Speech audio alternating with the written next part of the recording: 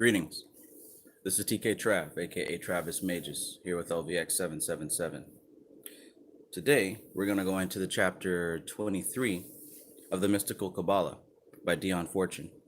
If you don't have it already, the PDF is in the description below. So click on that link and read along. But as I stated in the description as well, I highly recommend that you purchase the book. Get it off of Amazon. You know what I'm saying? It's only like $16, $17 at this point. But it would certainly behoove you to have a physical copy because, yeah, that's a pretty heavy book to dig through, and doing it on your Kindle or your phone, that's not the move. So, yeah, I highly recommend to pick that up.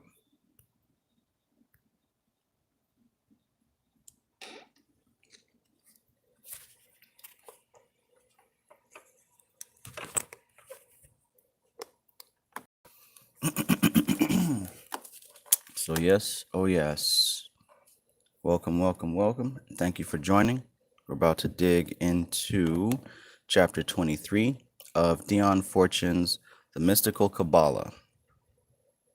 Why? Because Kabbalah is an excellent system of organizing not only your thoughts, but also the energies that are present in the world, right? Most of us go through the world without a good framework of how to organize our thoughts or our energy or anything. And that seems to cause problems when it comes to understanding. So when you have a way to categorize reality, it makes things flow easier. And that's certainly one of the things that Kabbalah does, right? Kabbalah is a system of interpreting reality, okay? Through this, anything can be accomplished. Okay, there's a million different things that you can potentially study in the world of the occult.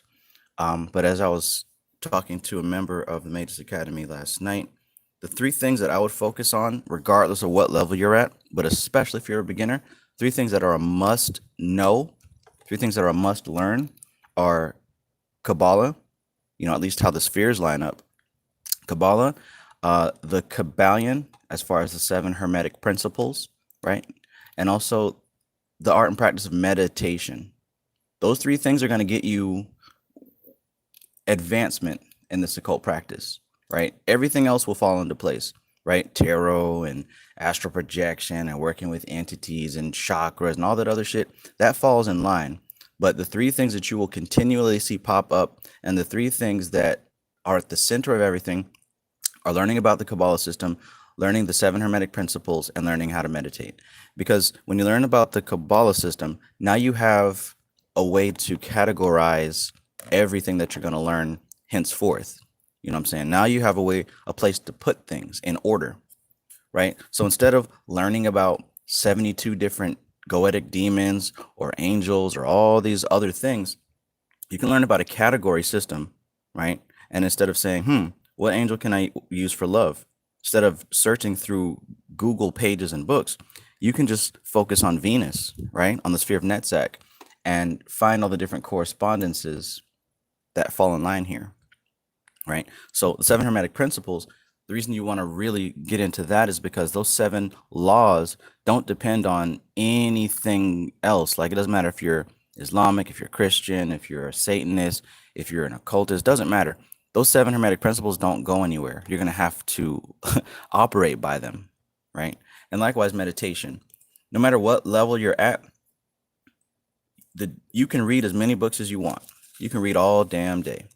But if you don't have the gnosis, right? If you can't put that knowledge and turn it into understanding, if you can't turn it into wisdom, it's useless, right? There's a ton of people out there that can quote books, that can quote scripture, that can quote all types of things. But without understanding and wisdom, they're literally just repeating something they heard. And a computer can do that. A monkey can do that. Well, a monkey can't do that, but you get the picture. But yeah, introspection, that insight, that's when you take all that knowledge you've learned and you go within and you break it down. You apply it to your life. That's how you can pay attention to your ego. Because the further up this tree you go in your understanding level, you're going to have to leave that ego behind, because that ego is heavy. That ego is matter. All your little pieces of humanity that make you a human, right? The things that you like and dislike, your opinions, your beliefs, all these things are what hold you down from being able to flow back up the tree. So, yeah, I just wanted to put that out there as far as learning, right? We're not going over this for no reason, just because it looks cool. Learning this is going to make everything else make sense, right? So yeah, peace to everybody in the chat. I appreciate y'all being here. Peace, peace. Great goodness goddess, good to see you. Mark Jarvis, greetings, greetings. Raina Leona, what's good? Mad Bear, greetings, greetings. Neil Cohen, how are you? Tony Jules, good to see you, good to see you. Junebug, greetings. The Black Saiyan, good to see you. Bunny Queen, in the building, in the building. All right, so yeah, download the PDF. I'm not sure what page chapter 23 is on, but you know, you can find it. What I'd like to do though, since this book gets into very great detail of the Tree of Life system, like it's gonna take you a while to get through this book. You know what I'm saying? You could read this every day, and you're gonna have to read it again later. But just to give a little bit of context, we're gonna go to chapter 21, which talks about the 4 lower Sephiroth, which is Malkuth, Yesod, HOD, and Netzach. And these represent the human mind, right? We go from spirit to matter, right? The higher up we go, the more fine, the more closer to the Akasha principle. And Akasha is the 5th element. Within the 5th element, the other 4 elements are manifested. The 5th element is kind of like stem cells for all the other elements. It can become anything, right? Akasha is the fabric. It is the matrix itself. And depending on how it's stimulated, it's going to become earth, fire, air, wind, water, whatever. But the higher up we go the tree, the closer you are to Akasha. The lower you go, the closer you are to being separated into one of the 4 elements, right? The closer you are to the land of the elements. But these lower 4 spheres, this is close.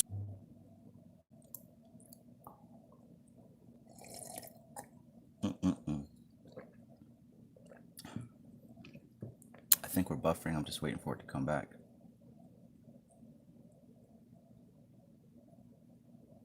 Tony Jules says, today I learned there's a principle of retribution left out of the Hermetic principles. That sounds interesting. I'd like to learn more about that. I'm going to have to write that down so I can research it. The Dark One Queen says, our people still have not realized that historically we created the Kabbalah. Before there was religion, we had the Kabbalah. Then someone once again stole our science. Well, you know, that's how it goes. At least at this point, you know, it is what it is. Kabbalah system, 7 Hermetic principles, and meditation. Absolutely great. Goodness goddess. Y'all all right? What's good, King Christian? Saturn's Guru, welcome, welcome. Brooke Jimerson, good to see you.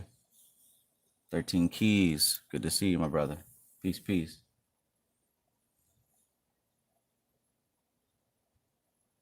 All right, we're about to get started here. About to get started. Bunny Queen, wow, that is intense. That's intense.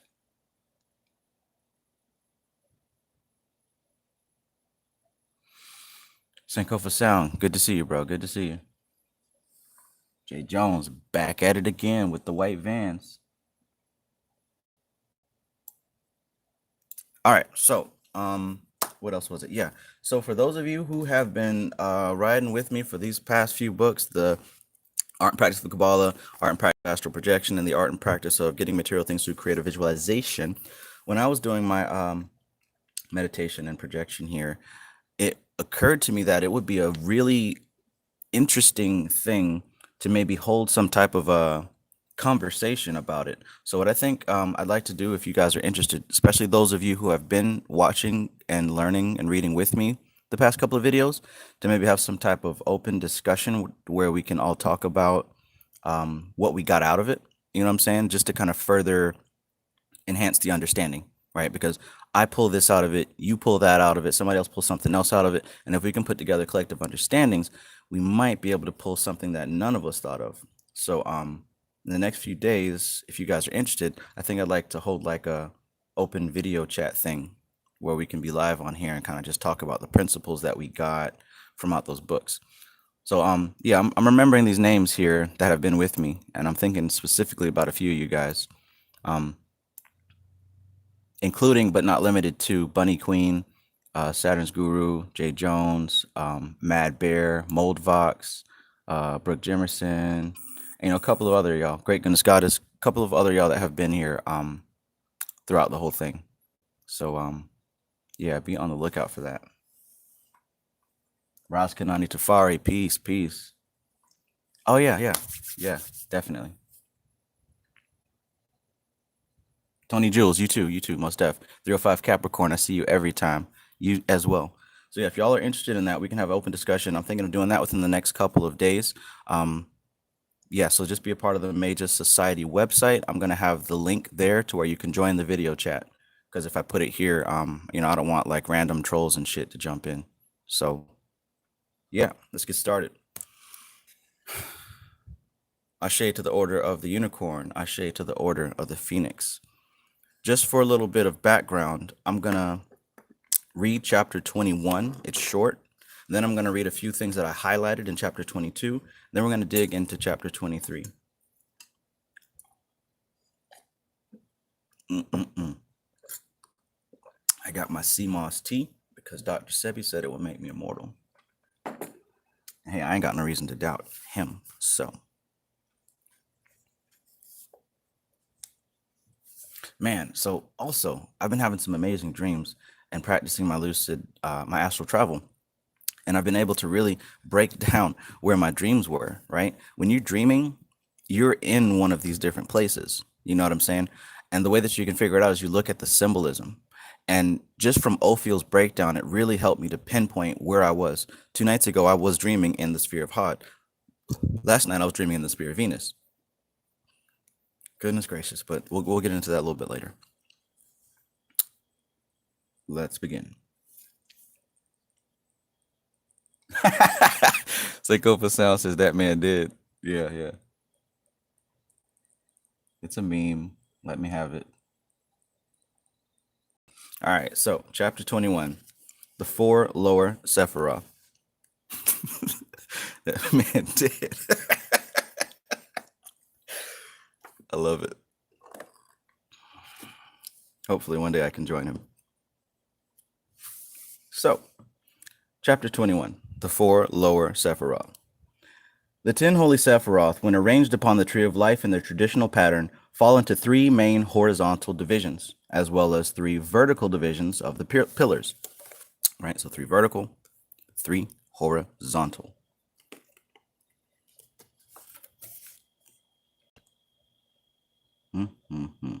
The highest of these horizontal divisions consist of the 3 supernals, which for all practical purposes are beyond the sphere of our comprehension.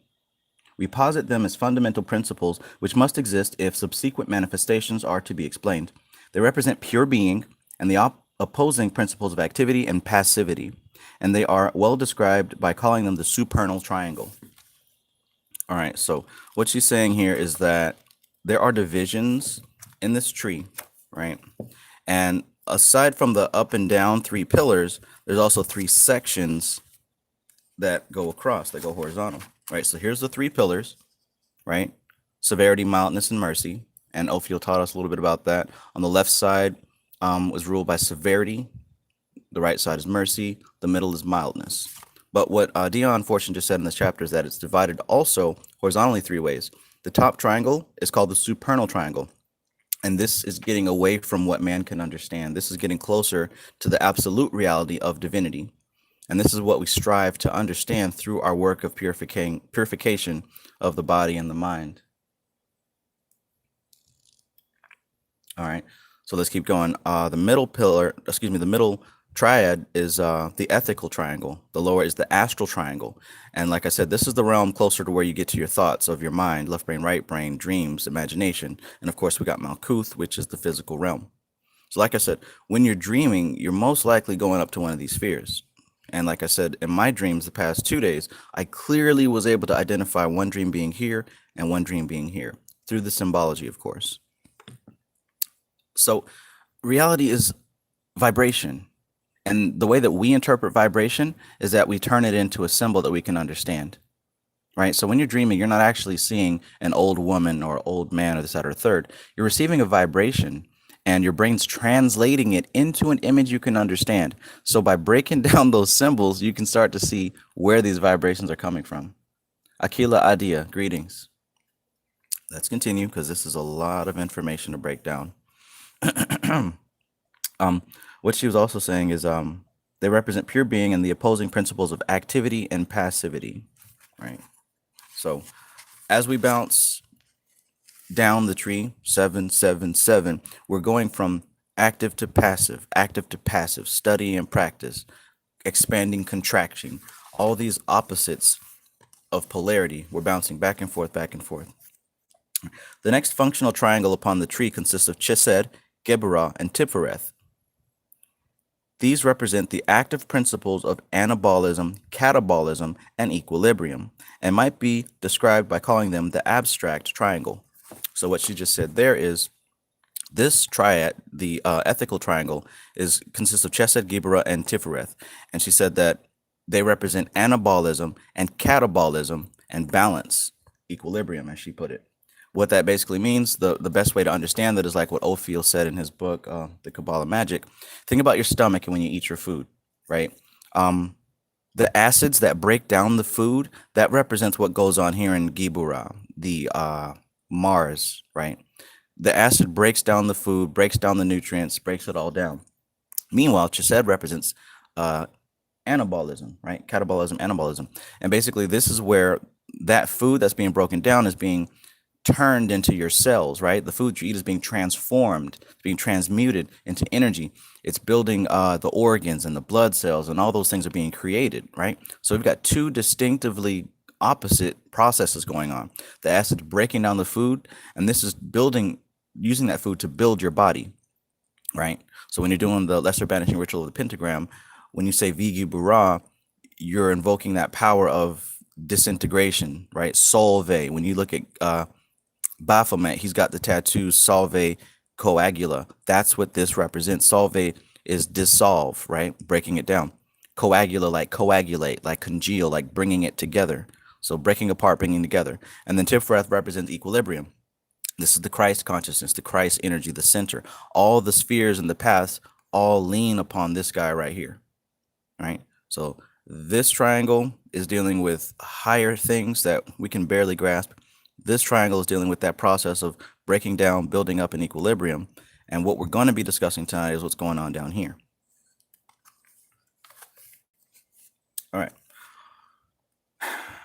All these 6 higher Sephiroth we have considered in detail, and we have seen how the 3 supernal principles from the basis of manifestation and the 3 abstract principles give expression to manifestation. Okay, so what she's saying is this gives the basis for manifestation, and this fills in some of the details for manifestation. This gives expression to it. Just like what I was saying, the mental plane, the astral plane, emotional plane, and then the physical plane, how when you're doing your magic, you want to start with the mental plane, add some emotion to it, right? Add some passion, some desire to it, and then make a physical action to kind of cement it in the physical plane. Easy Kill Everglow, greetings, greetings.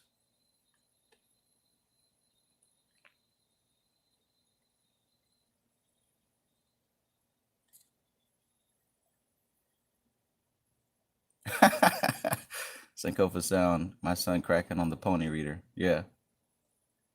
Buffering. Every day is buffering.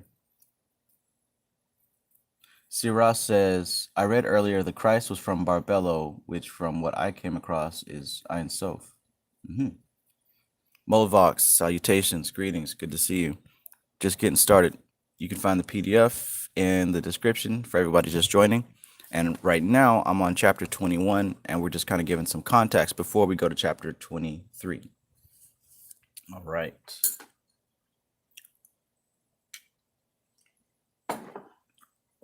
All right. The 3 higher are latent, and the 3 lower are potent. latent, potent. If we understand these things, we find we have a system for explaining the infinite diversity of manifestation of planes of form by reducing them to their primary principles, which renders the relations between them and the mode of their interaction and development clearly comprehensible. Reducing them to the primary principles, and that renders the relations between them and the mode of their interaction and development clearly comprehensible, which it never has been and never can be when the attempt is made to reduce all things to terms of form instead of resolving them into terms of force. So it's a better way to understand things when you try to resolve them in terms of the energy behind them, in terms of the force behind them, right? It's very difficult to understand a thing based off of the form. I believe Dr. Valentine talked about how there are some people who can't penetrate the deeper mysteries because they can only observe the form of a thing. But the reason that we're able to really get these revelations is because we're looking into the force behind a thing, which is what happens when you do deep meditation, deep concentration, or dharana on a certain object or symbol. You focus on it so deeply that you go beyond the form of a thing and you start to tap into the force of a thing.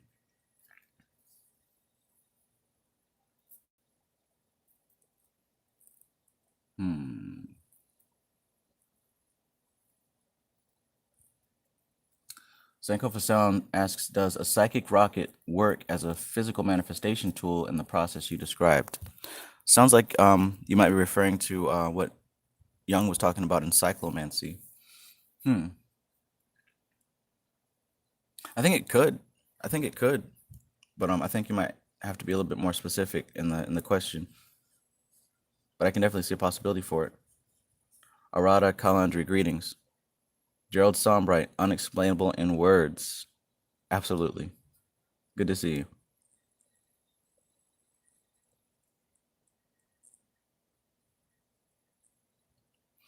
All right. Let us continue.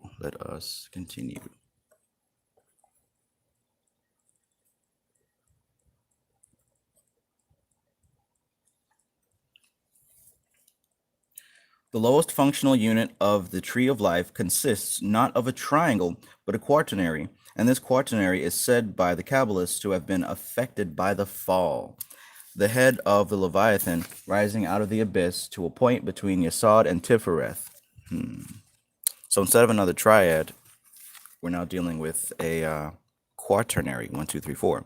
And it's said that this is what happened after the fall, right? Oh, yeah. It might take me a minute to grab that tree, but matter of fact, I'll go do it because somebody just complained that this book doesn't have pictures, so I got a picture for this.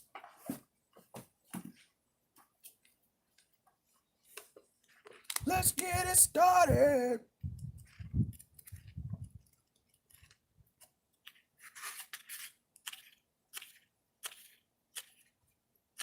All right. Mutinous tutinous.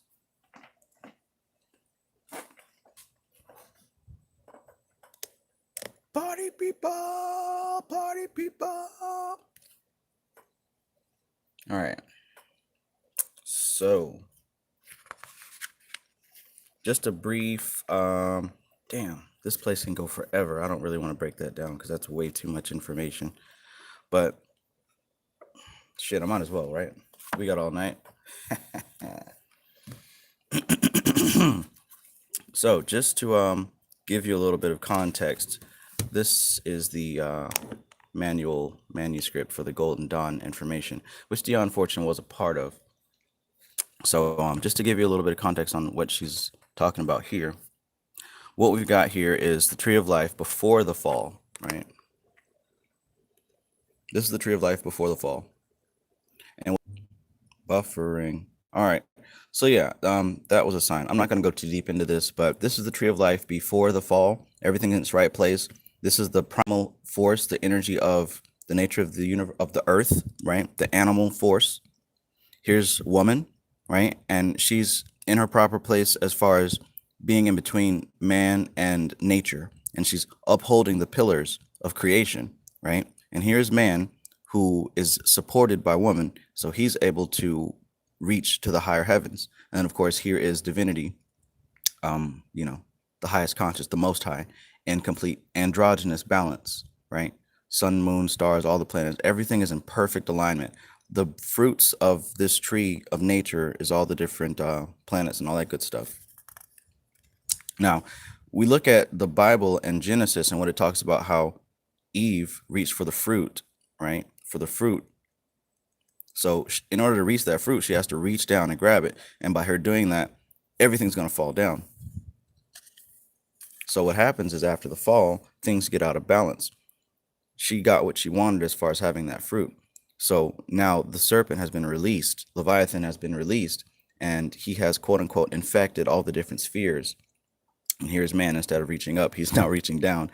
Everything has shifted. And in that shift, you'll notice that the Most High, being in perfect androgynous balance, is now split into three, the Trinity, right?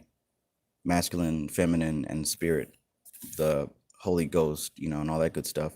So when the path was in balance before, now the path is blocked by the flaming sword, right? 777.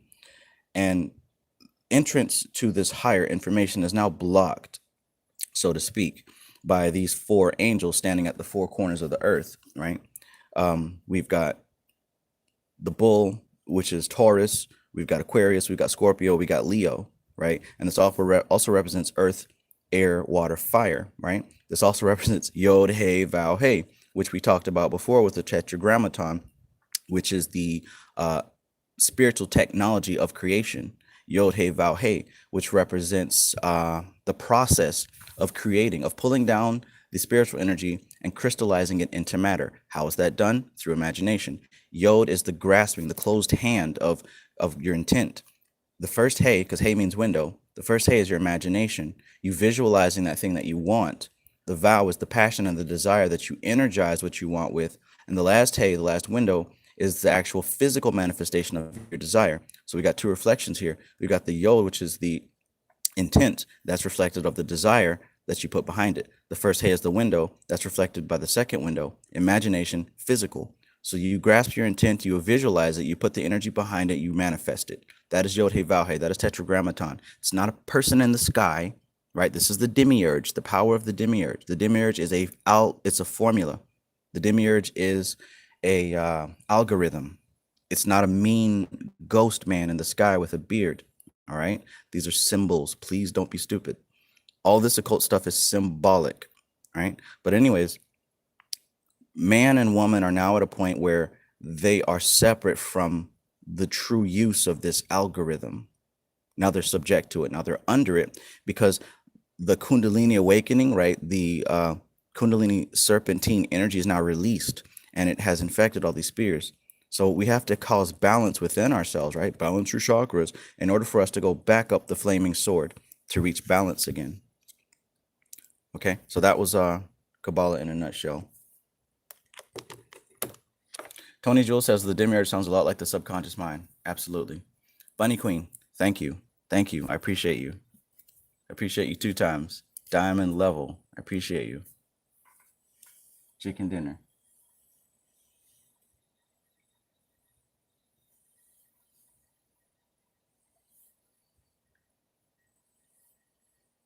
Ezekiel Loverglow says Pandora's box. That's one way to look at it, most def.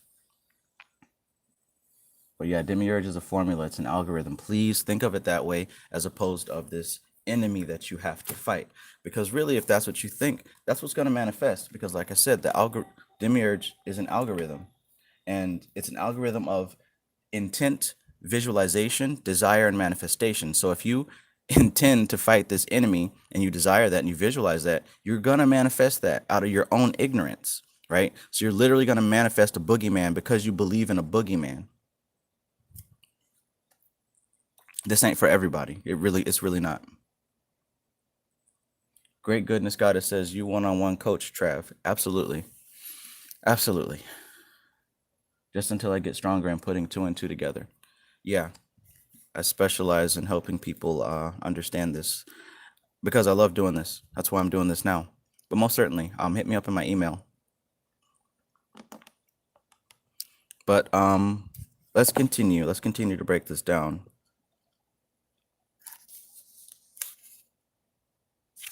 Yeah. So what the reason I showed you that picture is so that we can clearly understand what she's saying at this point. The lowest functional unit of the tree of life consists not of a triangle, but of a quaternary, and this quaternary is said by the Kabbalists to have been affected by the fall. That's what I just showed you. The head of the Leviathan rising out of the abyss to a point between Yesod and Tifereth. All right. So that was the Leviathan that used to be in the abyss, but then the abyss was down below. Remember the clip off. But since he was released, the head of the Leviathan came all the way up around this place, which is between Yesod and Tifereth, right? And for us humans, that's going to be right above the sexual area and the stomach, right? So again, that's symbolic. That's key. So because of the fall, that energy rose up to that point. What to say? What to say? No, I don't want to get too sidetracked. Sirah, I appreciate you. Thank you. Thank you.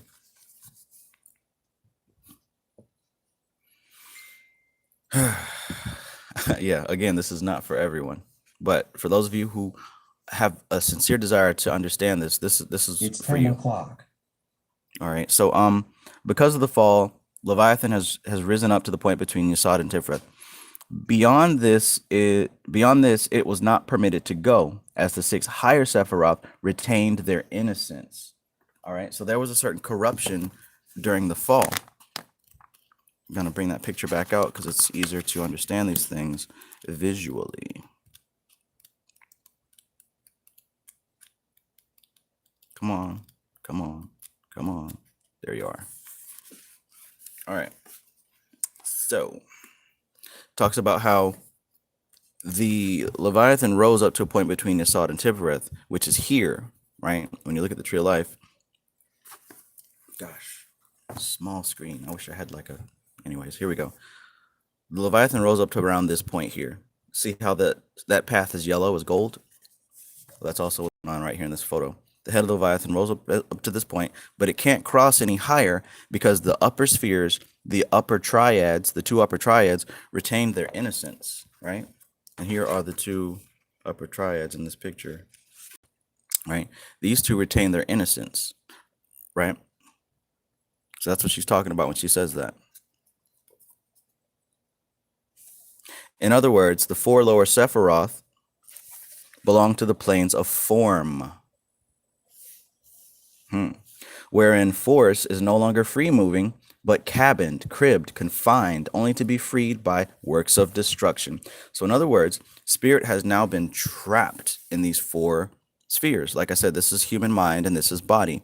So spirit has been crystallized into matter. And the only way that the spirit can be freed from matter is through destruction, is through the dissolving process, through death, essentially. So I know a lot of us want to go to heaven without dying, but that's not really how it works. So the best thing to do is to come to terms with it so that when you do die, you're not filled with fear and uncertainty. Junebug says, this is amazing. Oh, man, it gets deeper, man. This ain't even this is the tip of the iceberg, bro. Like, do you see how thick this book is right here? When you finish this book, you're not going to have to watch any YouTube video again in your life. Well, that is if you have the keys to understand it, which Ophiel really helped to bring the keys to understand this. And this is why it's good to just learn anyway, because I didn't understand a lot of this stuff to the fullest degree. But after you keep reading and studying, things that you learned in the past begin to unlock. Like Ophiel said in the book Kabbalah Magic, this information is supposed to build upon itself, right? You're supposed to keep growing in your learning. It's not supposed to replace old knowledge. It's supposed to build upon each other.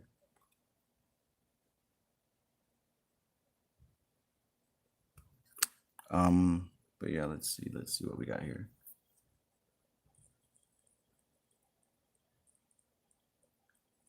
Yeah, Saturn's Guru says, so it really matters what you eat in the physical. Either you feed the beast or tame the beast via stomach. Yes, but see, that struggle isn't just with food. That's with everything, right? That serpent represents all the passions and lusts of the flesh, all of it. You know what I mean? So for some people, it's sex. Some people, it's food. Some people, it's gambling, right? It can be anything. If your focus and desire is focused down on the material, then that's what you're going to manifest. But if you're focused on the higher spiritual things, that's what you're going to manifest. That's why the journey, the destination is the journey, right? Doesn't matter if, oh, I'm not astral traveling right, or I don't know if I balance my chakras right. None of that matters. What matters is that you're focused on the goal. If you're focused on the goal, it's going to come to you because you're using the algorithm, the technology of manifestation. Focus on the prize. You're going to win. You already won. But if you're focusing on the bullshit, you're still dead, right? What's good, W Lightning Bolt in? Greetings. Welcome, welcome. Tony Jewell says pieces of an intricate puzzle. Absolutely. Jermaine Vaughn says, so would you say through realization of death, you restore innocence and continue your evolution? Precisely. Precisely, that's what happens. But again, like I said, we're still afraid of death. You know, the more you learn this, the less that you become afraid of death. And I don't mean like trying to be cool and goth. I mean like you truly understand that death is only a transformation, right? When my body dies, that's perfectly fine and okay and to be desired because I'm not this body. I am this energy that is crystallized within this body. And the same goes for you. But if you think that you're your body, you're going to use your demiurge algorithm to manifest another body to replace what you feel like you lost. And you're going to keep going and playing this game as we have been doing for the past countless eons. And it's a cycle. It's not linear. But I mean, I don't know about y'all, but it's time to graduate. It's time to go to another sphere. Saturn's Guru says, is Leviathan Tiamat? They are absolutely related. But in this case, I think that the Leviathan they're talking about represents more of the human personal fire energy. It relates to the Kundalini energy. For a lack of better phraseology, this would be the negative aspect of the Kundalini, right? For lack of better terminology, there's a better way to explain it, but I'm not really there yet. But as far as Tiamat, she'd more represent the serpent up here that I forgot her YouTube tag, but Homegirl pointed out a few videos ago. Leviathan represents that Ouroboros, or however you say it. Yeah, Moldvox, perfect. Thank you for pointing that out. You said 7 heads and 7 horns and the crowns of the beast. Yes, it absolutely relates to the description of what's going on in the Bible as far as Revelation. This stuff is not separate from the Bible. That's what they might tell you, but it's all based on the same science. Okay. WN says death is only a transformation of energy. Precisely. And learning this occult science shows you how that thing is the way that it is. Bunny Queen says, but can we still be goth and conscious? I don't want to throw out my boots. Me neither. So absolutely, you can be what you want. We can certainly be goth. Queen Pluto Star says the same thing. LOL Bunny, we can still be goth. Reina Leona, I appreciate you. Thank you for that donation. Thank you. Great Good Friday. Oh, this is Good Friday. Interesting. I wonder if that has something to do with what's going on. Phoenix Rising. Yes, Tony Jewell says so-called physical death is a change of location of your consciousness. That's exactly what's going on. And that's low-key what Ophiel was talking about in the art and practice of astral projection. Learn how to do it while you're alive. That way when you die, you already been here. You know what I'm saying? I said this before, like people who can't sit down for 5 minutes to meditate, what do you think is going to happen when you die? And you know what I'm saying? Ay. Sankofa Sound says Tiamat Leviathan before the fall.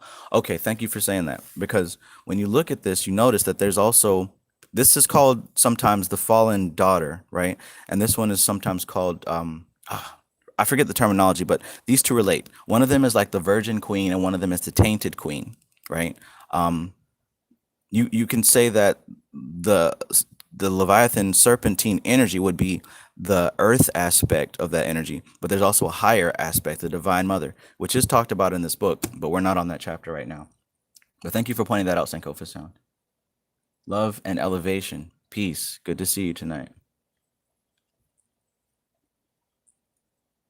All right. Let's go. Moldvox says it's Venus magic tonight too. That might be why I had that dream in the sphere of Venus. Interesting. WN says Sophia and Lilith. Thank you. That's another way to categorize it. Hecate Queen, if you're in the building, then he's talking about you, right? Lilith and Sophia, and you'll see that in the clip off also. Lilith is here, Sophia up here. Sophia, and that relates to the demiurge, right? Sophia was the one who birthed the demiurge, the supernal triad. So things are starting to line up here.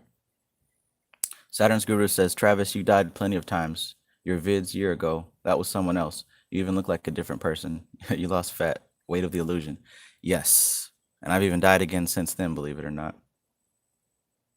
Well, let's keep going. Let's keep going. Let's keep going.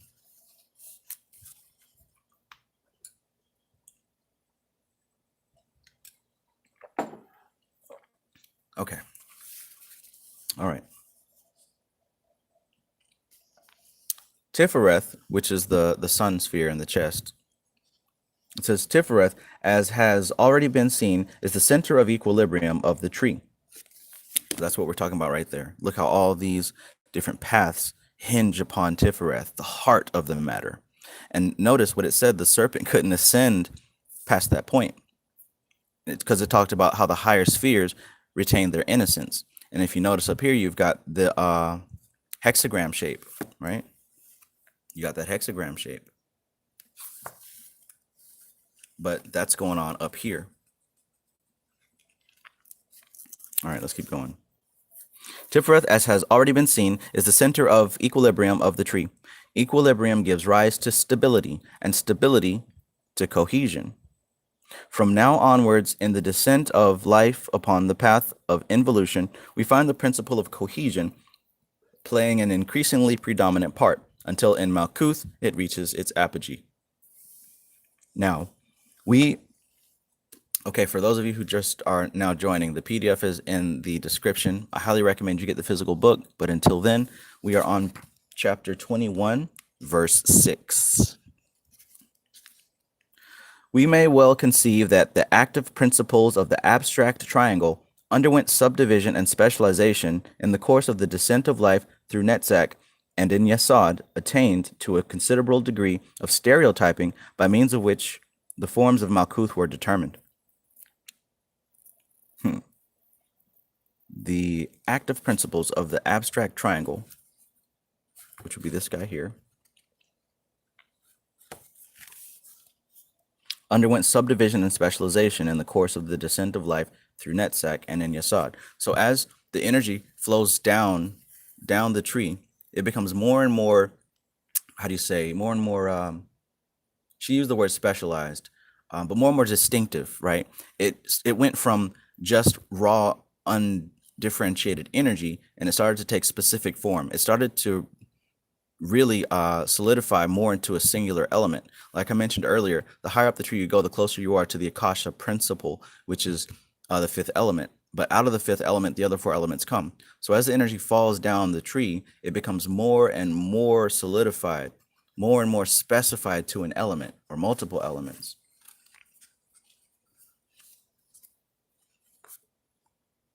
Oh, nice. Sanko for Sound says, lots of guilty Nagas. Got that Kundalini ceiling. All right. Contained a considerable degree of stereotyping by means of which the forms of Malkuth were determined. So she's talking about the process of manifestation here. As that energy comes down, it gets more and more specific, and that specification happens in Netzach where the stereotyping happens. So it goes just from like raw energy to like positive and negative energy to, love energy or this energy or that energy. And as it gets more and more specific, it starts to take form, right? This is why you have to be very clear on your intent.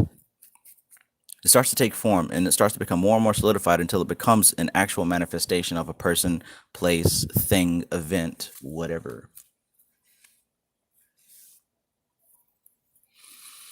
WN says, I have a question that's been bothering me. Can people attack you in their dreams?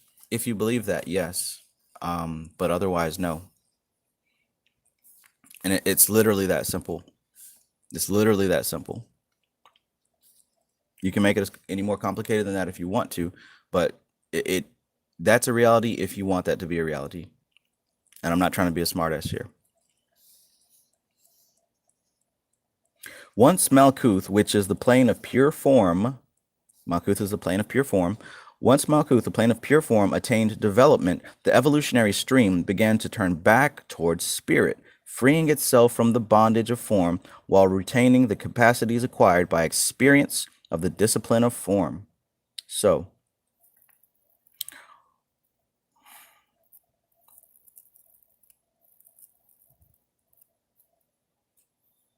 all right, so basically what it's saying is it's happening for a purpose. As that energy comes down and manifests here, and once it gains experience, like what you're getting here, once the form dies, the energy makes its ascent back up the tree, right? And that's what we're working on here, getting ready for. Once you're making your ascent back up the tree, you retain the experience that you've gained here. That's why they say, oh, we manifested on earth to experience reality. Well, that's what it's for, right? The energy that animates you will return to source, right? Everything goes back to where it comes from, but you're going to go back to source with the experiences that you've gained here in this physical manifestation.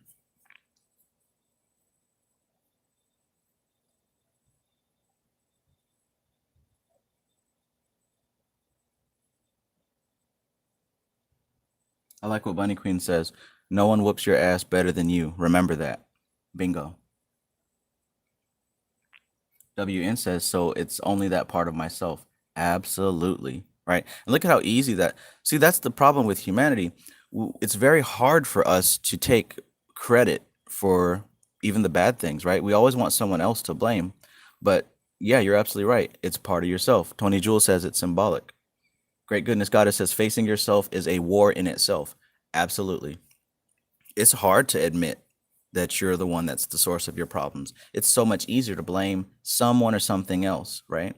It's easy to blame the algorithm of the demiurge for causing the problems in your life instead of acknowledging the fact that that algorithm has to have something put in it in order for it to work.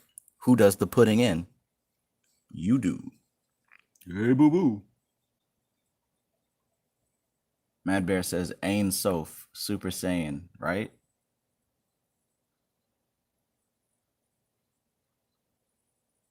Syrah says, Yo, Trav, where did you learn that Yahweh breakdown from? It really opened my eyes when I first heard you say it in your last reading. Really, I got that I got the final version of that from the Ophio books, but that's something that's been talked about throughout all the Hermetic texts, but tongue in cheek, right? And in the study of Kabbalah, it talks about the unutterable name of God. It talks about how it's lost. The secret of it, the magic of it is lost. Nobody knows it. It even talks about how Lilith used it to ascend up to heaven and gain her power. But what they're really saying is that's a way of kind of hiding it from people who aren't ready for it, basically. Hey, boo-boo. Great Goodness says, I used to blame God until I realized God is within, not without. Right. Awesome. And that's what takes you to another level.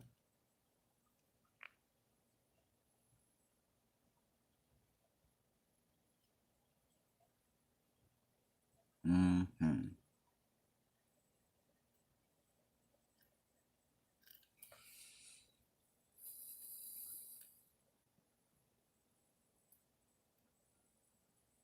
Saturn's Guru says, are there specific demons to specific Sephiroths and path working? Absolutely. Look up the clip-off. You'll have all your demons right there for you. Now, foolishly, well, maybe not foolishly, but I went there first, and I definitely got my ass kicked. But I learned a whole lot. I would recommend studying the Kabbalah first before you dive into clip-off. Hopefully, your study of Kabbalah will make you not want to mess with the clip-off. But by all means, do what thou wilt. I did it, and I'm still here. So, maybe that'll tell you something. King David says, was just thinking that Saturn's. Yeah. Tony Joel says, LOL, Travis's humor is great. Thank you. Let's continue. Bring them out.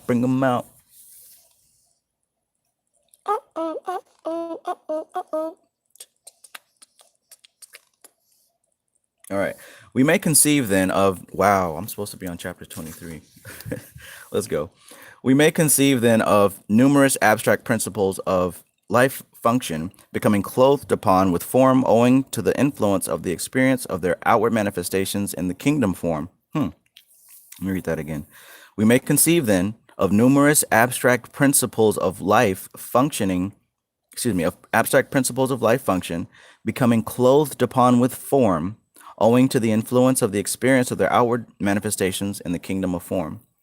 So in other words, we may conceive of all these different spiritual energies, all these different abstract principles of life function, taking on skin, taking on body. Almost as like the energy is using physical form as an avatar to play the game of life. Or in the language of the Kabbalists, the influence of the fall is felt by them and they have lost their innocency. So it might be that what we're looking at here isn't so much the serpent is unleashed, man and woman are trapped in prison and they can't go to heaven. The way I like to see the Kabbalah is that all levels of reality and manifestation are interacting, are different. How do I say it? These are all experience, the separation. This is all one experience. So just like what Ophiel was saying in the art and practice of astral projection, we have bodies on all these different levels. It's just that our consciousness is in this physical body. So it very well could be that our physical experience is literally God experiencing what physical experience is like. What we learned from the top triad is that in the beginning there was God, right? And then God made the heaven and earth or whatever. But how does God make the heaven and the earth and the waters and the animals if there's nothing there but him? He makes it out of himself. He splits himself into different pieces so that those different pieces can recombinate into different combinations to experience themselves, right? So going down the tree, we've got the process of God being everything, splitting himself up and forming and shaping himself to finally experience what he's formed.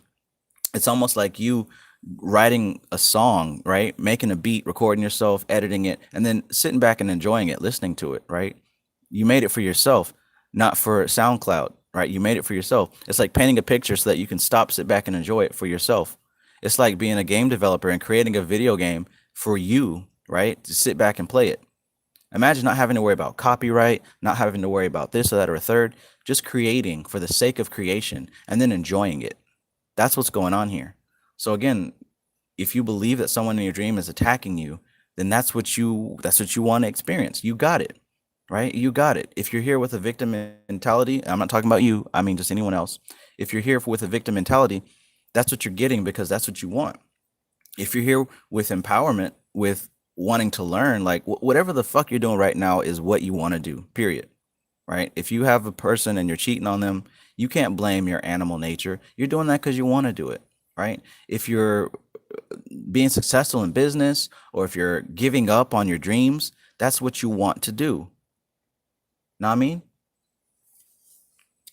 So let's continue.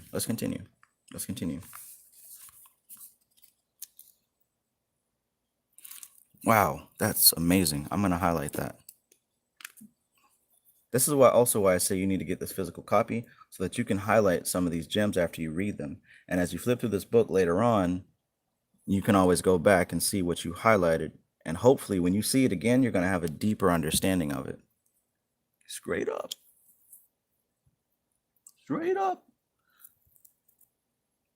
Self-elevation says, peace, Lord Magus. Drop the science, Lord. Indeed, Ophiel and Dion Fortune got the business. I hear you too, God. Yes, sir. Yes, God. This right here is all you need to understand the Kabbalah. Period. I'm just saying. All right. So yeah, I like that because it says that the influence of the fall is felt by them and they have lost their innocency. So in other words, the energy of the higher spheres are using the lower spheres, using physical manifestation as an avatar to experience life. So it's like the energy of Mars and Jupiter and all this other stuff is using our grand play of humanity to enjoy the play. One good way to think about it is that Earth and physical reality is a video game. Matter, I should say. Matter is a video game, and spirit is playing that video game. There's nothing to be scared of. There's no enemies, nobody to run from, none of this ego pride shit of the human body. This is spiritual. This is not physical.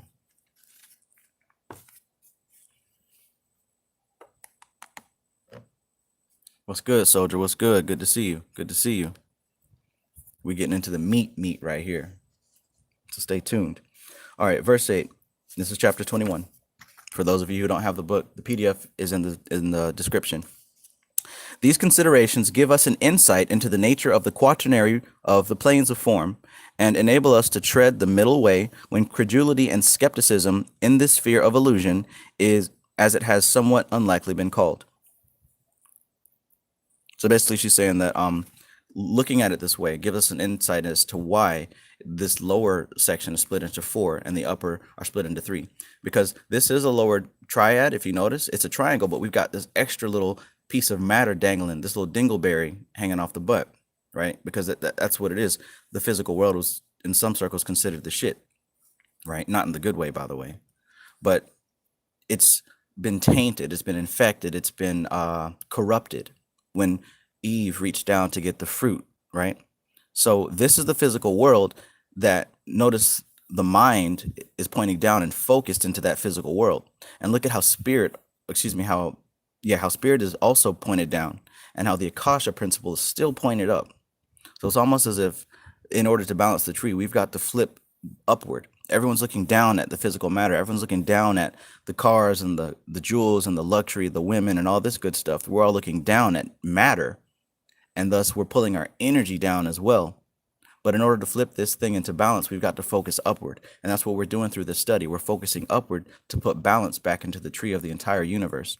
As you correct yourself, you're not only correcting yourself, but you're correcting the entire universe. You are the center. And each one of us that get this knowledge and start working on ourselves, how much more does the effect of this change happen, right? So it's not in getting guns to get ready to fight some martial law war, right? It's not about tearing down 5G towers and whatever the hell YouTube's telling y'all to do. It's not about that, because all that shit is looking down at matter. The only answer is to look up at prime source, right? All this trouble, you know what I'm talking about. I don't have to get into that. Don't have to. Dingleberry.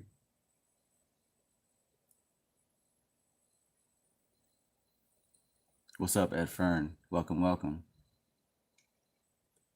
Self-elevation says the roots face upward. True indeed. Absolutely. Absolutely. So let's keep going. Verse 9. The great tide of evolving life, which issued as an emanation from Tifereth, is broken up in the Sephiroth Netzach, as by a prism into many-rayed manifestation. And he's talking about the sphere of Venus here. This is also the sphere of the artist.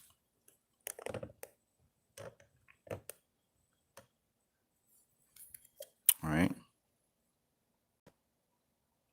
The great tide of evolving life, which issued as an emanation from Tifereth, is broken up in Sephiroth Netzach as by a prism into the many-rayed manifestation. So I've shared lots of time the image of like that prism and the white light hitting it and then it being separated into the 7 colors. Well, it talks about how that happens starting here. Some say that this represents our sun. And a lot of people say that there's a sun behind the sun, right? So down the middle pillar, this spiritual energy is coming down and it's hitting the sphere, which is the sun. This correlates with our physical sun. I'll say that. There's a physical counterpart and there's a spiritual counterpart. So physically, this is our sun. But the spiritual implications of this is that as this energy is bouncing down here, by the time it hits Venus, the sphere of Netzach, it's really separated into multiple different things. This is the sphere of the artist because this is the sphere of archetypes, right? The singular light of existence becomes fractured into all these different forms so that they can solidify. I hope that makes sense. Got to keep your head up. Yeah, I like that, soldier. Got to keep your head up. Keep your eye to the sky, right? Bunny Queen, thank you. I appreciate you. I appreciate you. All right. All right, so whence comes the Yetziradic description of this Sephirah as the refulgent splendor?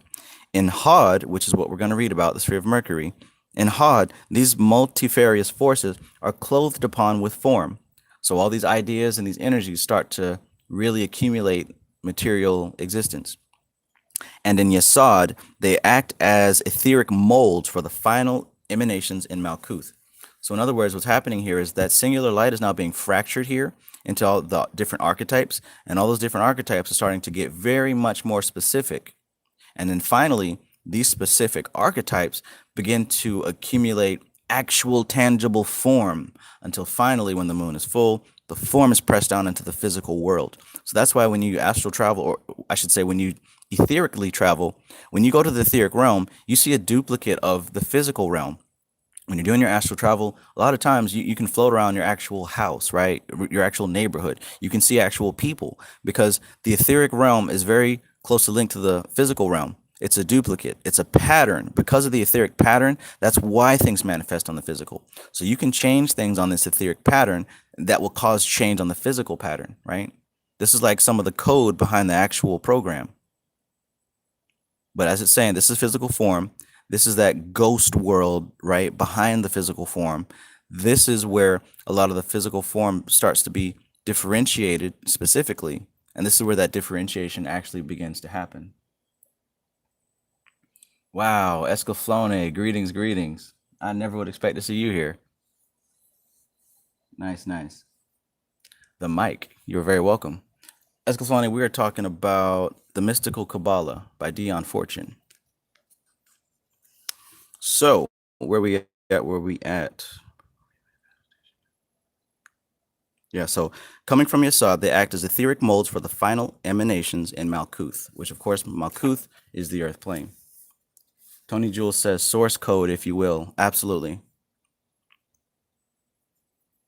Saturn's Guru says this is why the stimulus checks will come through in after the full moon. They want you to look at them as your God. Bingo. It's another form of distraction. The way that this whole illusion perpetuates is distraction. Like I mentioned before, the algorithm of Jehovah, the algorithm of Yod He Vav He, right? The algorithm is intention, imagination, desire, and then manifestation. So whatever you're focused on will expand. That's literally what that algorithm means. Jehovah means what you focus on will expand. I am that I am. You feel me? So look, the triangle's pointed down at earth. It's pointed down at matter. So anything that you're using your Yohe Vauhe on is going to expand. Most of the time we're focused on earthly things. So by default, that's going to pull the spirit to point down as well, causing this separation. And if you notice on this book, there is a veil, a chaos, a barrier right there, right in the middle, the abyss. And that's why so many of us get lost. This is why we have to shed the weight of our ego before we ascend the tree. Because the higher up we go, the better we get at this manifestation process. But if you're still looking down at this earthly shit, you're not going to be able to cross this glass ceiling. You're going to see the light, but you're not going to be able to experience it. You feel me?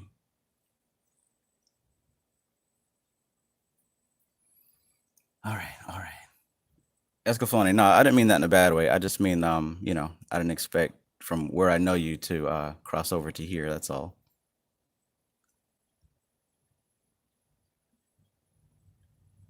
C. Ross says no fear.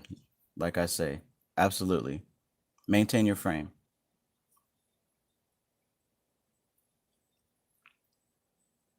Adam Ledford, greetings, greetings. For those of you just joining, you can get the PDF in the description, and we are in chapter 21. And chapter 21, and this is verse 10. All right. Manifestations in Malkuth completes the outgoing arc of involution, and life turns back upon itself to pursue the parallel course on returning arc of evolution. Human intelligence develops and begins to meditate upon causation and discerns the gods. Be it noted that primitive man has never achieved monotheism in a single stride. He has always conceived of causation as multiform, and it has required many generations of culture to reduce the many to one. So that's key. Early man has always seen multiple gods. It took a lot of work and a lot of years to force people to see God as one entity.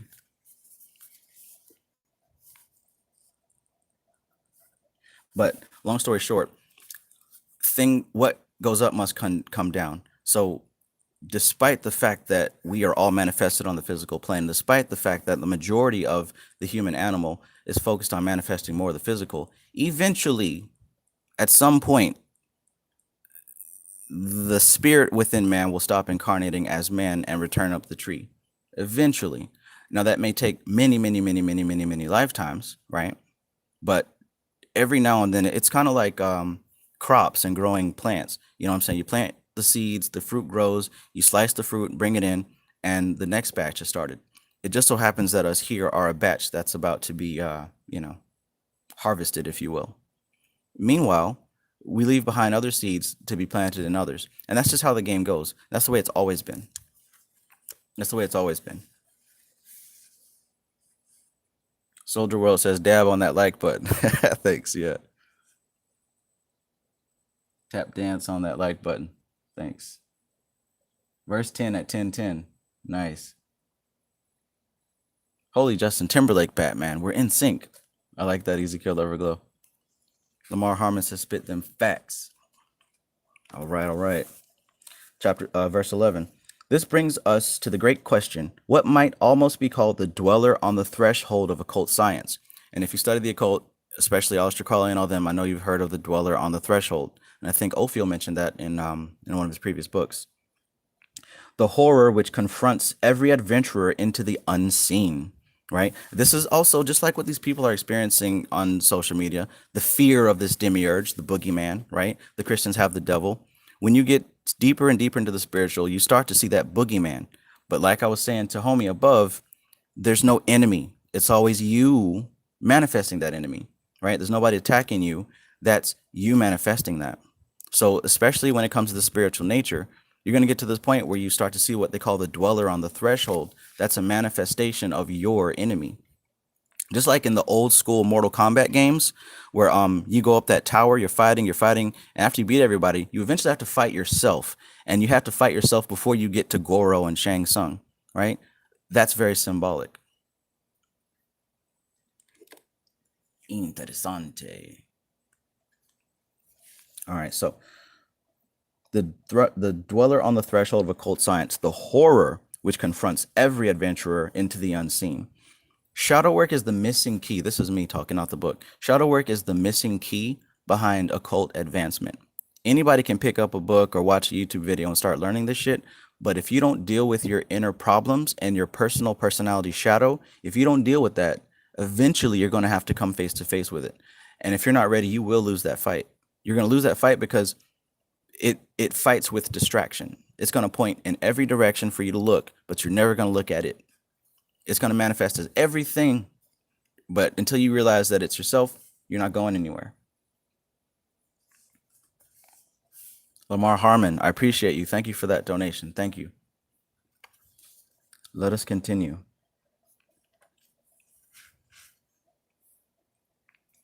All right, so it confronts every adventurer into the unseen, which unites in itself the functions of the Sphinx and asks a question of the soul, upon the answer to which hangs his fate, right? So just like the myth of the Sphinx, where when you eventually have to come to the Sphinx and it asks you this question, and if you don't answer it, you die. That was a scary legend to me as a kid. Shall he be condemned to wander in the realms of illusion? Shall he be returned back to the planes of form? Shit. Or shall he be permitted to pass on into the light? That's why there's that barrier. You have to face the Sphinx. You have to face yourself, right? Are you going to be turned around to start over, right? Are you going to be lost in illusion? Or are you going to finally cross that barrier and reach the light?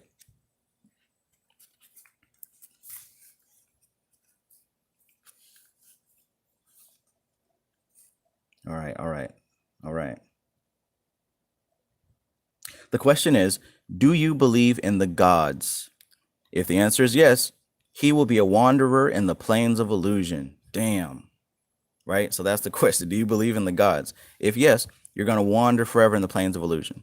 For the gods are not real persons as we understand personality, right? And that's what we learned from, study in general, but definitely pointed out in the Ophiel books. It's not talking about gods that live on these planes. They're concepts, they're ideals, and we use the image in the form of a god to access that energy, right? Like I said, Jehovah is a formula, right? It's religion that turned Jehovah into a person thing, right? Jehovah doesn't get mad. It's a formula, right? And we can break down what happened when the walls of Jericho fell, right? We can break down what happened when the Tower of Babel fell. It wasn't because God was mad. It's because the people were doing things out of season, out of formula. I am that I am. Who's the master? Show enough. All right. Let's continue. All right, so yeah, if the answer is yes, you wander the planes of illusion. If the answer is no, he will be turned back at the gate, for the gods are not illusions. What then shall he answer? So pretty much if you reach this barrier and you're asked the question, are the gods real? If you say yes, you're lost, wandering through illusion. If you say no, you turn back around because that's the wrong answer. You have to start over. So the intuition of a poet has given us the answer. For no thought of man-made gods to love and honor, ere the song within the silent soul began. Nor might earth in dream or deed take heaven upon her, till the word was clothed with speech by the lips of man.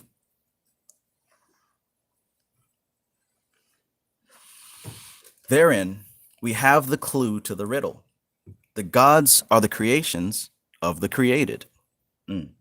Highlight worthy. The gods are the creations of the created.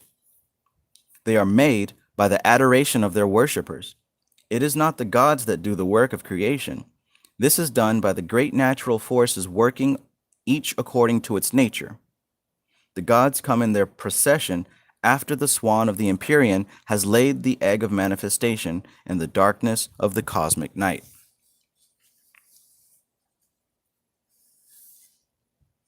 The gods are emanations of the group minds of races. They are not emanations of Eheye, the one and the eternal.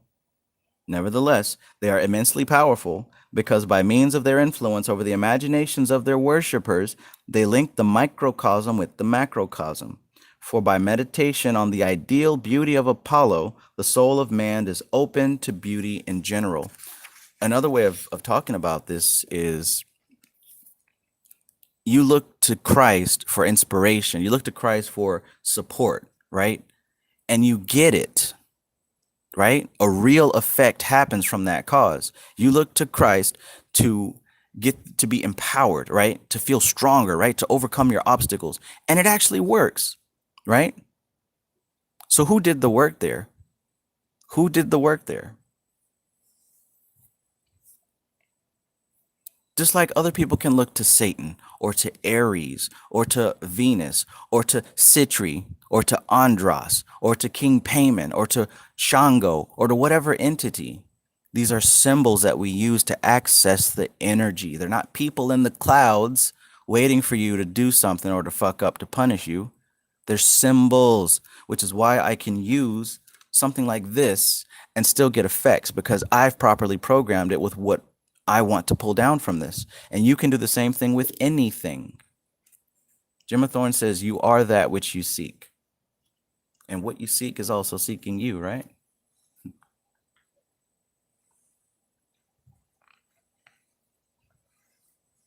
Jermaine Vaughn says, I had an experience of this gate when I thought I was sure I was going to die. It kept asking me, is God real? What does that mean? If he's real, will he judge me? Time froze for an eternity. Exactly. Because check that out. With you being the power source of that experience, you feeling the anxiety of not answering that question properly, things froze for you. It was a standstill. I've been at that point too. Now it was influenced by mushrooms, but I know exactly what you're talking about. Goodness Goddess says, yes, indeed, but religion doesn't explain it like that. So although it's our natural train of thought, it's corrupted by our authority figures. Right, the corruption, right? That's why you've got to clear your mind. That's why you've got to get in control of your thought process. Adam Ledford says, I dig the unicorn. I sort of created my own image of Mother Nature as a cosmic entity creature. That's precisely what you're supposed to do. Use these access points, these focal points to tap into this energy, right? Tony Jules says, my lived experience informs me differently regarding entities. Right on. Right on.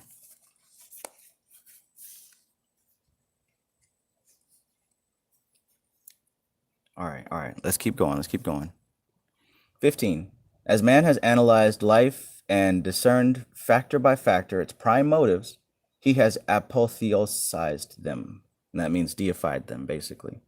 As man has analyzed life and discerned factor by factor its prime motives, he has apotheosized them.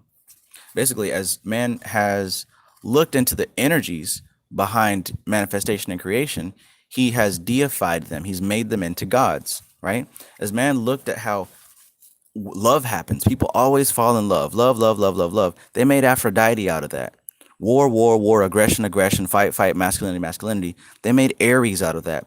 Study, study, learn, learn, dig through these books, etc., etc. They made Hermes, Mercury, Dehudi out of these, right? Zeus, Saturn, Christ, right? So the energy is present. It's just that as we study the energy, we make gods out of these things.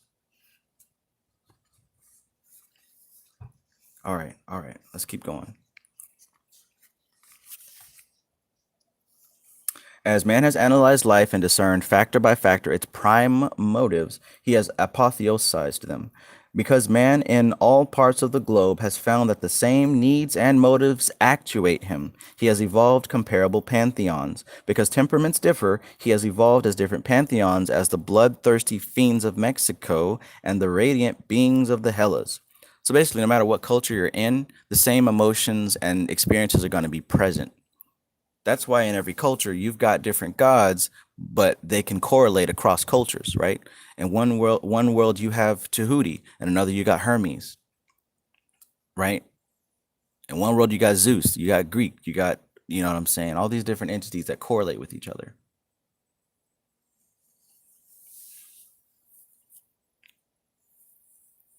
Greetings, Carrie DeJean. All right. We may ask ourselves then whether the gods are wholly subjective, whether they live solely in the imaginations of their worshippers, or whether they have an independent life of their own.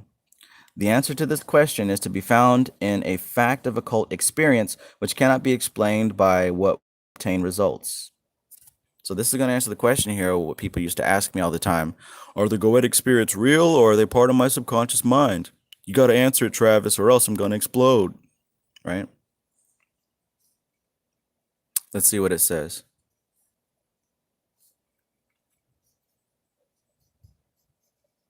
In fact, one might say that the results he obtains are in proportion to his faith, for it becomes true for him as soon as he believes it. The fact is that only a very small proportion of the existing mind stuff of the universe, whatever that may be, is organized into the brains and nervous system of sentient creatures. The vast mass of what, for want of a better name, we call mind stuff, because that is its nearest analogy among known things, is free moving upon what occultists call the astral plane, organized into forms within itself, but not necessarily to matter. Different occultists refer to this free mind stuff by different names. Madame Blavatsky calls it Akasha. Eliphas Levi calls it the reflecting ether. Netzach represents the force aspect, and HOD the form aspect of this Akasha.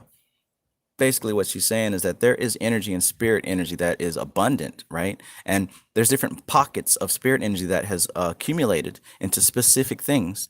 Like I mentioned, there's a pocket of spirit energy for war and aggression. I'm sure you've heard Bobby Hemmett or other people talk about how they've astral projected to different dimensions where all there is like a big ass barbecue, right? Family reunion for all eternity, and that's where all the ancestors go. There's pockets of different energies and concepts that exist. And since these have always existed, right, that barbecue family reunion dimension has been here for a very, very, very, very, very long time. But it's up to the culture to symbolize it in a specific way for their understanding. I hope this is making sense, because this should really clear all the confusion that religion has put in us. Verse 17 of chapter 21. Out of this mind stuff are form. Oh yeah, and also what he was saying is that, what she was saying is that Netzach represents the force aspect of this. HOD represents the form aspect of this. So the family reunion dimension in spirit would be on the Netzach side.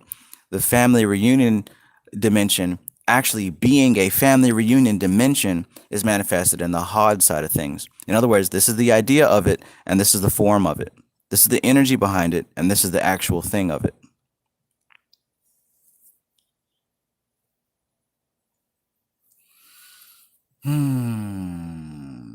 Saturn's Guru says, Hellraiser, the realm of pain. Exactly. There's a realm for every conceivable thing. Every conceivable thing. Rosebud, welcome, welcome. Okay, you're looking for the spelling of Netzach. That is Netzach. Hell, I don't even know if I'm pronouncing it right. I'm trying to say it without sounding like saying nutsack. Bunny Queen says, so I was already accepted into Hogwarts without realizing it. Obviously.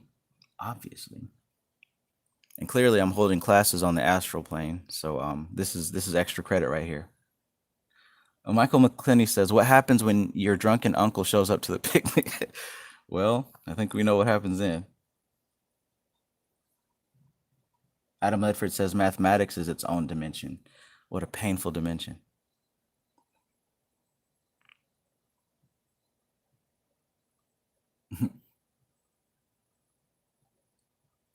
WN says, and to get to a specific realm, we have to polarize ourselves to that specific energy. Precisely, right?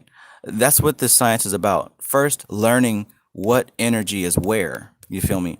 Now, the next thing that we're going to have to learn is, how do you make that transition of pulling that energy into the physical realm, right? That's something that you're going to have to learn. I would definitely say after learning about each sphere. But we've been learning it if you've been watching my channel for any length of time. The process, right? But we'll get to that in another video. In the city. If you guys want to, every music video is its own dimension. Every anime is its own dimension. Every porn video is its own dimension. Do what thou wilt.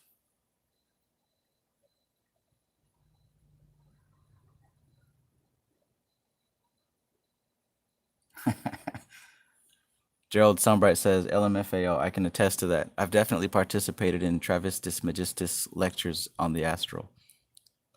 Sometimes I like to manifest as a student in the class, just for quality control. Bunny Queen says, oh, when you get it, you create your own realms. Exactly, creating your own realms. Your life is a realm already. Uh-oh, advanced knowledge dropped. Michael V.A. says 93, 93, 93. Absolutely. Let us continue.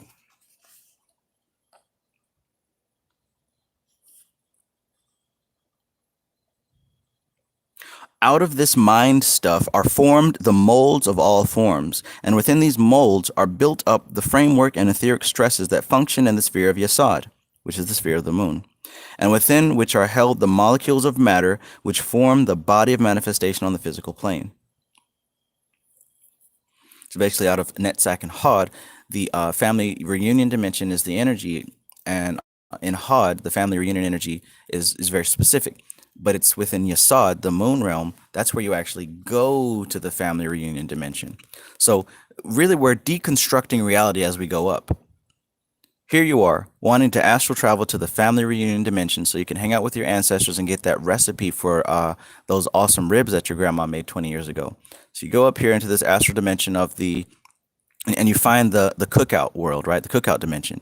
And you connect with your grandma and you communicate with her. By the way, which is symbolic. You're tapping into her energy. You're causing a meeting place that is conducive to her energy, and you're bringing it to that realm. And you're having a conversation with her, which is symbolic of the transmission of data, right? And this is how, oh, I had a dream and, you know, they said this to me, or they gave me this, or I was working with this entity and he appeared in my dream and gave me this. This is why that happens. So here you are in the family reunion cookout dimension talking to your grandma.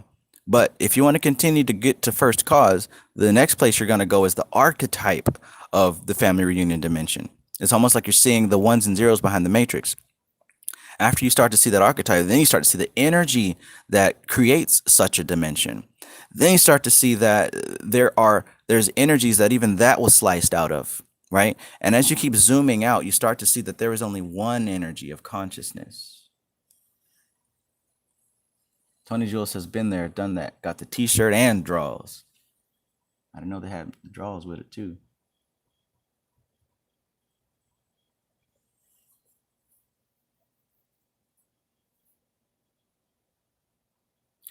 King Pluto Star says, I'm still lost on the gods are doing their own thing. Can someone explain? So are they based on the realms we create for them? So what I'm saying here is that these realms are already created.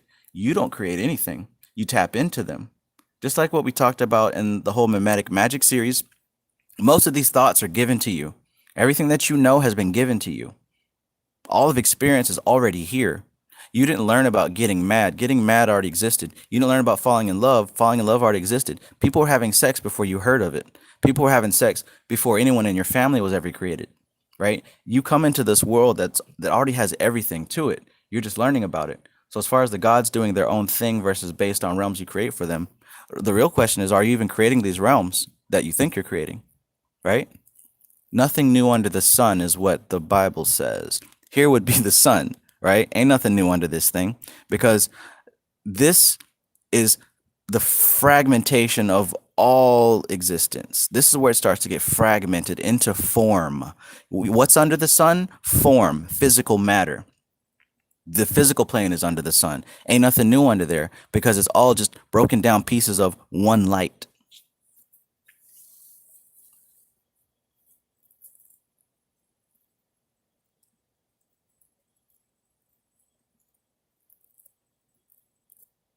A software writer says, shout out to Jesus Christ and his 12 disciples.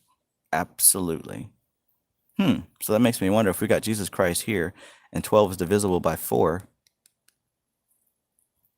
Gabriel, Mikael, Raphael, Uriel. Ooh, thanks for that. Eclectic Ting says, give thanks for sharing. Love, Trav.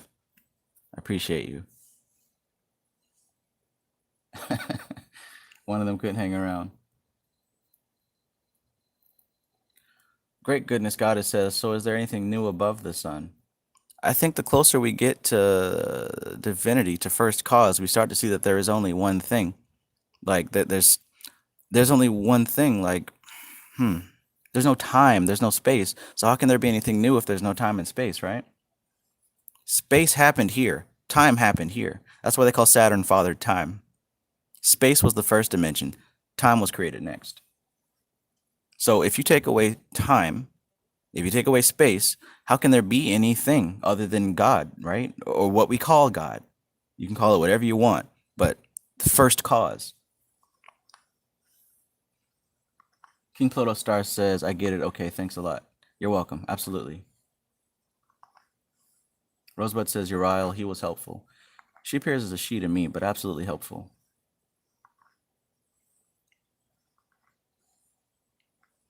Okay, let's keep going. Let's keep going.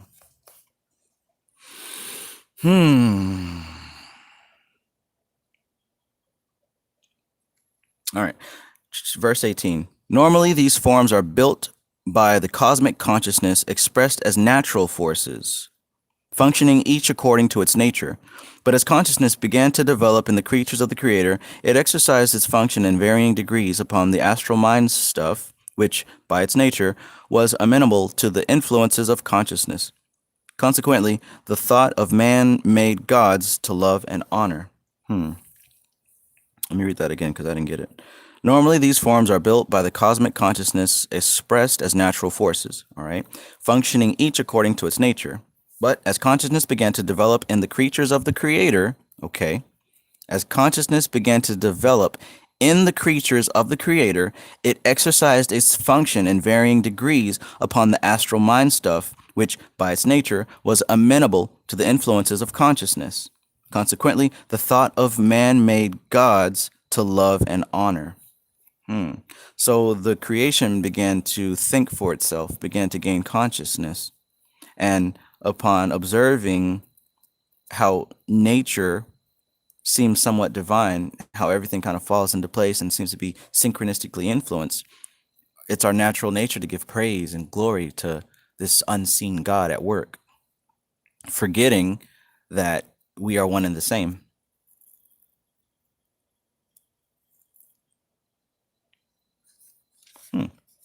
These forms, once built, become channels of the specialized forces they were designed to represent, concentrating them upon their worshippers. In this enlightened sense, initiates not only believe in, but adore the gods.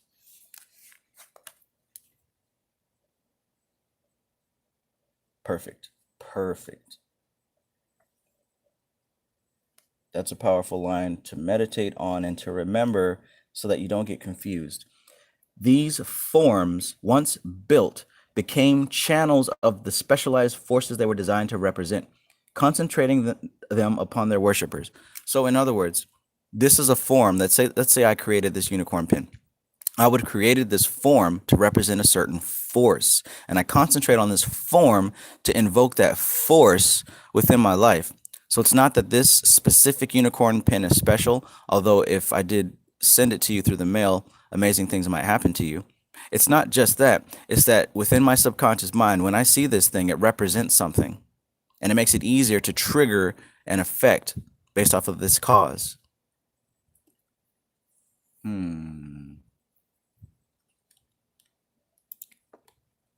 All right, finally we can get to what this video was supposed to be about. The software writer says, before that first cause, there was no differentiation. Absolutely. Absolutely. It's 11 o'clock. Thanks, Mac. So all these different spiritual practices connect. This is why in Buddhism it talks about, reaching nirvana. It can't be described. You can only describe what it is not, because it is undifferentiated.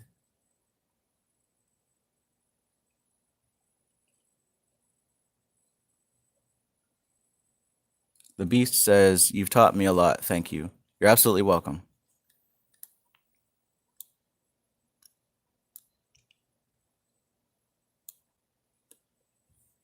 Demiurge.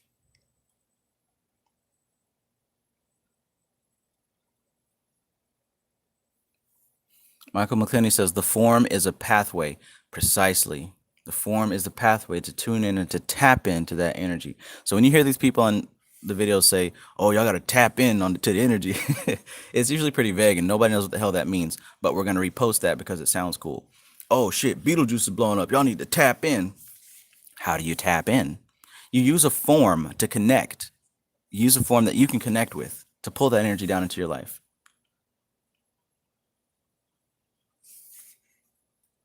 King Pluto Star says, I wonder who created that depiction of the devil or Lucifer. There's a very good book on that. Bobby Hemmett has mentioned it. If anybody knows the name of that book in the chat, please put it. Something about the history of the devil or something like that. It talks about how the devil was created through the literature. Rosebud says, send me a unicorn pin. Well, you're going to have to send me some shipping and handling. It's lit. All right, so we're going to get into we're going to get into HOD because HOD is Mercury. But I would like to point out a few things that I highlighted in Netzach because it'll help to serve as a context, as comparison. You feel me? Ooh, Saturn's Guru says, is there a clip-off in Buddhism? Absolutely. Met Buddhists where they still stuck on good and evil and the devil. For me, it's karma. So before I went into the Vipassana meditation, I learned about this dark side Buddhism. It's really cool. I practiced a ritual from it, and I only needed to do it once before I realized this ain't the one. Yeah, and I met this old guy that was at the meditation center as well, old Asian dude. So I guess I assumed he knew a thing or two about it. And I asked him about this Chode meditation style, and he did not want to talk about it at all. But I did do one of the meditations where it talks about how you allow the demonic energy to absolutely rip you apart and devour you and destroy you in the most painful way. You actually put yourself through that path working, that visualization of having your body destroyed. And then you have your spirit destroyed and completely breaking down. And yeah, I found a guided meditation on YouTube that helps with that. Oh my gosh, that was crazy.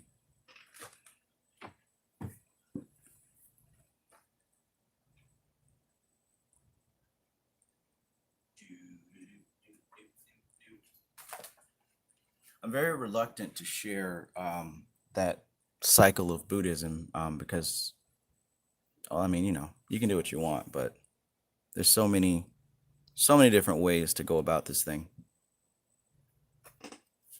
up under some different stars. In the city, LA, we keep it rocking, knows how to party. Bunny Queen says, by the way, if y'all haven't noticed, Bobby Hemmett video is getting pulled off YouTube really fast.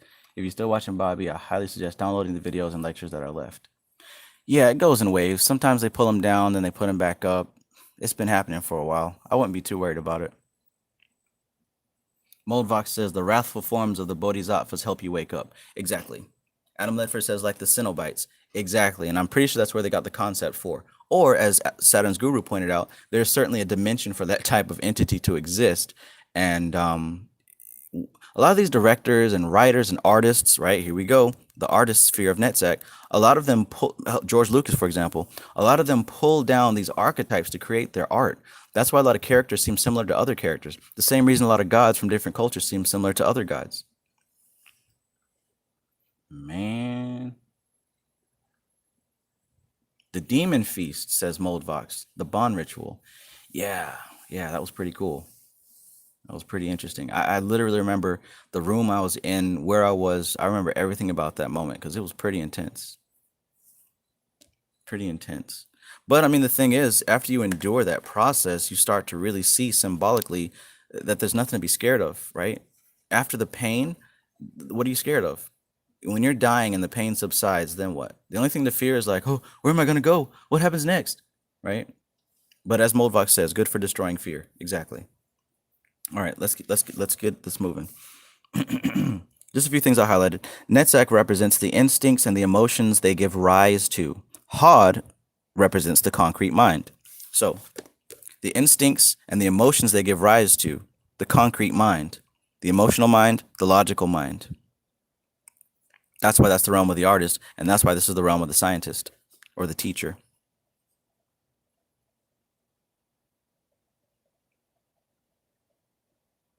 In Netzach, a particular form of force represents itself as a type of beings, flowing backwards and forwards over the boundaries of manifestation in an exceedingly elusive manner. Such beings have no individualized personalities. These are like the legions in the Goetia. This is where I learned how to tap into the legions up under the Goetic spirits. Each one of the Goetic spirits, you know what I'm saying, it talks about how they have 50 legions or 30 legions. The reason that they don't tell you about those legions is because they're undifferentiated, right? I'm giving y'all some advanced shit that has not been talked about yet. I was going to save this for the book, but fuck it, right? Each one of those Goetic spirits have legions up under them. And you're not going to find what they're called unless you study somebody else's book. But it's up to you to create those legions. They're innumerable. Although Andros has 30 legions, they're actually infinite. Now, I have given form to, three of them that are very effective for me. But essentially, you're just shaping that energy into a form as an access point. But such beings have no individualized personalities, but are like the armies with banners that can be seen in the sunset clouds. So you know the army's there, you can see, but you can't pick out which individual soldiers of that army. In HOD, however, individualization into units has taken place, and there is continuity of existence. All mind is group mind in Netzach, but in HOD, the human mind has its beginnings. So it is in HOD that the human mind begins to separate and carve its own existence separate from the group mind. But in essence, if we were to compare this to the Goetia, Soldier World says, I'm out. Good knowledge. Thanks for the lesson. Peace out, my good peeps. G units. Peace out, Soldier. Thanks for coming. Good to see you.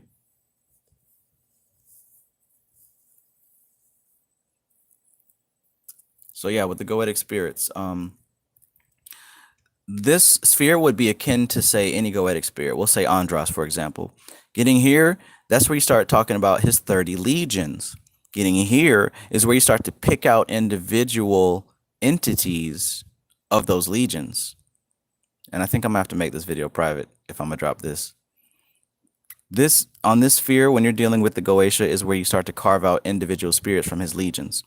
Here is where you send them out to do their bidding on the astral plane. And here is where you manifest the result of what the fuck you just did. Definitely gonna make this video private. So, That, okay. Let's keep going.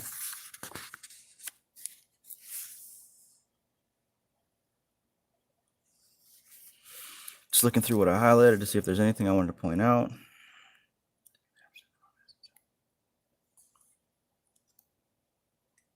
Mistaking them for the abstract essence itself, which is not to be found upon any plane that yields images to psychic vision, but only upon those that are discerned by pure intuition.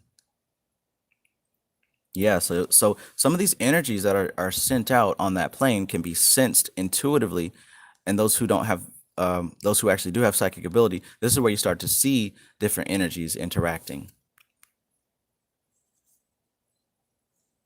Saturn's guru said that info will either go over their heads or destroy them, which is why I don't want to put it out. King Zeno, what page in the PDF? Honestly, in the PDF, you want to look for chapter 23, because that's where I'm about to jump to. I'm just flipping through some highlights real quick, but chapter 23 is where we're about to go. Gang stalking simulation, greetings. Awaken grace. Oh, damn, how'd I miss this? Well, you're actually just in time.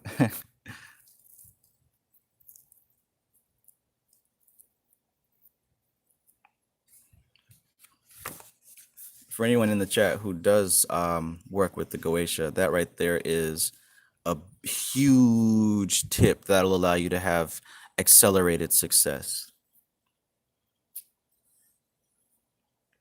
Break it down piece by piece. Everything can fall into pattern with this bad boy right here. Everything can fall into pattern with this bad boy right here. All right, so we're going, wait, yeah, there was one thing I wanted to point out on page 218.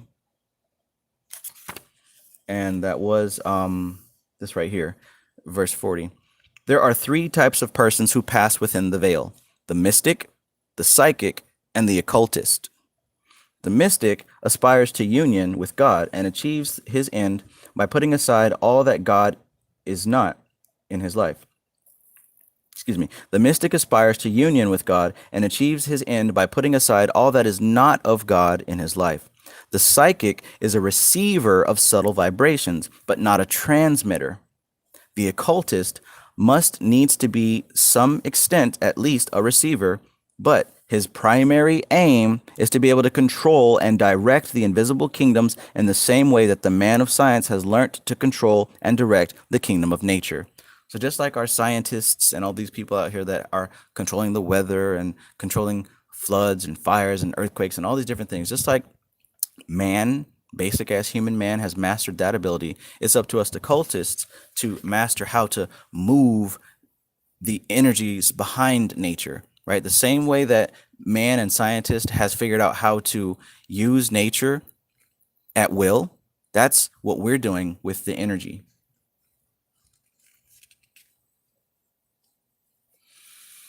Whew. Netzach is the artist in us. HOD is the scientist.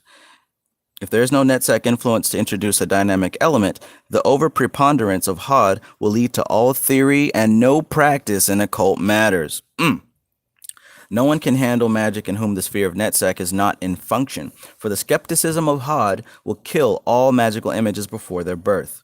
So this talks about people who are armchair occultists. They have the books, they study, but they don't have no practice. Study and practice, the art and practice of. You got to have both or you don't have any power. You can learn a lot of stuff. Goodness gracious, great balls of fire. Adam Ledford says, mad magic respect, bro, Trav. Great God, I'm going to strip up your name on every time. Great goodness goddess says, I respect that. Exercise caution, brother Trav. Mad Bear says, thank you for that gem. Peace. Bunny Queen says, y'all know how much money people charge for this information? Absolutely, man. You talking about $1,000. And then they're not going to break it down like this. They're just going to tell you about it. You're talking about hundreds of dollars, thousands of dollars. Absolutely. You can easily do a Google search on how to learn this stuff for a heavy price. As a matter of fact, I'm probably going to be getting into that business soon, but I won't be charging an exorbitant amount.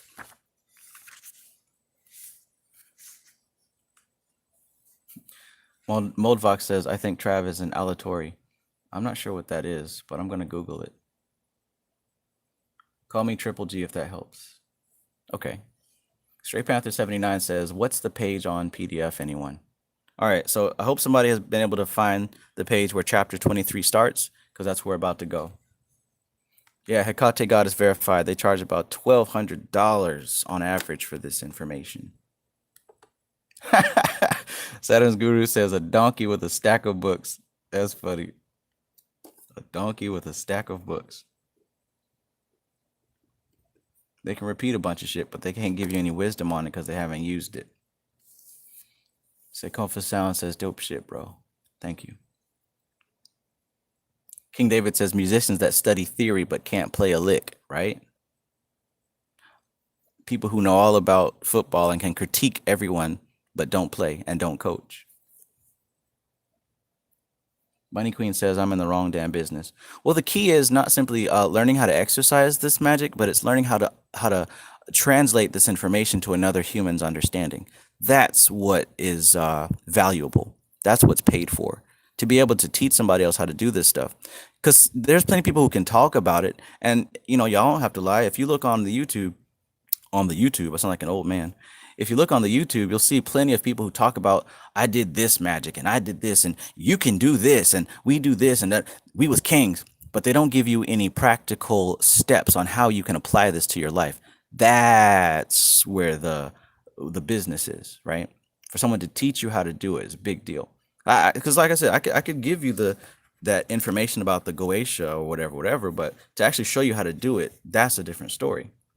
And that's what Ophio was talking about. There's plenty of occultists in all these books and whatnot that tell you what you can do, but not how you can do it. Wow. So this is page 144, huh? 144. That's no coincidence. On my book, it's page 222. So that's pretty crazy right there.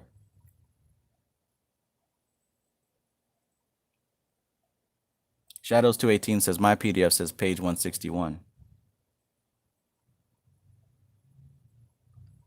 A software writer says, if you sell this info, your work will be greatly affected. Thus the godmen who will never teach.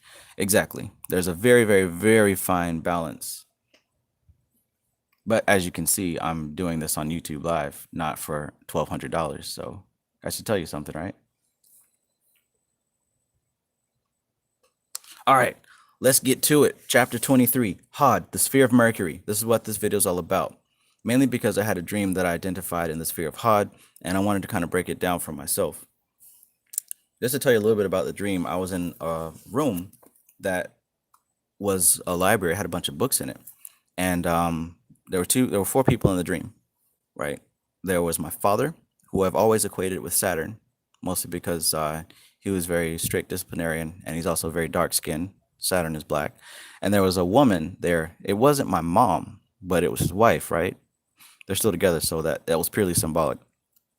Now, also, there were a girl who I understood to be my sister, but it was a white girl, a blonde girl, and she was bringing in her new boyfriend, who was a white guy, a blonde guy. Now, I wasn't there in the dream. I was observing, and that's what triggered me to become lucid, because most of the time when you're dreaming, if you're there but you're not there, if you're just observing, right, if you're not able to interact and you're not a part of that dream, you're lucid, you're astral traveling, you're observing. Now, or you're remote viewing, it's in that realm. But if you're a part of the dream, if you're a member of the dream and you're in the dream, then you're dreaming. But if you're separate from that dream, most of the time you're traveling. So I became aware once I realized that I wasn't part of the dream. And I guess long story short, the girl came in and she was going to introduce her boyfriend to my dad. And she walked out the front door so that my dad and the new boyfriend could talk. And essentially they went to the backyard. And the whole premise was he was giving him the whole speech, don't fuck with my daughter, I'm gonna fuck you up kind of speech. And as I started to become more lucid and picking apart the symbols and realizing, holy shit, this is the sphere of Mercury. This is the transmission of information. As I'm figuring this out, because I started to get too aware, it woke me up. And I knew it woke me up because it was like 4 hours before my alarm was going to go off and I couldn't go back to sleep. But anyways, that was taking place in this sphere. And as Ophiel was telling us, every sphere has two energies, a coming energy and a going energy. And that's usually represented as masculine and feminine. So check it out. On one end of that dream, sitting in that room, had my father and his wife. That's the masculine and the feminine. My father is the giving energy, the transmitting, the communicating energy. Now, I was following my sister, the young girl, and her boyfriend, which was the coming energy, right? So I just entered that sphere. That was represented by that couple. Now, the fact that she walked out and the boy walked in means that the positive energy, the moving energy, means that I was following the energy of moving up into the sphere in hopes to get out of that sphere. So my dad, who represents Saturn to me, means that I was traveling up in this direction. And he went out the back door, which is up this way. And it was an attempt for him to communicate a certain type of information to the other male in order for him to pass. So yeah, pretty interesting there. Y'all all right?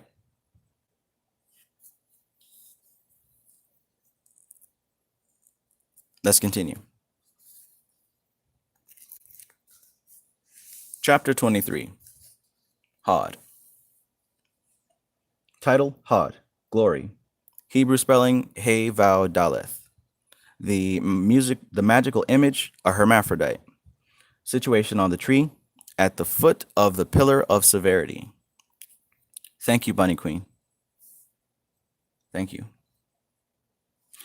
Yetziradic text. The eighth path is called the absolute or perfect intelligence because it is the mean of the primordial, which has no root by which it can cleave or rest, save in the hidden places of Gedula, from which emanates its proper essence. The god name is Elohim Sevaoth, the god of hosts. Archangel, Mikael, which means like unto God. The order of angels that rules this sphere is the Bina Elohim, the sons of God. The mundane chakra is Kokav, Mercury. The spiritual experience is the vision of splendor. The virtue is truthfulness. The vice, falsehood, dishonesty. The correspondence in the microcosm is the loins and the legs. The symbols, the names and the vesicles and apron. The tarot cards, the 4 eights. The 8 of wands would mean swiftness. The 8 of cups would mean abandoned success. The 8 of swords, which means shortened force. And the 8 of pentacles means prudence. Devante Moriki, thank you for your donation. I appreciate you. The color in Atziluth, violet purple. The color in Bria, orange. The color in Yetzirah, russet red. The color in Asaya, yellowish black flecked with white. So those of you who were with me during the reading of Kabbalah Magic, some of this should be sounding a little bit familiar. Some of this should be kind of making a little bit more sense. Whew. King David says, so many dots being connected from years ago. Thank you guys for tuning in. We got 72 people currently in the stream. Yeah, this is getting kind of interesting. Ade Odukoya, greetings. Good to see you. Getting pretty interesting. It's getting lit in the titty. You know what, guys? Let me go upstairs and grab my peach tea. I'll be right back. I'm going to grab this peach tea, and I'll be coming right back. This ain't going to be a long break, probably like 3, 4, 5 minutes. But I'm going to be right back. So stay tuned. I'm going to grab my peach tea. Shout out to Ophiel in the building. Up at the Unicorn. Greetings, greetings. Good to see you. Greetings. Y'all all right? I'll be right back. Wow, Kalindi E transition today. Whoa.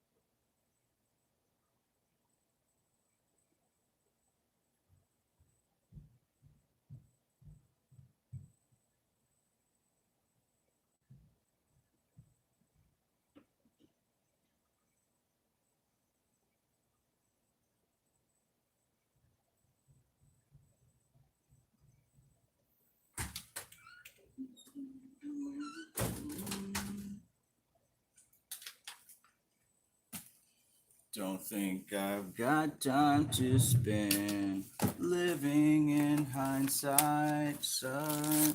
Don't think I've got much to gain living in my mind. Open up to shadows.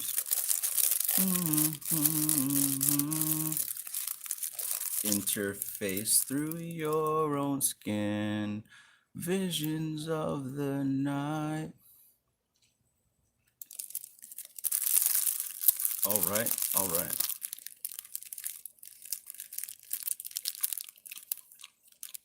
Damn, this honey bun look dry. Oh well. Thank God for it.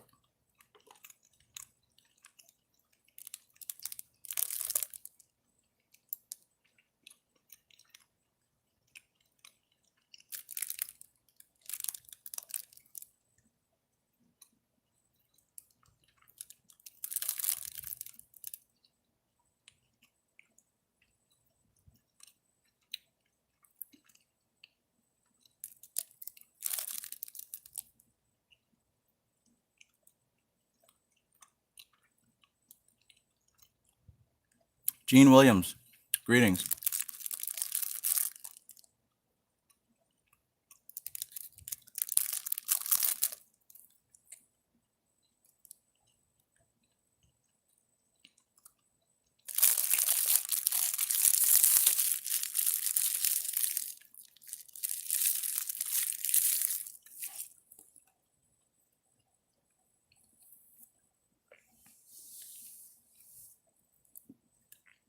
Oh yeah, most definitely. Bunny Queen does shadow readings as well, and she's very good. In the Major Society, I see nothing but nothing but good praise and reviews for her work. So that's definitely somebody that I would trust. You know what I'm saying? She's certainly shown me beyond a shadow of doubt that she's tapped into some spiritual psychic shit. So definitely hit up Bunny Queen if you guys want to do some, if you need some shadow readings done. Most definitely.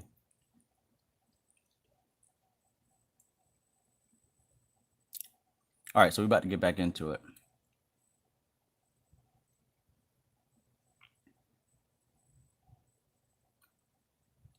Saturn's Guru says, can you put any form to the demon's legions? You can put any form, absolutely. You know what I'm saying? Like, it doesn't, I mean, shit, dude. I literally used forms that already exist. You know what I'm saying? I've made videos about this before, but these are the 3 legions that I use for Andros's entities. Now, these may look familiar because they exist from movies, right? To tap into one set of entities, I use the Xenomorph from the Alien series. Another one, I use the Terminator. And another one, I use those almost invincible entities from the Edge of Tomorrow, right? And each of them serve a different function.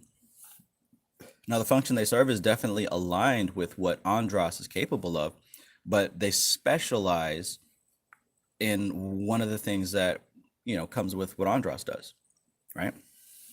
And I've definitely done videos about this before, how this type of entity mostly attacks what goes on in the body. This one mostly affects the electronics, and this one mostly affects the mind and emotional upset, discord, and that type of thing. So you can give them whatever form you need to give them to tap into them.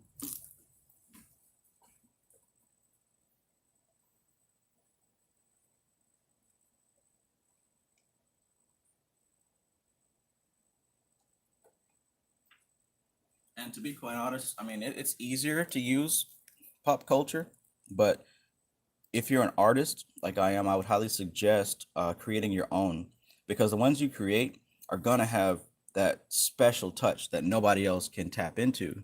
You feel me? So it's not like, you know, I just have action figures because, oh yeah, I'm protected by Spawn and Beerus. It's not like that. These are symbols that are used to connect to a specific energy that exists. You feel me? You can go as far as to create your own sigils for them. You can do whatever the hell you want. This is your reality.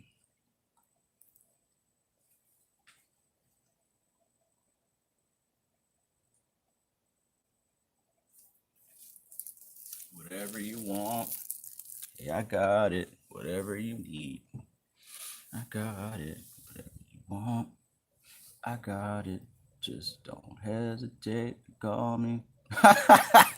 Bro, that is not the Terminator. You're absolutely right. He has a different name. And he has his own sigil.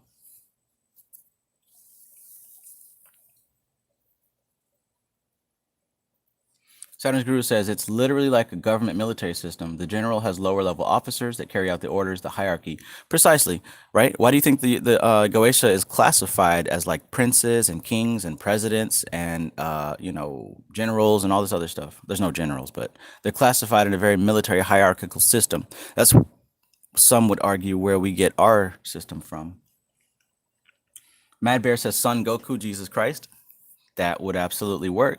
Right. So, and now the difference with the pop culture stuff is it's best to align them with what they already represent to help you out. Now, I don't watch a lot of TV or pop culture, so luckily I'm saved from that.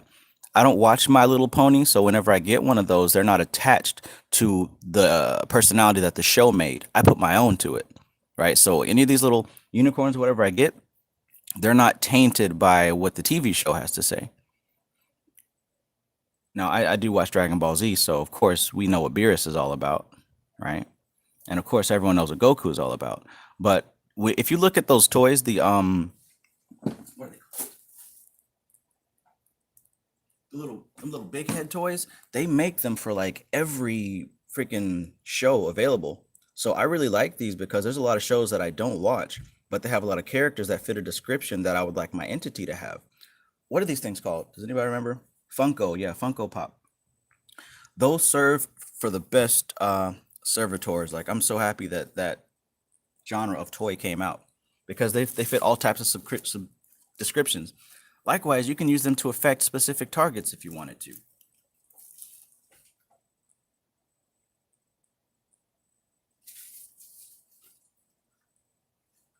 The possibilities are endless. They really are. All right, all right. Put Venom back up. Nice, nice. That was Storm Venom, right? So we think about the symbiote and we think about what Storm can do, right?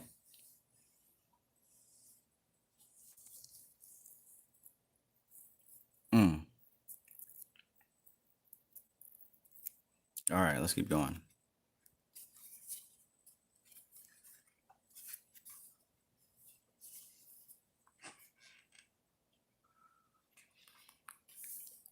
$11.11, back at it with the white vans. All right, so let's start about HOD, verse 1.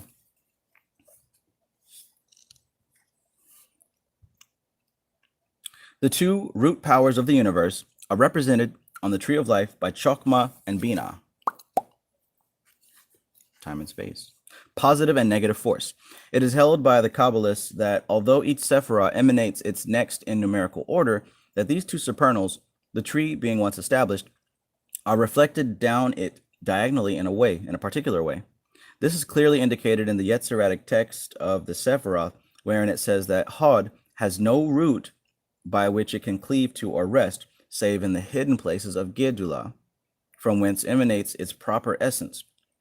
Gedulah, be it remembered, is another name for Chesed, which is this guy. So it's saying that this place has no roots except for in the secret places of here. So what does that mean?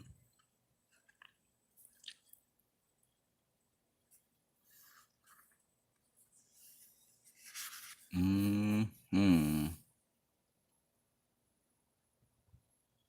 Right on, right on.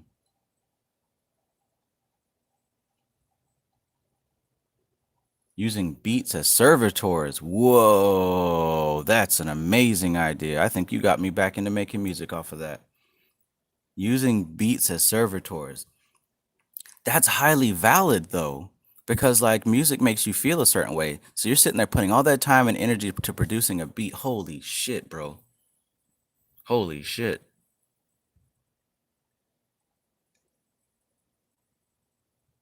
Oh man, using beats as servitors.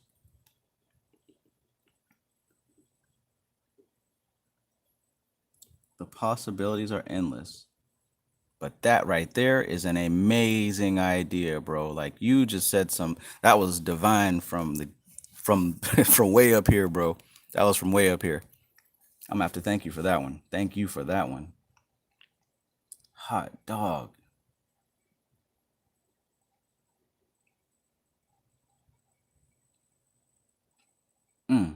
Genius. But yeah, let's keep going because that's freaking cool. You just changed the game with that one, man. Whoa. Okay.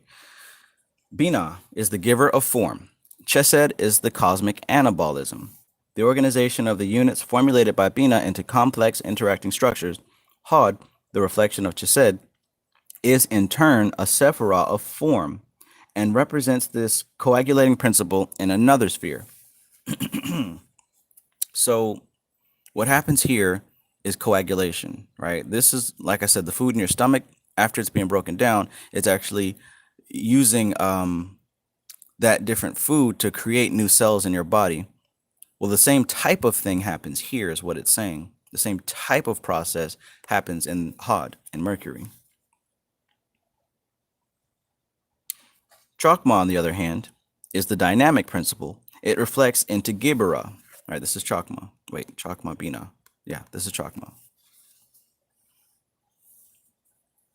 It reflects into Gibura, which is the cosmic catabolist, representing the breaking down of the complex into simple, thus releasing latent energy. And this reflects again into Netzach, the life force of nature. So as it breaks down the different things, like in your stomach, if it breaks down the different food, it releases some of the leftover energy within that process. And that's reflected here in Venus, in Netzach. It is important for the understanding of the 5 lower Sephiroth to note that the present stage of evolution has brought some degree of development of human consciousness in their spheres. Tifereth represents the higher consciousness, wherein the individuality unites with the personality. Netzach and HOD represent the force and form aspects of astral consciousness, respectively. The force and form of astral consciousness. And this talks about connecting the higher self with your human personality.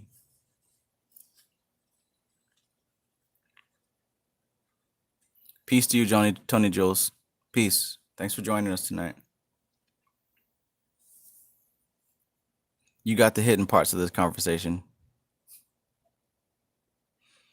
All right, let's keep it going. Tifereth represents the higher consciousness wherein the individuality unites with the personality. So Tifereth represents higher consciousness, the higher self, the Christ aspect. And then these two represent the conscious mind and the astral body process. Because human, yeah. Netzach and HOD represent the force and form aspects of astral consciousness, respectively. Because human consciousness has made a degree of development in these spheres, their purely cosmic nature is considerably overlaid by its influences. And as human consciousness being developed in Malkuth is a consciousness of forms derived from the experience of physical sensations, the conditions of Malkuth are reflected back, though in a rarefied form, into HOD and Netzach, and in a clearer degree into Tifereth. Yesod is even more markedly conditioned by the rising influence of Malkuth. This is due to the fact that the mind of any being of a sufficient degree of development to have achieved an independent will works objectively on its environment, thereby modifying it. Right? So as long as you're a conscious entity, you do some thing, some action, some thought that modifies your environment.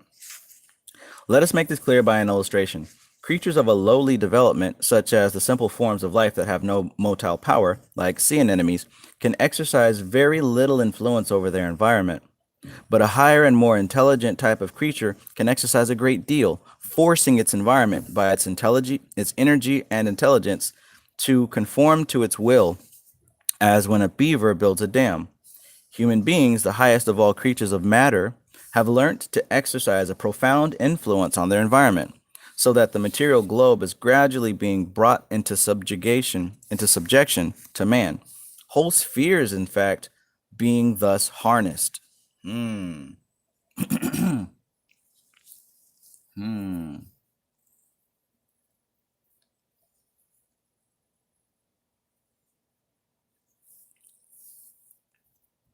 6. The conditions with regard to each level of consciousness are precisely analogous.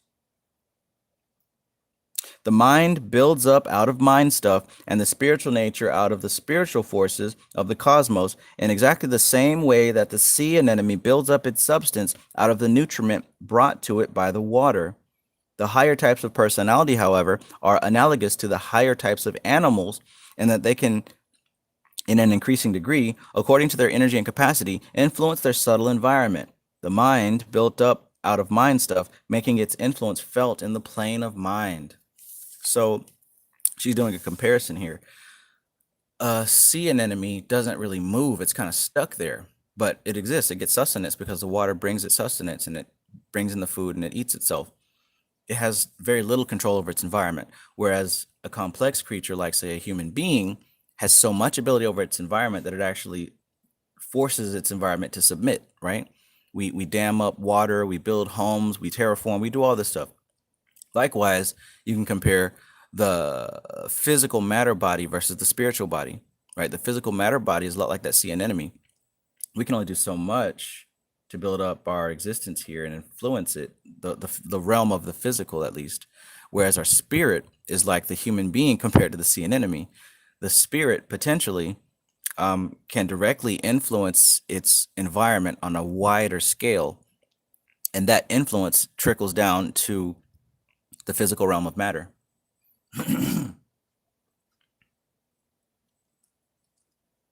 Junebug says dominion.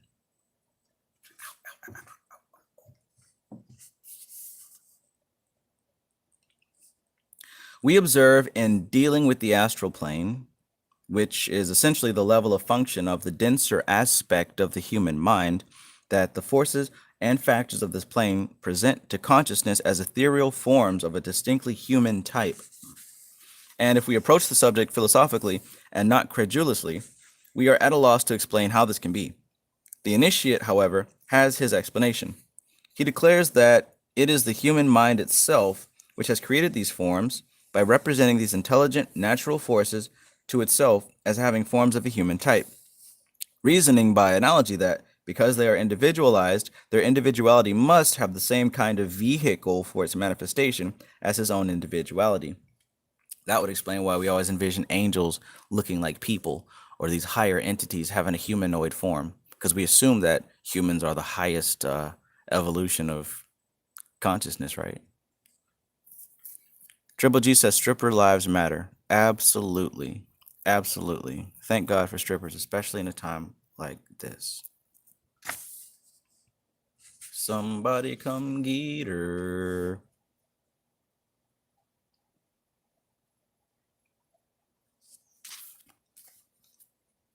Numero ocho. This, of course, does not necessarily follow. In fact, these forms of life, left to their own devices, achieve incarnation into natural phenomena, their vehicles being coordinations of natural forces such as a river, a range of mountains, or a storm. Wherever man comes in touch with the astral, whether as psychic or magician, he always anthropomorphizes and creates forms in his own likeness to represent to himself the elusive subtle forces that he is endeavoring to contact, understand, and harness to his will. So that's even made evident in the little analogy I showed you with my entities over there, right? The Terminator, the Alien, the Venom, they all have a humanoid form, right? So even though it says anywhere a psychic or magician comes into contact with the energies, we always transform it into our image and our likeness, right? And that sounds familiar, like in Genesis, we shall make them in our image and our likeness. It's just how we do things. That's how we understand these things. And we do that so that it makes it easier for us to harness that energy, right? It's kind of difficult to do the same thing with this Cthulhu looking tentacle Yog Sothoth Shub Niggurath creature. But then again, maybe it takes an advanced abstract mind to use those type of entities.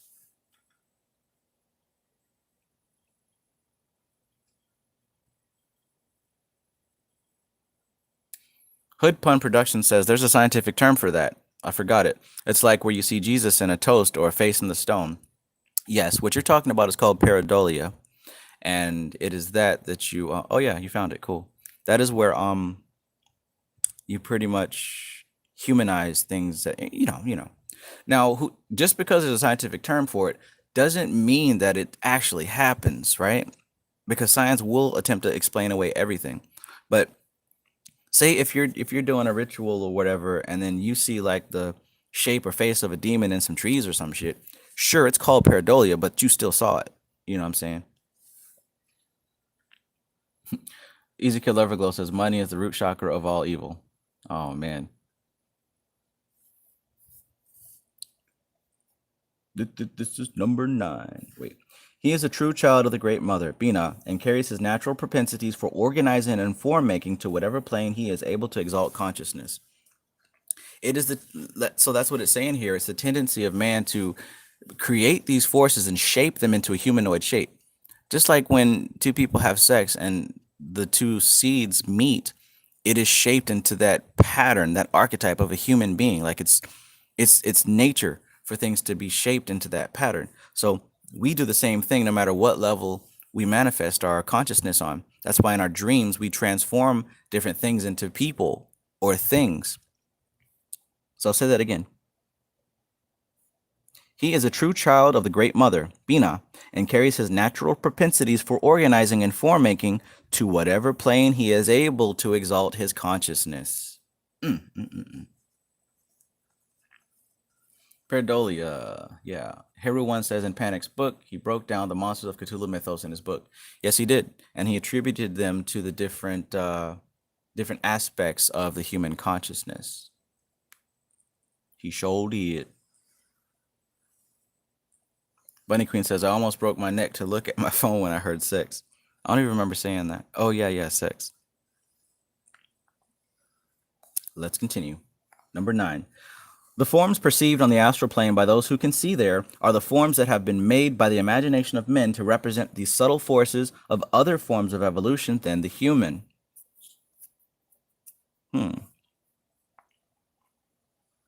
The intelligences of other forms of evolution than ours, if they come into touch with human life, can sometimes be persuaded to make use of these forms, just as man puts on a diving dress and descends into the element. A certain and fundamental type of magic deals with the making of these forms and inducing of entities to ensoul them. That's pretty much what we've been talking about here with these little action figures. I want to say that part again. The intelligences of other forms of evolution than ours, if they come into touch with human life, can sometimes be persuaded to make use of these forms, just as a man puts on a diving dress and descends into another element. So in other words, just like we have to put on all that scuba diving gear just to endure the pressure of diving deep into the sea, it says the intelligences of other forms of evolution than ours, meaning higher beings, it says they can be persuaded to put on a humanoid shape to interact with us in the astral plane. And I believe that's where the Goetia got some of these images that these people sketched from in the past. That would also explain how I can talk to so many people. I'm not going to say hundreds at this point, but several people who have worked with entities like King Payman, Andras, Citri, and especially Asmodai. And we've all seen the same description of that entity. And that's why I kind of hesitate as to what they look like, just to make sure. But oftentimes people will come to me describing what they saw these entities as, and it matches up with exactly what I've seen. So that goes to show how interesting that is. Interessante. Moldvox says Dion Fortune is fire. Absolutely she is. I love her work. Gerald Sombright says, like how in Doctor Strange they imbued certain objects with different powers. Yes. Great Goodness Goddess says, you are a humanoid, Trav. Well, I'm using this humanoid in order to interact with the physical plane, right? Moldvox says, Dantalion. Absolutely. My favorite goetic spirit and one of my best friends. Hood Pun Production says, Bina Chokma Keter. It But interesting that we take this mentalism and make it human. Rabbit hole time. Does semi-complex beings, dogs and cats, do the same?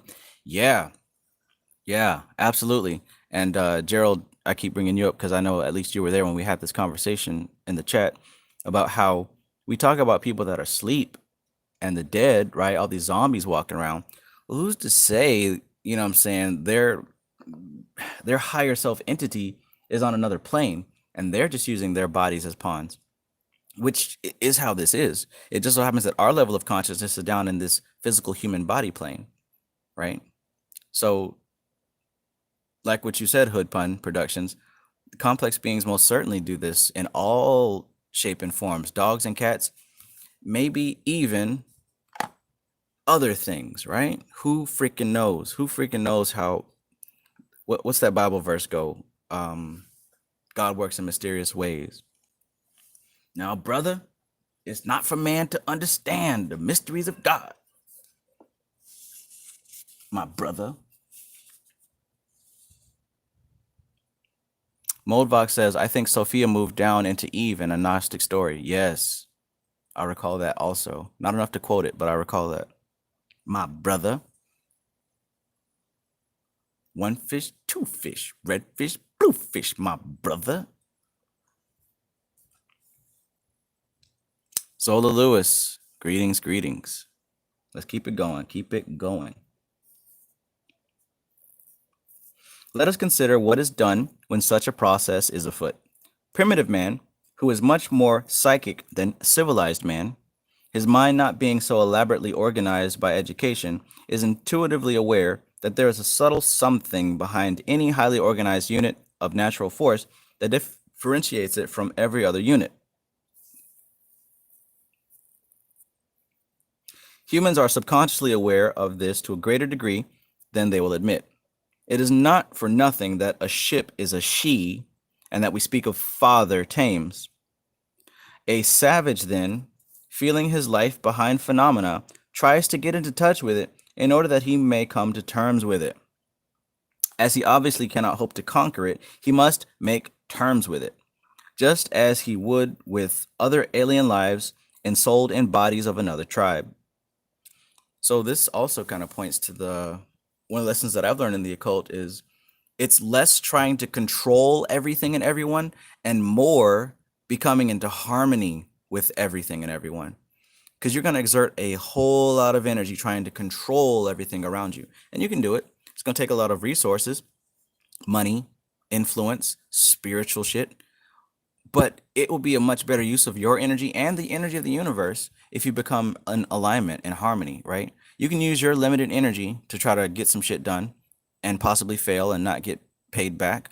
Or you can line yourself up with the universe and find out what direction the universe is flowing into and vibe with that. Now you're not only using your effort, but you're using the effort of all of creation. Everything happens for a reason. You feel me? Giggity, giggity.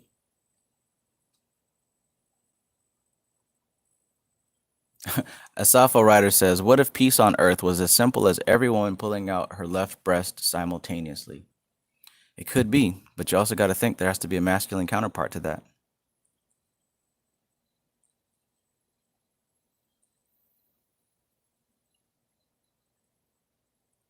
Mad Bear says, direct the energy, not control. That's the last Airbender lesson. Yes, the cartoon. Awesome. Direct the energy, not control it. Exactly. Exactly. You're not strong enough to control all this energy all the time. Nobody is built to do that. However, we are built to be vessels for this energy to flow. We're literally built for that, especially all those who are not aware of it. They're pawn pieces, chess pieces. Understanding this, you can easily move people around like chess pieces. Easily. Because most people believe that they got it all figured out, and those are the easiest ones to influence. People who think they got it figured out are the easiest ones to influence. Those are y'all who like psionics and mind control and all that good stuff. Movox says, that's why saints and prophets say, not by me. Precisely. Precisely. But with great power comes great responsibility. Just because you can doesn't always mean you should. Money Queen says you hit that easy a bit too hard. Well, I've had a lot of practice. I had a lot of practice. I'm not quite retired, but I've got other things to focus on than doing stuff like that right now. Right now. Let's begin.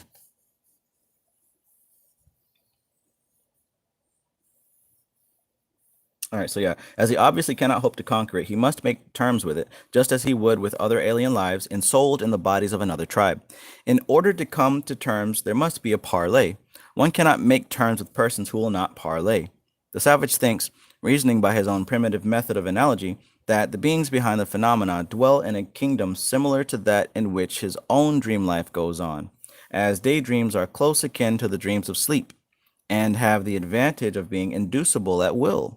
He tries to approach these beings of another sphere by entering their kingdom. That is to say, he fabricates in daydream or fantasy the closest approach he can to the visions of the night. And if he can achieve a high degree of concentration, he is able to close down his waking consciousness and enter voluntarily into the dream state in a dream of his own determining. So that right there just talked about the whole process of this thing, right? A lot of people have trouble because it seems too easy for them. This is too good to be true. This is too easy. Well, it is, right? This isn't the hard part. The hard part is breaking down yourself, breaking down your ego, breaking down who you think you are, your shadow work. That's the hard part. The magic shit is easy. And it's almost a fail safe for you to not attempt it because you think it's too easy to be true. But just like what he was saying here, what she was saying here. And by the way, when old writers say savages, they're typically talking about aboriginal peoples, colored peoples of the earth, the rest of the human race that is not European. But, that's neither here nor there and has absolutely no bearing on this information. All right, so yeah, basically what it's saying is, say, for example, a quote-unquote savage were to come across a tribe that was pretty much a tribe full of people possessed by aliens, basically.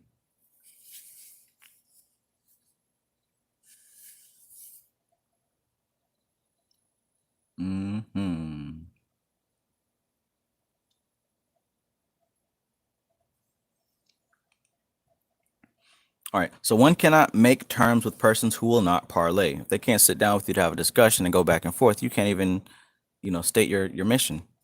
So the savage thinks, reasoning by his own primitive method of analogy, that the beings behind the phenomena dwell in a kingdom similar to that in which his own dream life goes on. In other words, these beings most likely also dwell in his astral imagination. As daydreams are close to dreams of sleep and have the advantage of being inducible at will, right? Daydreams have the advantage because you can jump into them whenever you want. He tries to approach these beings of another sphere by entering their kingdom. He tries to approach the beings of another sphere by entering their kingdom, which is imagination, daydream. This is why path working works so damn well, right? This is why the little method of Ophio's art and practice of astral projection talks about you pretty much fake it till you make it, right? There's a reason for these things. Yes, it's easy. All right. That is to say, he fabricates in daydream or fantasy the closest approach he can to the visions of the night. And if he can achieve a high degree of concentration, there we go with the concentration with the dharana. Remember what I said before about you can concentrate on any image or symbol or sigil or anything. You can concentrate hard enough to where your body starts to fall asleep, basically. But if you're focused on that image, you're able to cross over into that realm of 12 o'clock. Thanks, Mac. You're able to cross over into that realm of the supernal triad. And basically what goes on in that triad, as we talked about before, that's where the first cause is. That's where the thing originates from. So every symbol and sigil has an energy behind it. That's why symbols work on the subconscious mind, whether or not you understand what that symbol means, right? That's why somebody can show you a sigil and it still means something to you subconsciously, whether or not you consciously know what it means. Because on the physical, this is just a bunch of lines, but on the astral plane, there's an energy behind this, right? There's an energy behind that. And I associated the entity of a spider behind that. If you guys have been following me on Facebook or whatever, then you know the whole story behind that sigil, right? The 10K. But anyways, when you focus on a sigil hard enough and your body starts to go to sleep and you're concentrating extra hard on the sigil, it carries you over into the next plane to where you can see the meaning behind that sigil. That's why the goetic entities have these sigils, and that's why they work. But because behind each one of those sigils, there is an energy that you can tap into. But you only get there through concentration. You only get there through concentration. You can't fake it. You can't buy your way into it. You got to practice it. Rev Sajan says spiders get you bread. Exactly. Exactly. He's able to close down his waking consciousness. So that's what I said about the body falling asleep. Because if you notice, when you meditate, you start to fall asleep once you get to a certain point. Unless you have something to focus on or concentrate on, when you start to fall asleep, you're going to go to sleep too. That's just physical body being so relaxed that it starts to shut down a little bit. And then you can travel to the next plane, which is the etheric plane. From there, it's easy to get to the astral plane. But yeah, and then you enter voluntarily into the dream state in a dream of his own dreaming. He enters into the dream state in a dream of his own determining.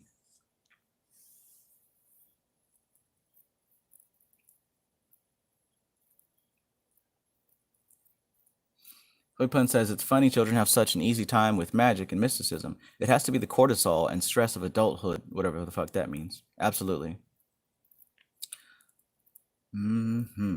Zola Lewis says, is it a universal template when you cross over?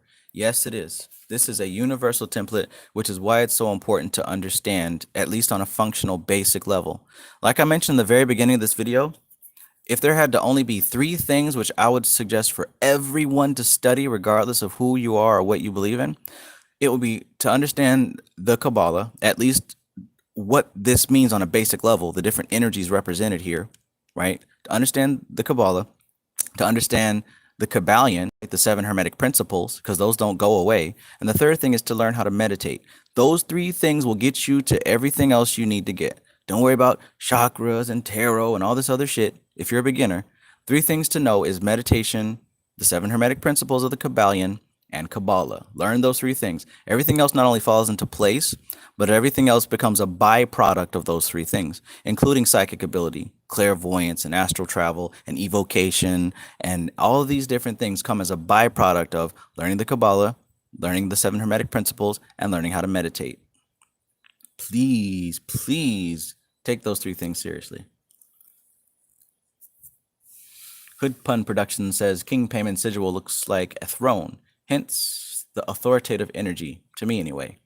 Absolutely. Absolutely.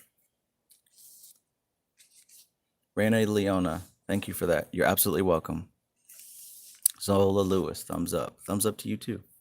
I appreciate you guys. Oh, goodness gracious, great ball of fire. You ain't nothing but a hound dog, crying all the time. Oh, man. What a funny history we've had in this country, huh? Bunny Queen says, lighting a candle won't get you $1 million. Your intentions and work does. Absolutely. Zola Lewis says, appreciate you. And I appreciate you. Indeed, I do, really. You, believe it or not, have taught me quite a few things. Not to mention you were my hookup for this beautiful sea moss. Everyone says you have way more patience than panic, because panic ain't entertaining niggas. Question or even statements. Hats off to you. Yeah, and we all have different places here. You know what I'm saying? We have different roles. I love Panic, and I love what I've learned from him, and I love the fact that he teaches and the way that he teaches. But I exist as a different energy.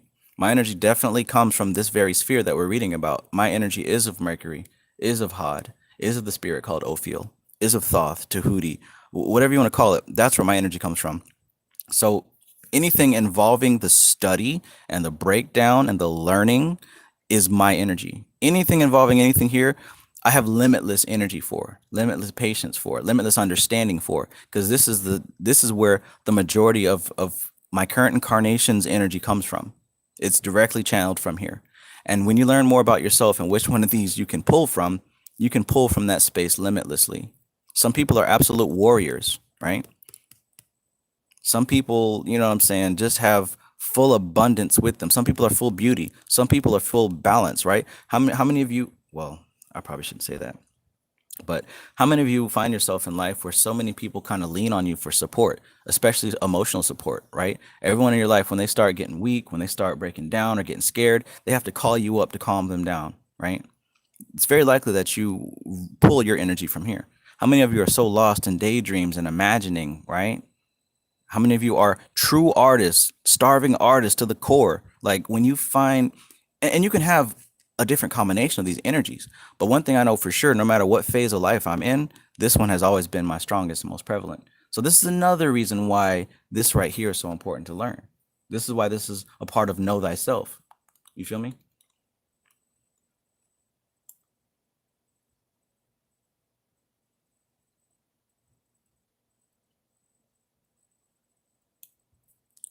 So Lewis says, trying to send a donation, but I'll just drop it in your Cash App. Thank you. Thank you. I appreciate you. For real, for real. The Mercy says, what book would you recommend to first learn then Kabbalah on a basic level? Oh, funny you should ask. You should read The Art and Practice of Kabbalah Magic. And if you would like audiobook version or even an extended breakdown, whoa, I just did a video reading this whole book. So feel free to purchase this and check that out. I would purchase all these books because, you know, the energy exchange, not to mention there's something about having a tangible copy.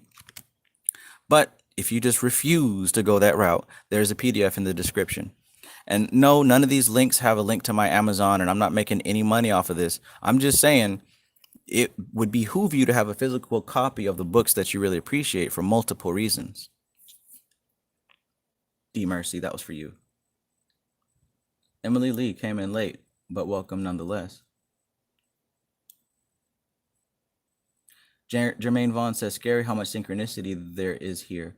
Like you said, it makes things seem like they're easy. Well, I don't know if you've been watching my channel, but damn near every video I put out has like heavy synchronicity with a lot of people. But there's a reason for that.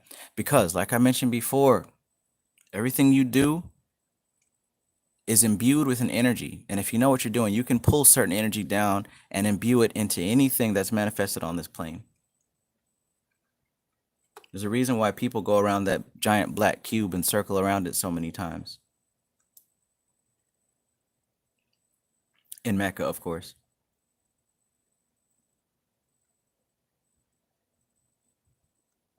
I'm just reading these comments, just trying to catch up here. Hood Pump Production says, damn, you teach with authority. Kabbalah Hermetics meditation. That helped me a lot. I have the lost in the sauce, have to explore everything Moon and Pisces going. Focus is a big problem for me. And that's fine. You know what I'm saying? One of the mind tricks to do is to not identify it as a problem, but accepting that is as how you are and working with how your energy is. That's how Pisces is. You know what I'm saying? So if you find yourself lost in the sauce, then make sure that you're lost in a specific sauce, right? Get lost in one kind of sauce so that as you're being lost in that sauce, you're gathering up all the ingredients. You know what I'm saying? Be creative with it. There's no limit. Any limits are self-imposed. I think I once saw a dude who was like a badass at guitar who doesn't have hands. He just uses his feet. The mind is all. The universe is mental. Or should I say the all is mind. The universe is mental. Peace, self-elevation. Peace, Sankofa sound. Moldvox says psychic curriculum. Kabbalah for Dummies says MIKLVA.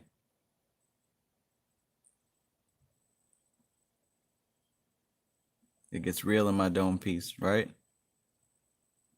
Peace, Stray Panther. Thank you, Stray Panther.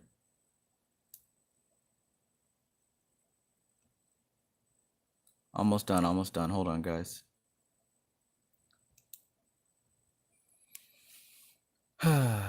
Everyone says, yeah, I feel that you one of the gods that's an avatar down here, because I learned from you just as much as Panic Bobby and Phil Valentine. Mad Bear says, it's a calling to be here.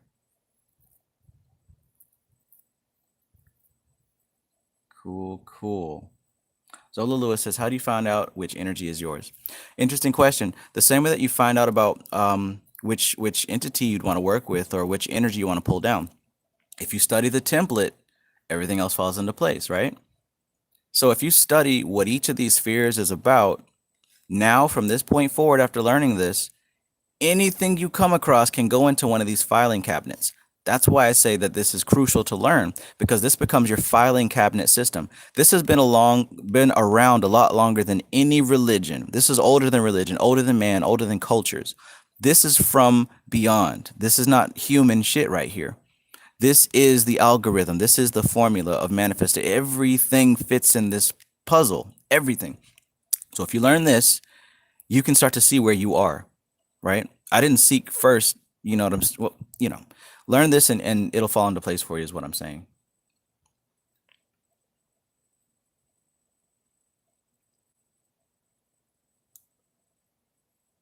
Greetings, Cassie. Supreme mathematics.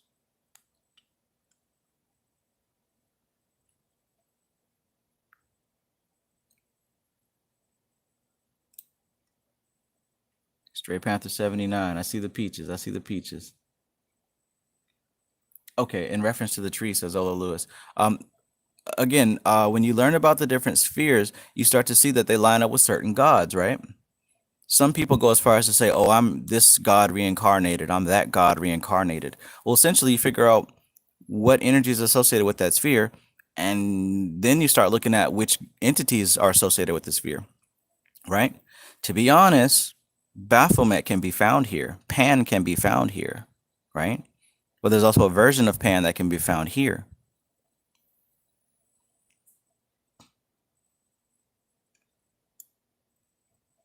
But yeah, if you study this tree, you'll see that each one of these spheres have different gods and goddesses associated with them. Isis is associated with this up here. This is Saturn. Aries, Mars. You know what I'm saying? Peace out, Bunny Queen. Thanks for joining us.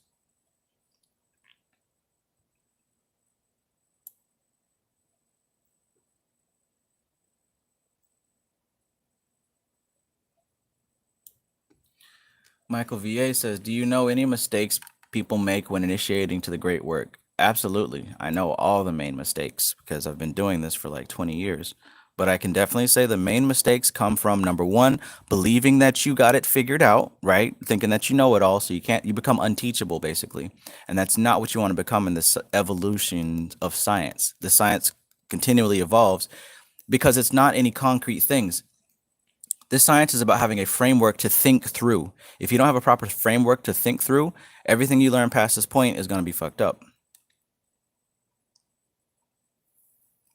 Getting out of your ego is another thing. Modvox says he is giving light so he can keep receiving it. Absolutely.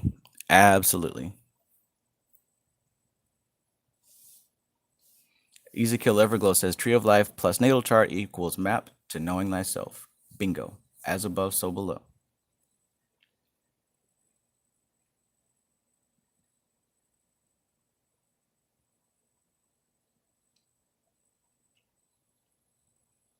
Libra Spirit says, if you are ever fluid and elevating, would your natal chart be important? Yes, it is. Trust me, you're not as ever fluid and elevating as much as it would be to evolve past your natal chart. Learning your natal chart is kind of like learning your default settings. Like if you get a computer or you're playing a video game, you're going to have default settings of that character. Yes, over time of learning and mastering how to play the game, you can evolve past your default settings.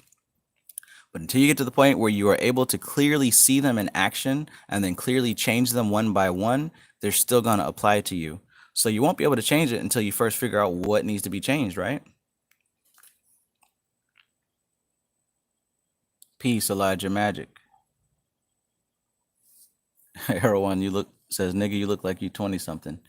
Yeah, well, vampire magic, right? Triple G says, structure is necessary. Even chaotic structure depends on you, where you grow in the structure. Produced by hypnotists. Unfortunately, my friend, you look like you're stuck in a loop. It will serve you best if you escape this loop, or else history will repeat itself. We'll put it that way. Saturn's Guru says, are there different demons associated with certain body functions and organs? Absolutely. Have you ever heard of the tunnels of Set? I would suggest you look up the tunnels of Set and see what they correspond with. The tunnels of Set. And that deals with the clip off. So it seems to me like you have a lot of interest in the clip off. Maybe that would be the thing for you. And I can understand that since you might be associated with Saturn. So definitely look up the entities of the clip off. I might get more into that in the future, but the energy is not saying that that's what's needed right now for the people that watch my channel. So maybe someday I'll get into that. All right, let me keep going. Let me keep going. All right, we are on the sphere of HOD. And we're talking about chapter 23, verse 11. And we just got finished talking about how in order to communicate with certain higher intelligences, you have to go into the astral realm through the key of imagination, through the key of visualization, right?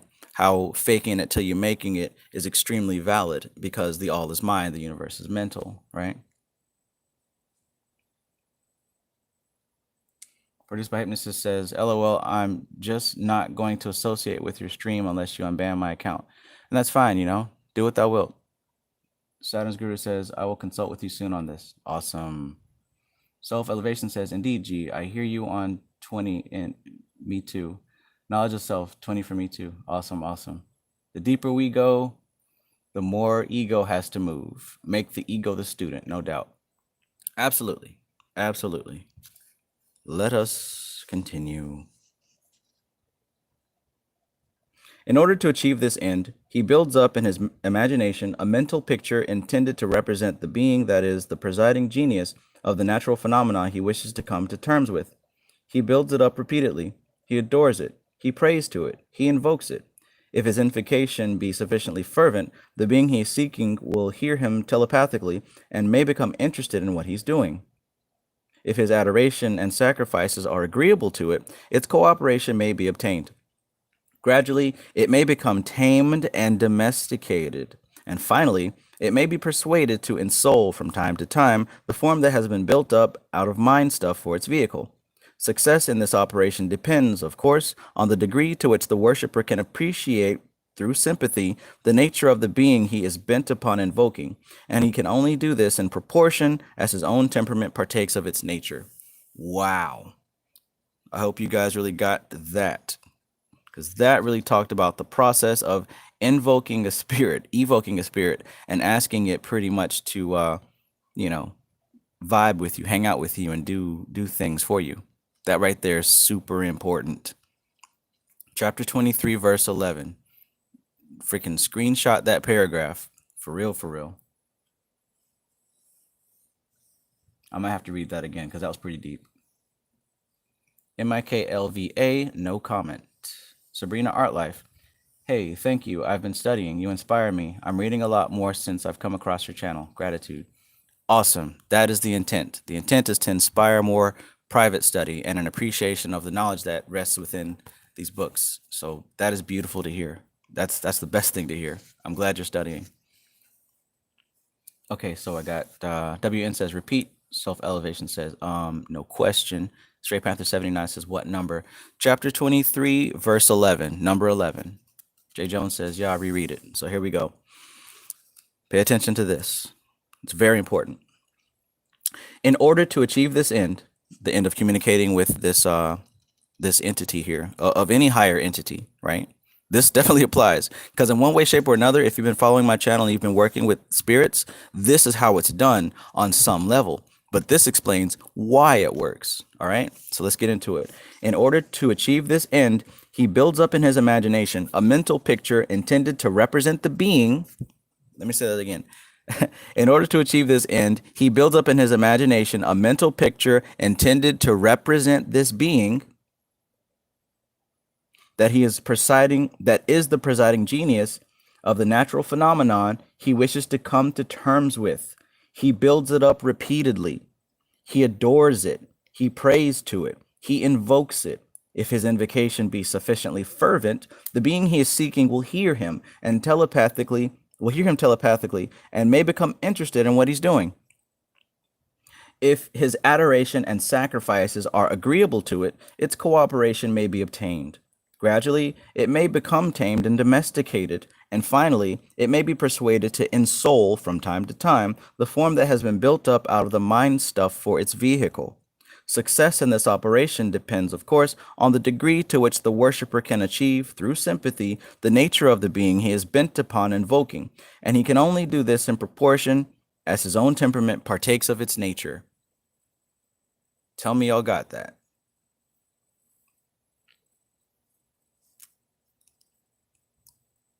Tell me y'all got that.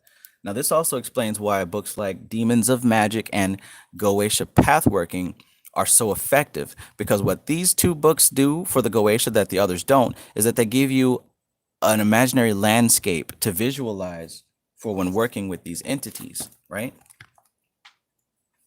Not only that, Lucifer and the Hidden Demons does the same thing. That's why these books are so effective, because you close your eyes and you visualize an imaginary landscape, right?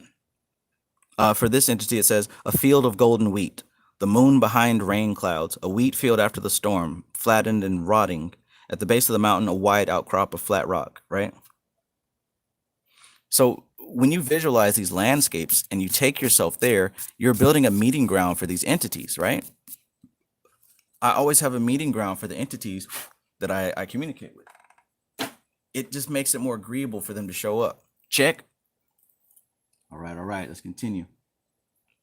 Heru one says, oh yeah, I did this similar to contacting Oshun. Most def, you know what I'm saying? You find yourself on the beach. Or if you bold, you find yourself in the water itself, right? See, the imagination is crucial. It is so crucial. It may seem too easy to be true, but it is crucial. All right? Self-elevation says copy, G. Movok says I say. Mad Bear says 10-4. Harmony 9 says got it. Gene Williams says check. Zola Lewis says check. Good. Good. I'm doing so good. Good old Beyonce, right? If celebrities are egregores and servitors, could you meet with them in the astral plane? Let us continue. Just before we go, let me make sure so I can come back to this bad boy later.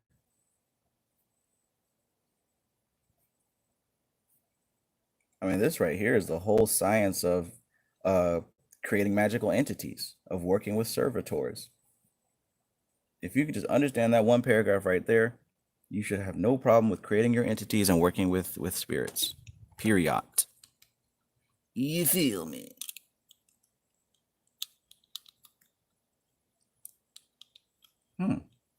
King David says Marcosius worked instantly with the path working. Hell yeah.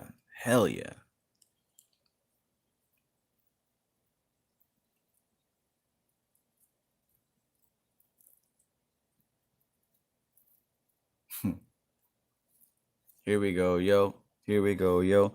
Verse 12. If this process is successful, then we have the domestication of a portion of the life of nature and its incarnation in a form built for it by its worshippers. As long as the astral form is kept alive by the appropriate kind of worship, As long as the astral form is kept alive by the appropriate kind of worship carried out by worshippers who have the necessary capacity to enter into sympathetic communion with that kind of life, there is an incarnated God available for contacting, brought down within the range of human perception. Should the worship cease, the God withdraws to its own place in the bosom of nature.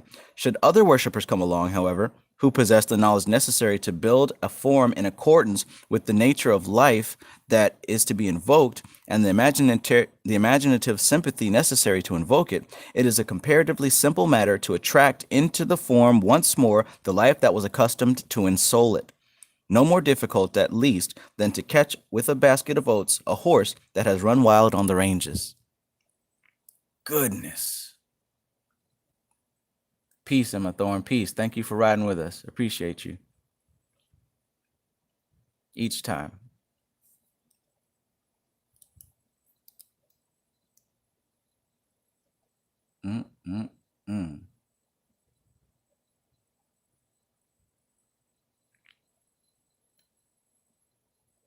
MIKLVA. Says, thanks for the time and advice, Travis. Much appreciated. 93, 93, 93. You're welcome.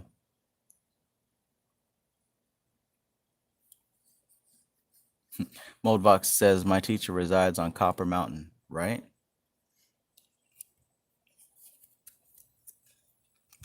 I get a reference, at least. I'll say that. Okay, all right. Wow, as long as the astral form is kept alive by the appropriate kind of worship, there is an incarnated God available for contacting, brought down within the range of human perception. Yeah, that's highlightable.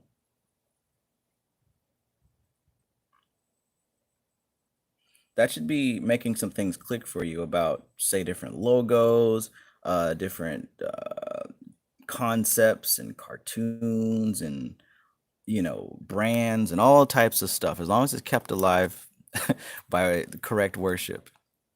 Cassie says it's like learning the entity's phone number. Exactly. Bingo. Now, it may be said, all this is the wildest speculation and sheer dogmatism.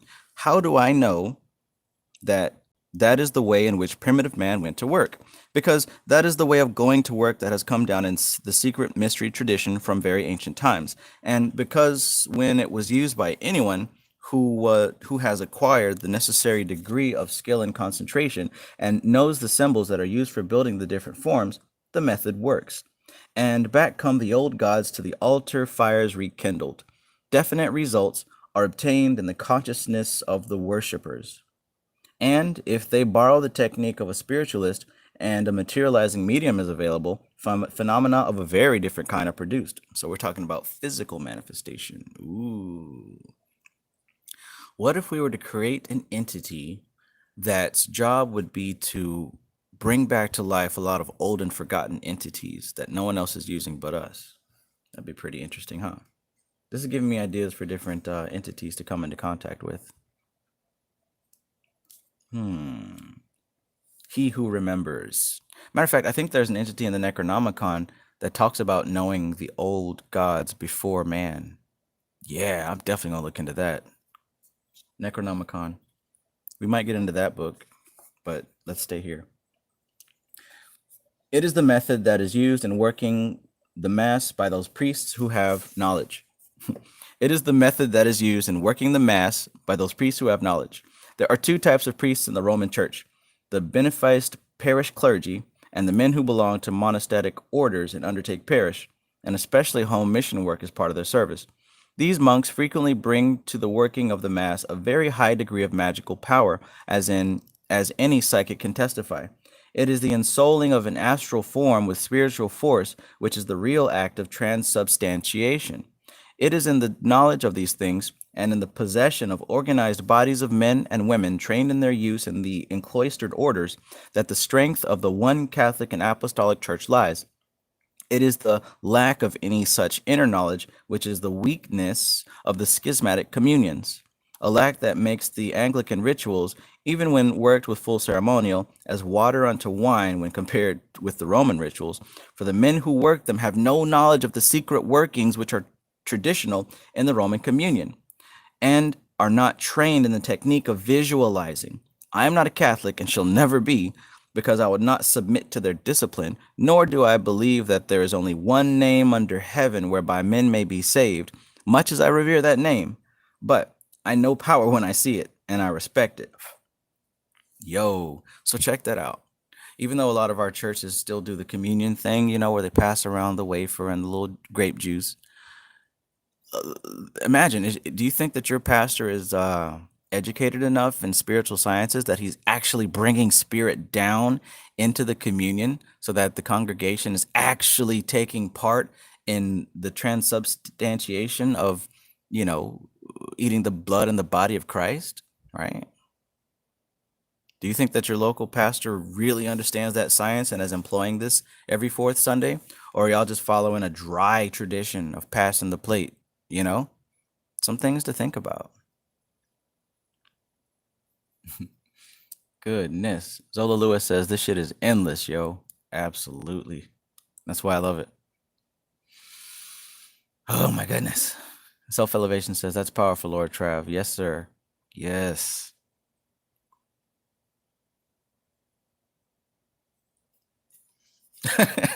Everyone says he bringing a spirit down to feed on the sheep, LOL. Yeah, man, they pulling a different spirit down, raising up the spiritual energy and spiritual consciousness. And then as soon as it's peaked, immediately saying, bring out them trays, bring out the plates, bring out the collection plates. Yeah, man. That's what I'm saying, man. I almost wish that I went to the Christianity thing, but everything happens the way it's supposed to. Try. BB Life says, I'm so confused and turned off by churches now. Yeah, it's dry and it's spiritless. It's full of ego and humanity. It's just a human collection. Everybody coming around to be humans, to an excuse to wear your nice clothes and to talk like you're something that you're not, you know, and to spend your money. I mean, you could have more fun at home. Romeo Corleone says, I just posted a link for the Tunnel of Set. Good shit. Check it out if interested. Okay, yeah, post that in the comments below so that way we can check that out. Silly church folks. What's funny is that the universe moves, God moves. For a time, God, the creation, the creator, the first cause, was with the churches. He was, but now he's not. Now he's right here with this type of shit, right? So that's why the Christianity thing is losing power. That's why more people are coming here, right? Because this is where the truth is. This is where the power is. Ain't no power in them churches, especially if the pastor don't know what the hell he's doing. There ain't no power in there. It's crazy, but we got folks getting the power through YouTube, right? And furthermore, if you sit down and study the stuff with the right eyes, you pulling power out of these pages. But let's keep going.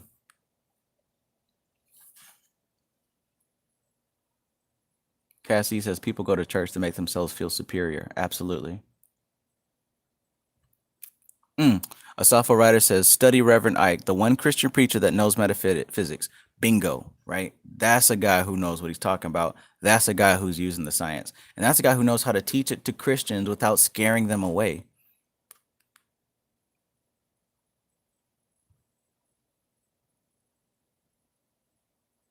Imagine that, religion without spirit.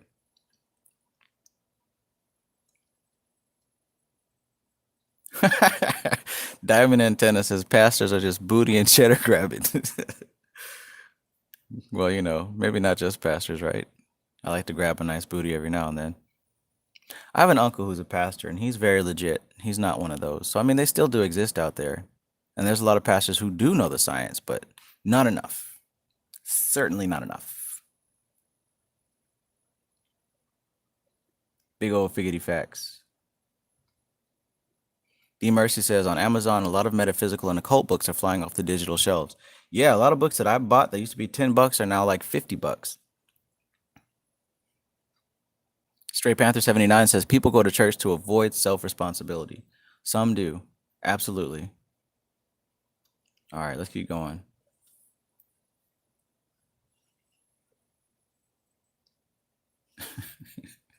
Let's keep going. Why does booty always got to come up, man? Probably it's the peach. All right. 15.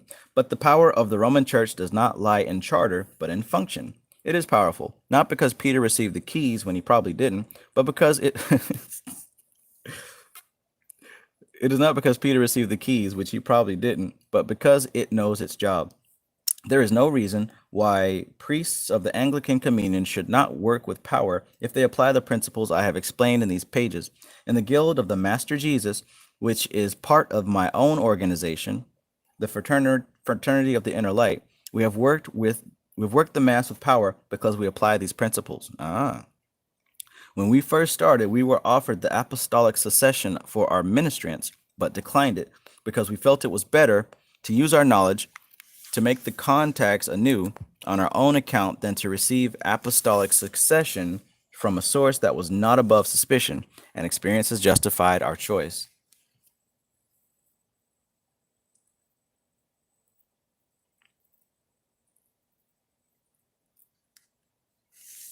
Hmm. 16. For a full understanding of the philosophy of magic, we must remember that single Sephiroth are never functional, right? So it's not one Sephiroth that's functional. They all work together. For function, one must have a pair of opposites in balanced equilibrium, resulting in an equilibrated third, which is functional. The pair of opposites by themselves are not functional because they are mutually neutralizing. It is only when they unite in balanced force to flow forth as a third, after the symbolism of father, mother, and child, that they achieve dynamic activity, as is distinguished from the latent force which is forever locked up in them, awaiting to be called forth.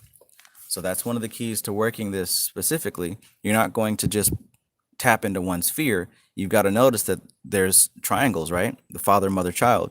That the other opposite sphere must balance it, and it gives birth in the sphere below it. The study and practice, right? It wouldn't work if I was just a book nerd. There's got to be some type of art here, right? What they call it, edutainment. If I was literally just sitting up here reading this dry ass book, y'all would not be watching, I promise. But there has to be a certain human element, a certain colorful element to it, a certain, artistic element to it. There has to be personality, humanity injected to it. There has to be something to balance it out. But that together gives birth to what we're dealing with now. So that's an example of how you tap into this. Gene Williams says that's a battery. Exactly.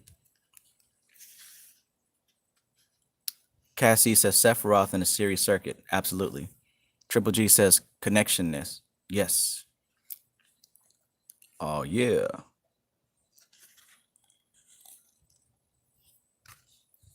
Hmm.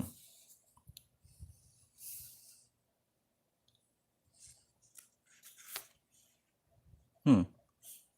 Father, mother, child dynamic. As distinguished from the latent force, right, they achieve dynamic activity, as distinguished from the latent force, which is forever locked up in them, awaiting to be called forth.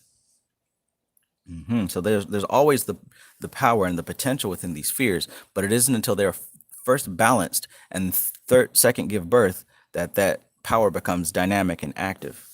Verse 17, the functioning triangle of the lower triad consists of HOD, Netzach, and Yesod, right? HOD, Netzach, and Yesod. That's the astral triangle, right? That's the functioning triangle of the lower triad. HOD and Netzach are, as we have noted before, are respectively form and force on the astral plane. Yesod is the basis of etheric substance, akasha, or the astral light. So that's the form and the force of astral power. And this right here is the connection point. That's the manifestation. That is the etheric substance of the astral plane. So if you were to break the astral plane down, it would split into two elements of force and form. But together it makes the astral plane, which is this place here.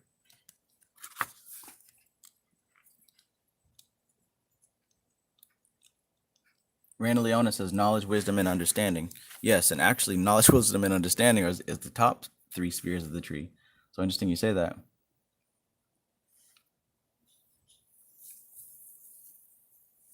Stray Panther 79 says, I'm not going to lie. I had to break out the Dumortite and the Sodalite for this. Nice. I need to get me some Sodalite. All of my crystals are literally right below this book. This is a shelf, and I've got them all underneath this desk here. Gene Williams says, balancing elements to focus power. Absolutely.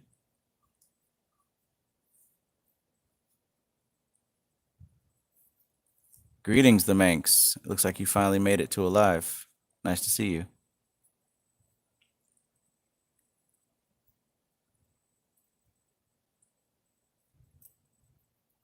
Self-elevation says, yes, indeed, G. The spheres have to be balanced within self. Positive and negative must merge in self. That's why the tree represents both man and woman. We have to understand the duality of self. Then, true non-dualism, no doubt. Absolutely. Gerald Sombright says, so it's really just a bunch of spheres spiraling downward. Absolutely. Really, it is. It's an unfolding process, right? It's an evolution process, and it doesn't stop. It keeps going. It is what it is.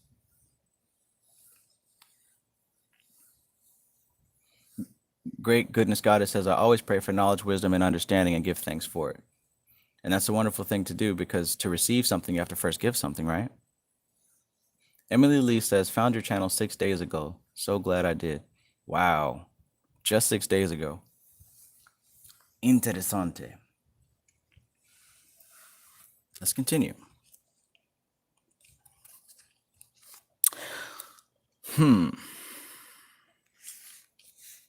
The functioning triangle of the lower triad consists of HOD, Netzach, and Yesod. HOD and Netzach, as we have noted before, are respectively form and force on the astral plane. Yesod is the basic of etheric substance, akasha, or the astral light, as it is variously called. HOD is especially the sphere of magic, because it is the sphere of the formulation of forms, and is therefore the sphere in which the magician actually works. For it is his mind that formulates the forms, and his will that makes the link with the natural forces of the sphere of Netzach that can ensoul them, right? So it is in the sphere of HOD that the magician works, because as we mentioned earlier in this video, the energy is coming down into the sphere of Tifereth like a prism, right? The white light enters the prism and is split into the colors. That's what's happening in Netzach and Venus. It's split into these different colors, these different energies, and it's here that those different colors and energies are picked out one by one into specific forms, right? Into specific things. If you were to take it on a Goetic route, we'd say this is the Goetia spirit, Andros. This is the 30 legions who are nameless and faceless.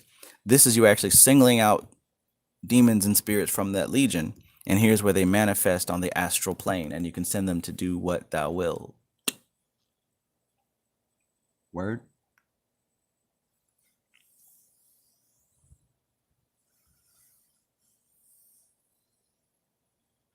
Maz Mutable says, first time watcher, you have a wonderful talent for teaching. I have been working with Sierra and the Goetia for a while now.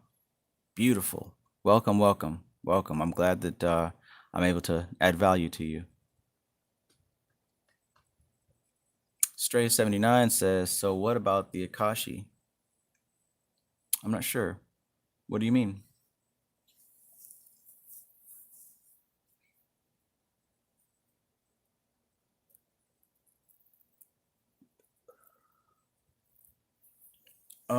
Saturn's Guru says, maybe off topic, how come these channeling books like Saint Germain and the raw material, of course, in Miracles, don't really mention Kabbalah at all? I think those fall in the category of books that tell you that magic is real, but not how. I don't think those are really teaching books. Those are more to kind of just inspire hope and love and stuff like that. This wasn't allowed to be taught or supposed to be taught really until now, until lately. This has always been kept a secret for a reason. And it's, we back. I forgot that my battery should be plugged in. You know, that would help so that it doesn't die. But yeah, I don't remember what I was saying, but what was I saying?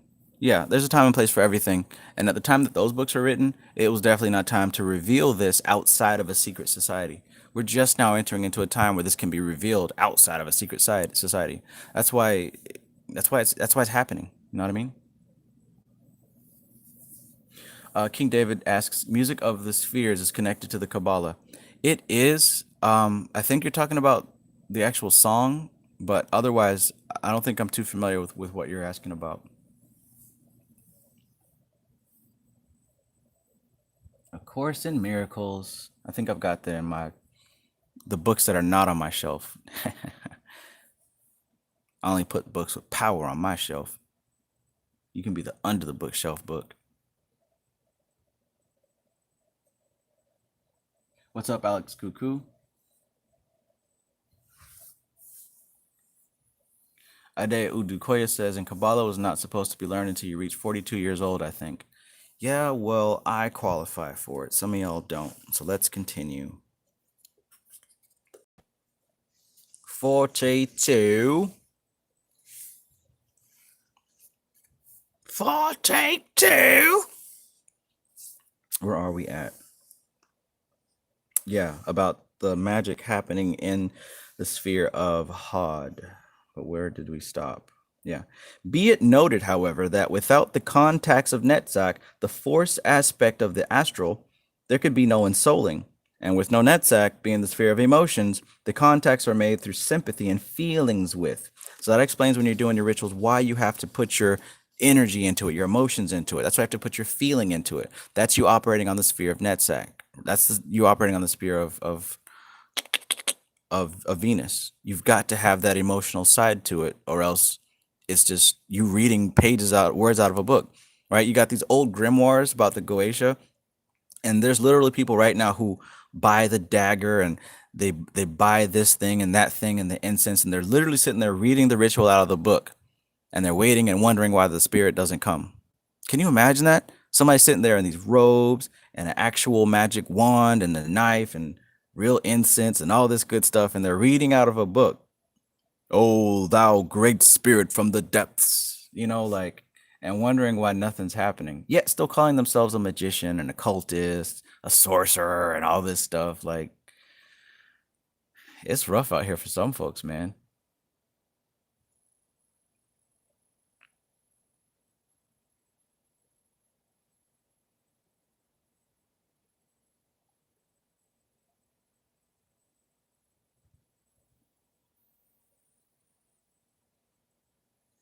Thou great spirit from the deep, I command you to come forth. Flips page.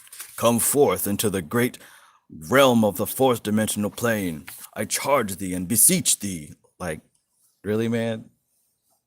Not saying that there's anything wrong with that if you're putting your emotion into it, right? But I guarantee they're not doing that. Oh man, I don't want to think about that image anymore because it gets real cringy real fast.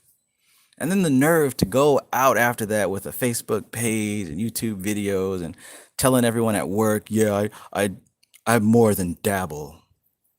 I am fully immersed in the world of darkness. Like, I can't with human beings, man. That's goofy. Gerald Sombright says that weak ass shit. Yes, man. Weak. So I see you're a fellow brother of the darkness. So, can you recite to me the pages of the Liber Law Alvigus, page 42? What does it say there? Haven't you read the great Crowley? Nope. But I was hanging out with Dan Tallon the other day, and he says, you're full of shit.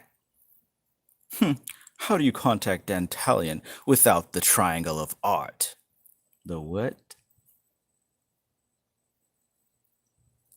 I ain't calling nobody out, man. Oh my gosh. Saturn's Guru says the black eyeliner. Okay, there is science behind that. There is. Diamond Antenna says, LOL, who does that? Who you refer to? I'm not going to do it. Because you know what? Everyone's on their journey. And if they're truly facing towards spirit and truly getting out of their own way, maybe they'll have an awakening and they'll get past that, You never know. You never know. Theater of Goetia, right? That's what we'll call it. You can't just call him Payment. It has to be King Payment. You better respect King Payment or else. You'll pay for that. Somebody literally said that to me. Online, of course. I almost got kicked out of a Goetia group because of that. Because I didn't address to him as King Payment. I kept saying Payment, even after they told me to address him as King Payment. Like, they were threatening to kick me out and all this stuff. And I just stopped commenting. But holy shit. Some of these folks out here, this ain't for everybody. Let us continue. Because I'm really not trying to throw shade. That's mean and that's petty. But I could if I wanted to. Where we at? And a killer, but don't push me.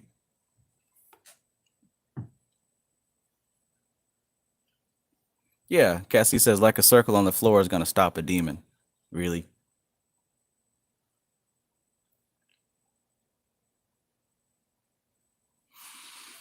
Okay, all right.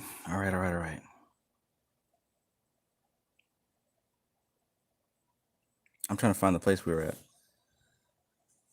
Yeah. Okay. So instead of being so dry, you got to have some feeling to it.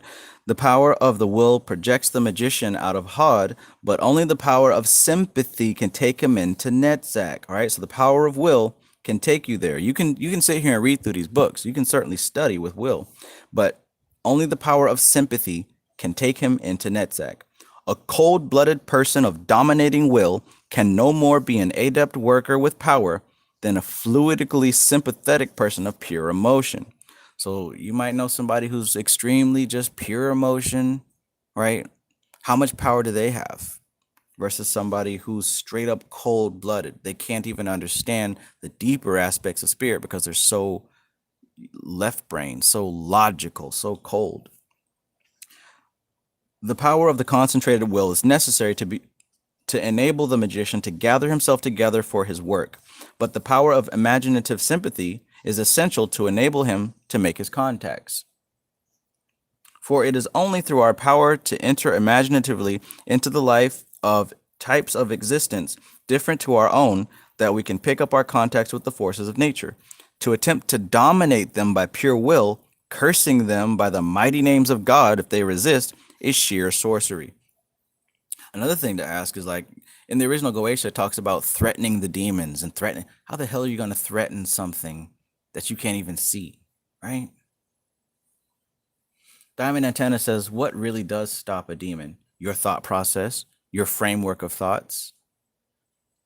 Everyone says your own mind can stop a demon. Thank you. Raina Leona says, got to be pure of intent.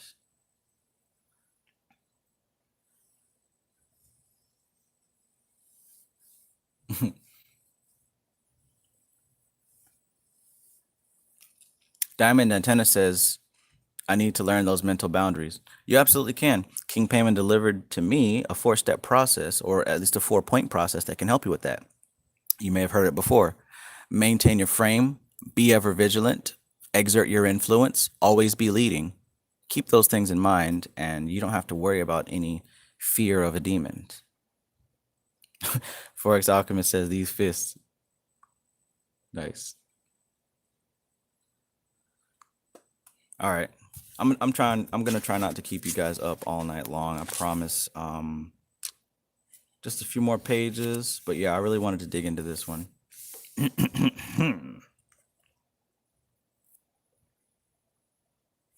As we have already noted, it is through the corresponding factors of our own temperaments that we come into touch with the forces of nature.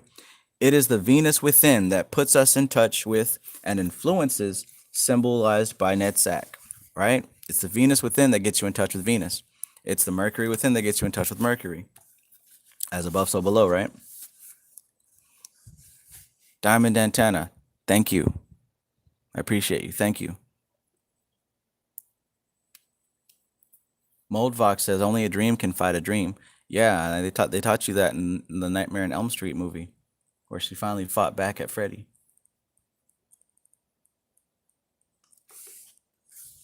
Maintain your frame. Be ever vigilant. Exert your influence. Always be leading. Type in Travis Mage's King Payment and you'll find a little bit more on that. I say it a million times.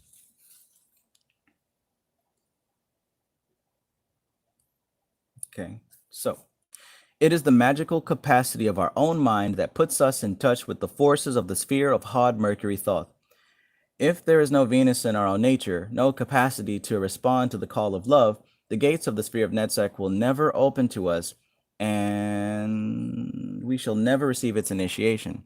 Equally, if we have no magical capacity, which is the work of the intellectual imagination, the sphere of HOD will be a closed book to us.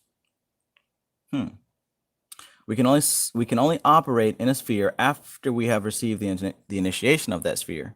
Let me go back a little bit. Equally, if we have no magical capacity, which is the work of the intellectual imagination. So intellectual imagination is magical capacity. But if you don't have any of that, the sphere of HOD will be a closed book to you. We can only operate in a sphere after we have received the initiation of that sphere, which, in the language of the mysteries, confers its powers. So once you are initiated by a sphere, it gives you its powers.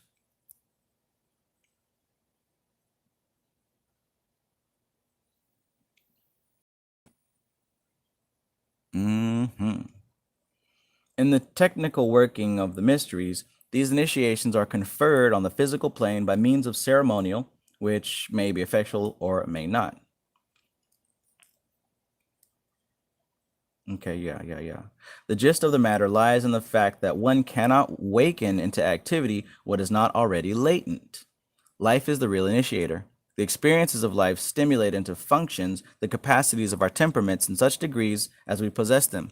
So, in other words, all these abilities and these powers that they're talking about, it's not like they come out of nowhere. You already have them inside of you. They just have to be awakened by life's experiences or by ritual, right? So, all these things that we're talking about, it's already in you. You're already there. That's why when people say, I am a God, I am God, they don't know what it means, but that's what they're supposed to be meaning by that. You have the ability of all these spheres, right? Because as we get close to here, this is oneness with all of creation.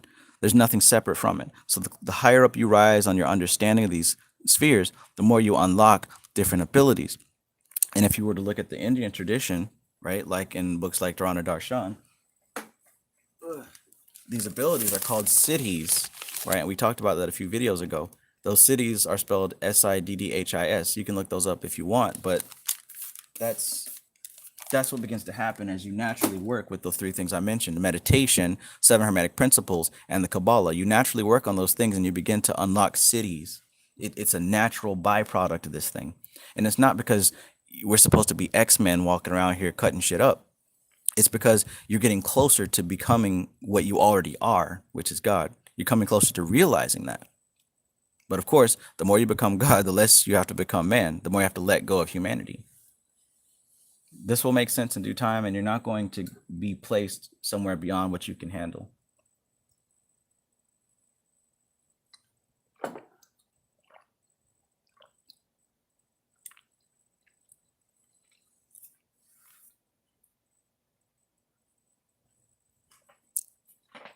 Ade Odukoya says that's why we're multidimensional beings. Absolutely. Eggs blackly.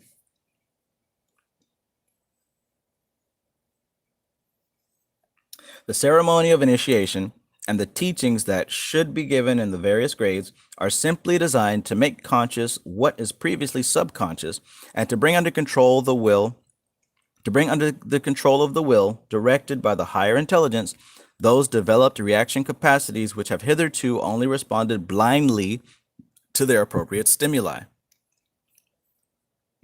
In other words, the ceremony of initiation is designed to make you become aware of your latent abilities that you already have that may have kicked in on accident here and there, but the initiation ceremonies are meant to actually trigger your conscious awareness of these abilities directed by higher intelligence. So again, everybody has them. It's just everyone isn't conscious of them. Some people are super unconscious to them.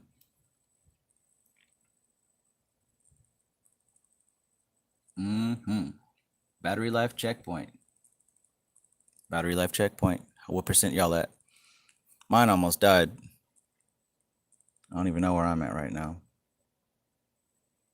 Super low, I'll tell you that. Libra Spirit says, I've watched many on YouTube, but I learned the most here. Awesome. This is where the juice is, I'm telling you. Diamond Antenna says the pin. Absolutely. Tap in. Tap in with a unicorn emoji, right? Great goodness, Goddess says, what about balance when moving up? Well, remember what it said. You're going to have to balance both sides, right? And this is where you get the whole concept of study and practice. It's 1 o'clock. This, you see a lot of here on this side, the energy of breaking things down, right? And what do we call it when we study and get into this shit? We breaking down the subjects, right? We breaking it down. Today we're going to break down this movie. That's what's going on in the study. What are you doing? You're studying it. You're digging into it, right? Mars is like acid, breaking it down. Saturn is like cutting it, spanking it, disciplining it, right? Mercury is like really dissecting it and sorting it out and putting it in order. This is more of the expansive aspect, the emotional aspect, right? The feeling aspect of it, right? Putting it into practice, into action, art, right? Abundance, creating a space, right? So we have study and then practice, study and then practice. What you're doing is you're breathing, you're swelling, open and close, open and close. That's how you maintain balance going up the tree. You got to have an equal portion of both. And that's what the book just said about the triads. The active and the passive creates the third, the child.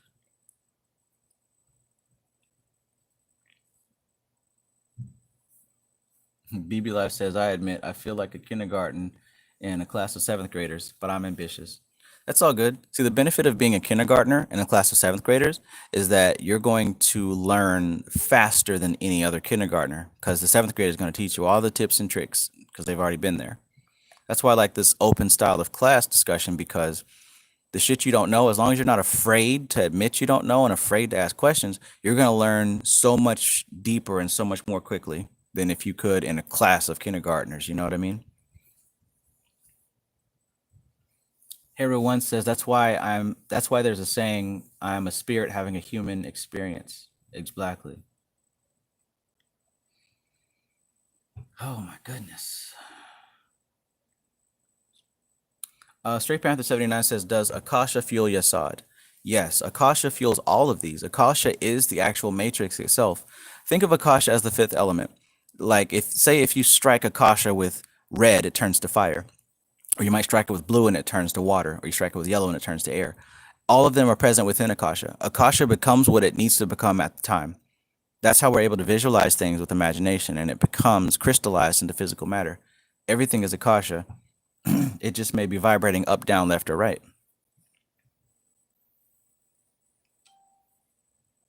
Great Goodness Goddess says, between earthly lifestyle and spiritual lifestyle, study and practice, break down to rebuild. Okay, bingo. That's a great way to put it. Between earthly lifestyle and spiritual lifestyle, break down to rebuild. That was perfect.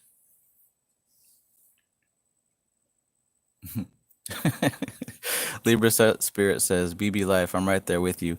We finger painting while they writing in cursive, but we'll get there. Absolutely. Diamond Antenna says, Saturn kicked my ass. Planetary knowledge is essential. Right. Exactly.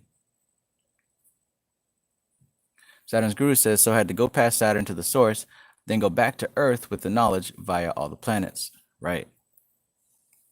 Hero One says, a good practice is to use your imagination every day. Absolutely, dude.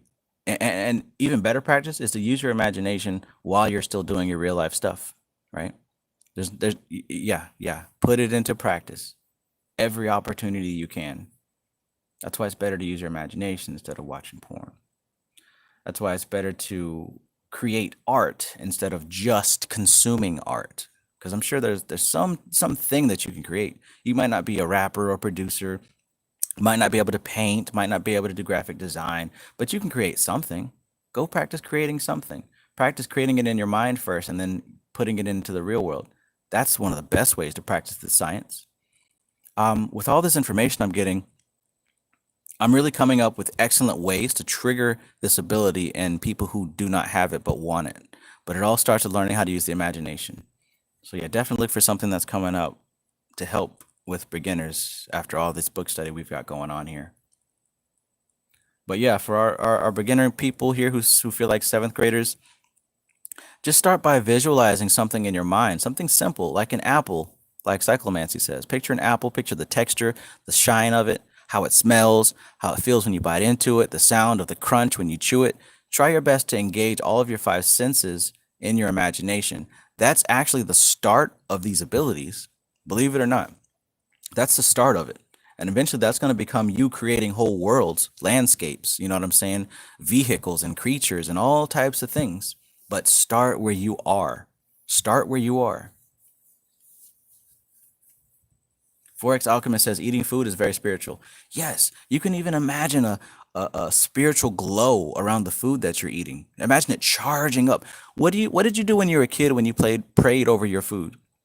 Did you just close your eyes, put your hands together, and repeat those words? Or did you visualize like Jesus coming down and blessing it? You know what I'm saying? Do that. Do that. Straight Panther 79 says Travis Kakashi. Yes.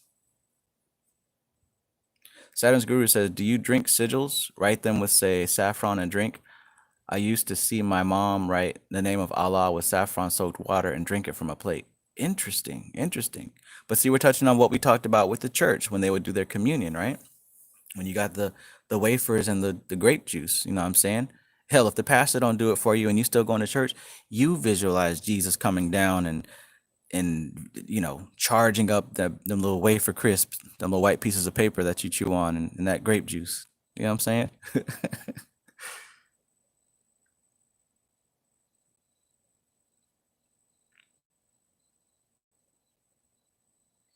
Libra Spirit says, I heighten my creativity by homeschooling my son. We sit and create a world in our mind together. I want him to be one up from the rest. Beautiful. Beautiful. This is the best time to be doing it now that everyone's at home, right? Hell, and this I know the kids don't have to go to school for the rest of the year. I don't know how it is for you, but you know, it's gonna be rough, but this can also be a beautiful time to learn better than what the school would teach them. Gerald Sunbright says, I like to begin with the fruit, and then from there I let my imagination run wild and carry me into the astral. Yes. Whatever it takes for your individual imagination, guys, just go for it. There's no rules in your imagination. So that teaches you the freedom. One of my favorite parts of the book about the book Basic Magic by Philip Cooper is he starts off by asking you, like, get a pen and paper and write down a list of all the things you would do if you had unlimited time, unlimited health, and unlimited money. Say you are an absolute 19-year-old billionaire, right? And you could do anything you want with nobody judging you, nobody stopping you, none of that. What would you write down, right? That's one way to get that imagination going. If nobody's going to judge you, nobody's going to talk down on you, nobody's going to make fun of you or none of that shit, there's no one to make you feel guilty, what would you do? I encourage you to make that list if you've never gone through that thought process before.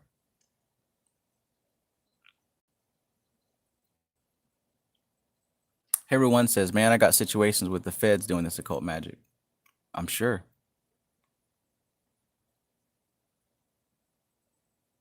Greetings, Narwa. Greetings.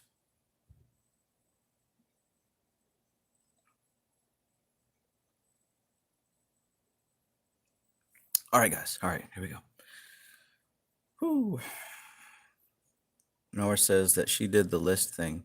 I did it too, and I'll be honest, it like triggered something for me. This was in maybe 2015 when I first got the book, and I was reading, and I stopped on that part, and I spent like a whole day thinking about what I would do. And the guilt popped up at first. I was like, I don't know if I would do this because people would talk about me, or my parents wouldn't like it, or da da da. But I was thinking, you know what? What if that didn't matter? What would I do? Would I still do it?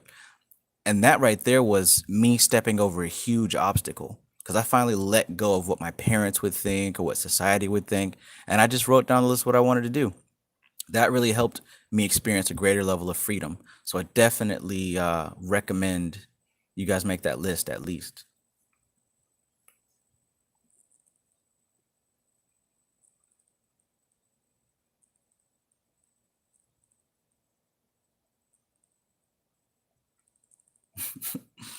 Won't he do it? All right, guys. All right. Meet me at the crossroads. You won't be lonely. You won't be lonely. Dadgum, I forgot where we were. Oh yeah. Ceremony of initiation. Chapter 23, verse 19. Sharona. Wanda Wisdom. Greetings. Good to see you. If you don't have this book already, Wanda Wisdom, and anyone else who's new to this chat, who's just joining us, we're reading Dion Fortune's The Mystical Kabbalah. We're on chapter 23 and verse number 19. You can get the PDF in the description of the video, but please, it would behoove you to purchase the book, because it's a pain in the ass to kind of dig through this thing right here in PDF format. I wouldn't recommend it. I wouldn't put my worst enemy through it. Well, I would if it would help them not think that they're my enemy. But yeah, I'd recommend buying this book. It's not expensive. It's like $16 on Amazon right now. This is something that you'd want to have in your library, and I would recommend highlighting stuff, you know what I'm saying, just for memory's sake. But please get this book. Of all the books that I read and talk about, this is a must-have if you are interested in learning about the energies as organized by the Kabbalah.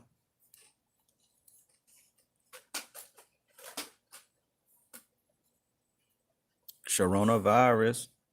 Sharona. Be it well noted that it is only in proportion as our capacities Be it well noted that it is only in proportion as our capacities for reaction are lifted out of the sphere of emotional reflexes and brought under rational control that we can make of them magical powers. It is only when the aspirant, having the capacity to respond on all planes to the call of Venus, can easily and without effort refrain at will from responding, that he can be made an initiate of the sphere of Netzach. This is why it is said of the adept that he has the use of all things, but is dependent upon nothing. He has the use of all things, but is dependent upon nothing. Kind of reminds me about being able to transmute anything thrown at me into anything that I need, energetically, spiritually, mentally, and eventually physically.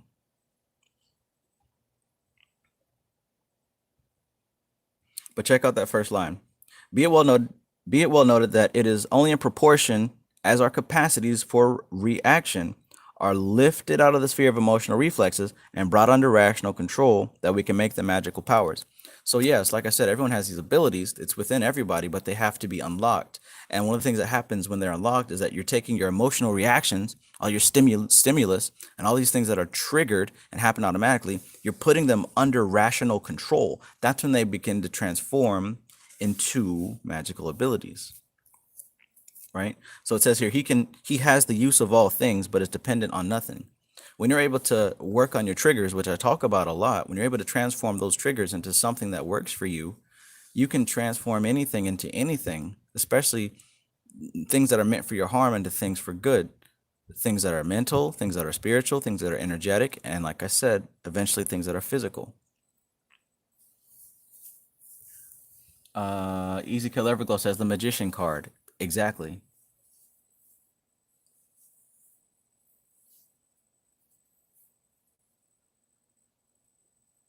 Nawa says if you've got a good PDF reader, just search and find. True. Nawa says use bookmarks. That's one way to go.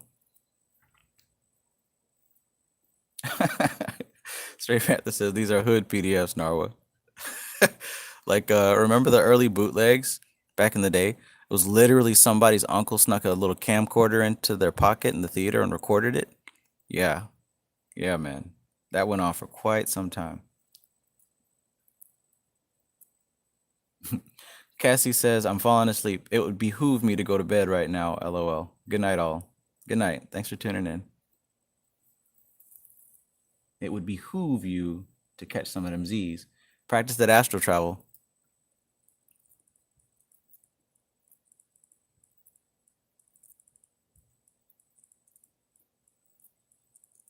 Yeah.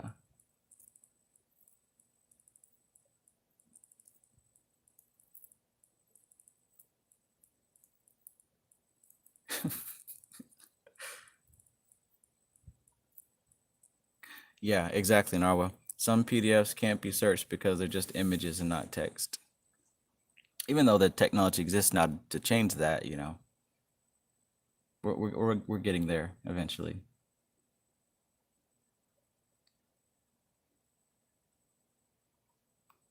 Saturn's guru, one thing to keep in mind is that all this energy has a positive and a negative manifestation aspect. Like I mentioned before, even though one entity may be an entity of disease and sickness, he can also be flipped around and be used for healing. So you're going to see a lot of that when you study the tunnels of Set.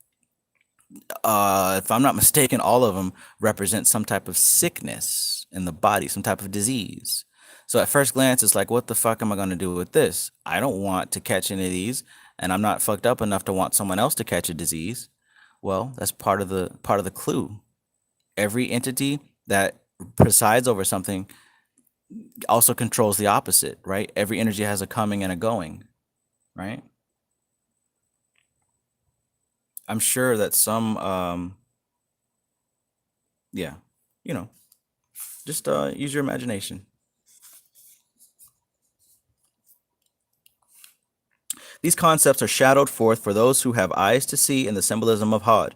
The Yetziratic text declares that HOD is the perfect intelligence because it is the mean of the primordial.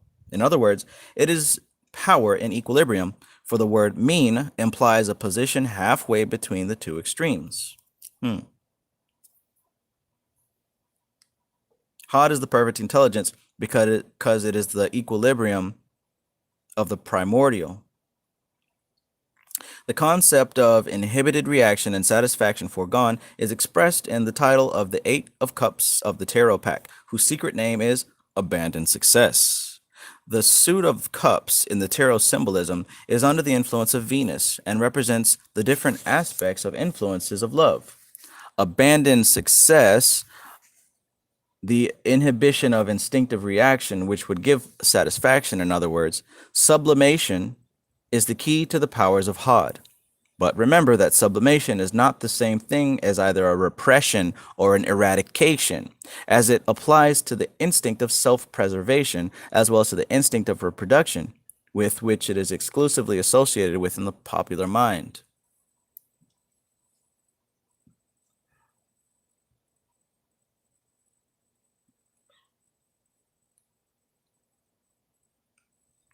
Thank you, Moldox.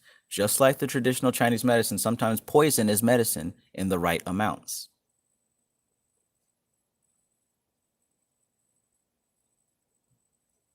Ooh. Okay. But yeah, the key to success in HOD is sublimation, right? And that's what a lot of people get mixed up with when they hear some of us talk about what we talk about. It's not running away from a thing. It's not, being oblivious to a thing. It's not suppressing your emotions or running away from them or pretending they don't exist. It's sublimating your emotions, right? So if something happens to me and the anger kicks in, right? I could avoid my anger. I could repress my anger, right? I could kill my emotions so I don't feel anything, but that's not sublimation. That's not transforming it. That's really running away from it. Sublimating it is facing it. Okay, so look, a trigger happened, boom. Now I'm starting to get mad.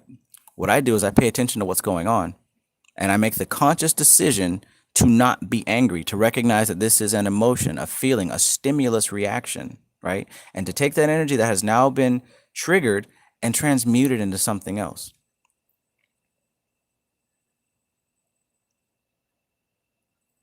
Mm-hmm. 22. The same concept reappears in the secret title of the Eight of Swords, which is the Lord of Shortened Force. We get a clear image in these words of the checking or breaking of dynamic power in order that it may be brought under control. Get that? So that's just what I described as far as like the anger or any triggered emotion. The art and key to success of HOD is it involves the checking or breaking of dynamic power in order that it may be brought under control. So the sphere of HOD really deals with, what's the word? I don't want to say the shadow work, but basically when not being emotionally triggered, basically, whenever you feel the emotional trigger happen, you use this technique, this ability, this energy to transform that triggered energy into something else, right? You break that dynamic of power in order that it may be brought under control.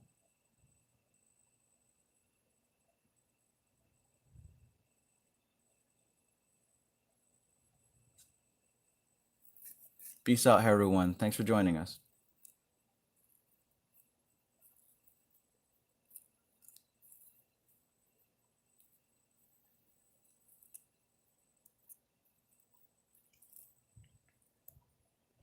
In the Eight of Pentacles, which represents the nature of HOD manifesting on the material plane, we have the Lord of Prudence, again, a checking and inhibiting influence. But all these three negative inhibiting cards are summed up under the presidency of the Eight of Wands, which represents the action of the sphere of HOD on the spiritual plane. And this card is called the Lord of Swiftness.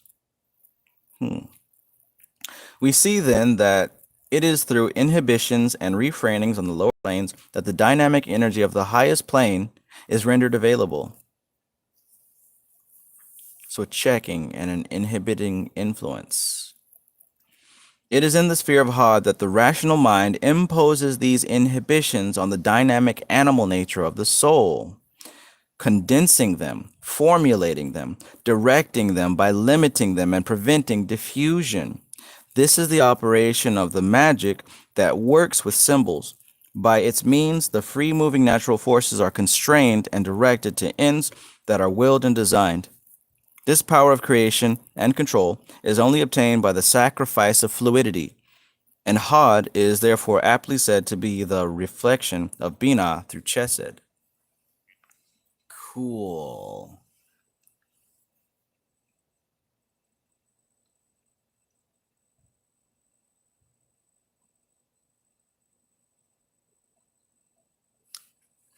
Moldvox says, anger is lower mind. If you go there, it can keep your energy there for 45 minutes before going back to higher mind. Yeah, that's why it's so important to recognize when these things are triggered. Otherwise, you can really get stuck there. And the longer you're stuck there, the harder it is to get out of it.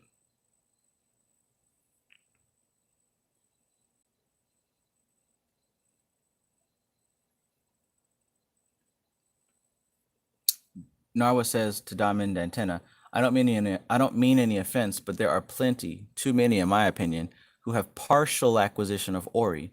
Not all Padrino are sorcerers. They may have knowledge, but they are not sorcerers. And that kind of reflects to what we were talking about a little bit earlier about people who have an accumulation of words and knowledge and information, but they haven't engaged the emotional aspect, the spiritual aspect. So there's no power there. There's just an accumulation of knowledge. While these people can talk about a lot of things, they don't actually have any power. And these people easily find their ways up to the tops of some of these orders higher up in the ranks because the people below them don't know any better.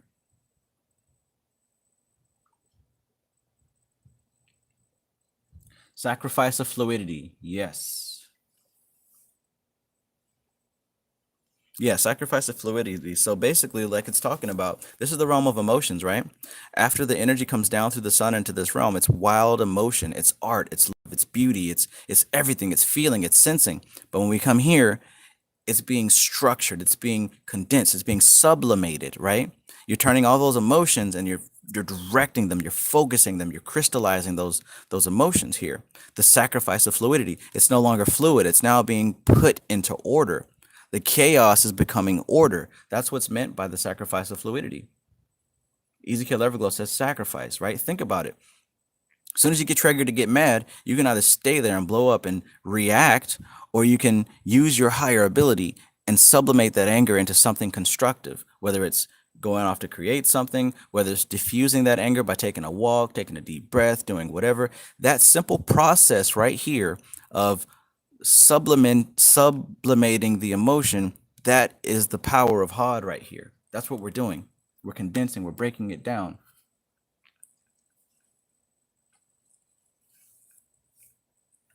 Peace out, Jermaine Vaughn. Thanks for joining us.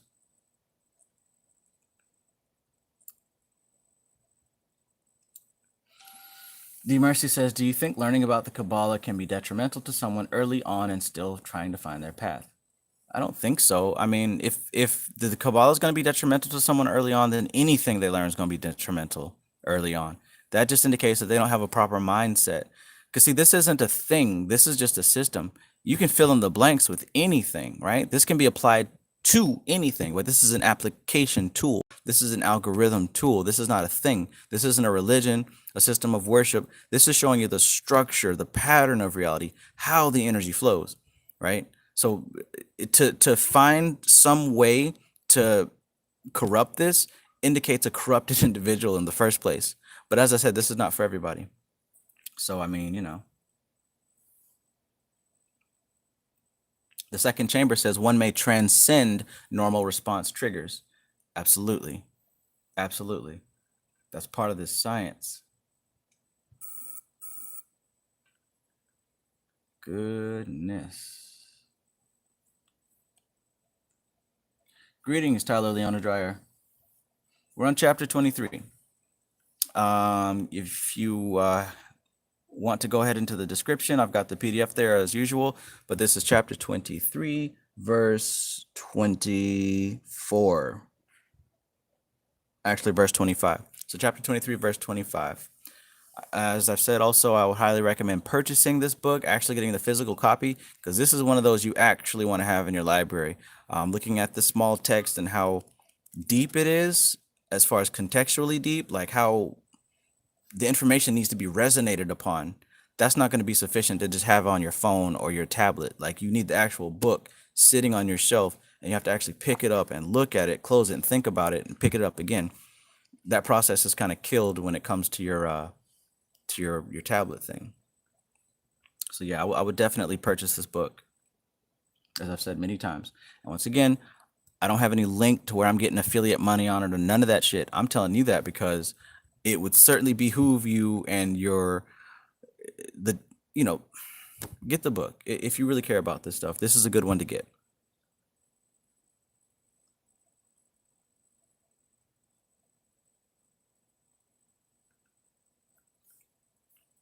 Oh yeah, oh yeah. You gotta believe.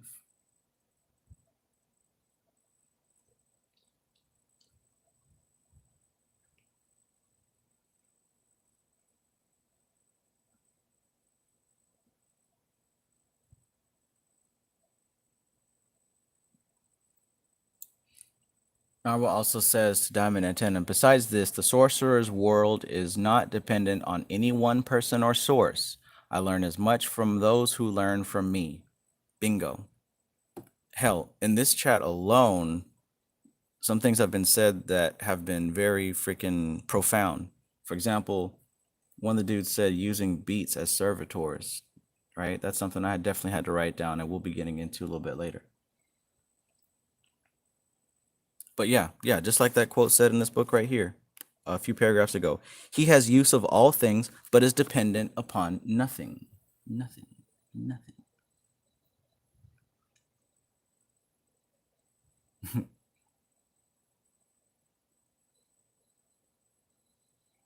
Papa Yafa says, please, if I call on Marbus and I have someone in the room, can it work the same as I am alone?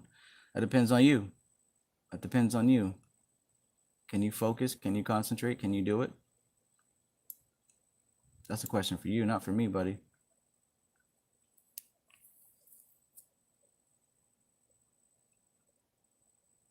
Narwa says, think of Kabbalah as a kitchen or shed with everything you need to prepare any kind of meal or build any kind of thing. Bingo. That's a great analogy.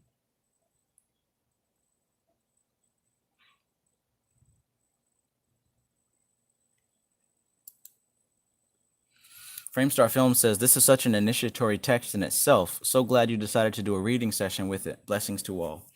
Yeah, man. Really, I decided to test out just one chapter just to see if I could handle doing the whole book. It's definitely going to have to be broken up into parts because it's 4 hours and we're on one chapter. This is insane. Insane. But yeah, you guys might want to get this book ASAP because the minute y'all start buying this book, the price is going to go up. You already know how it goes. All right, let's get back to it, y'all.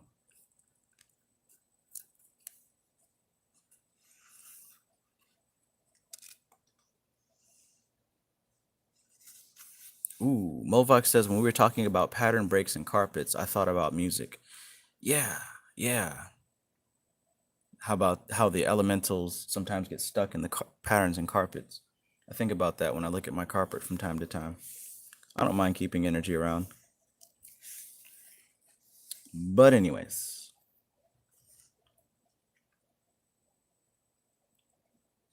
Having considered the general principles of the sphere of HOD, we are now in a position to consider its symbolism in detail. 26.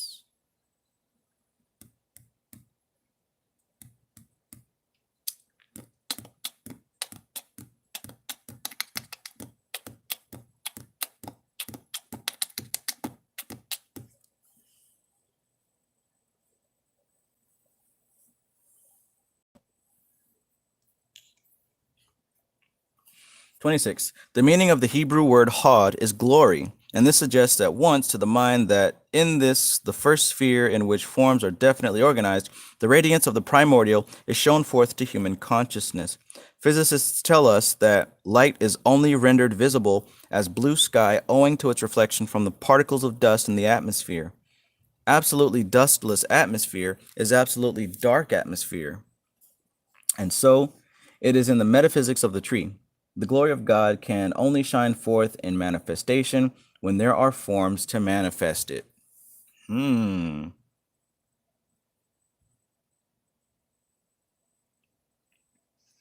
glory of God can only shine forth in manifestation when there are forms to manifest it. Interesting, interesting, interesting.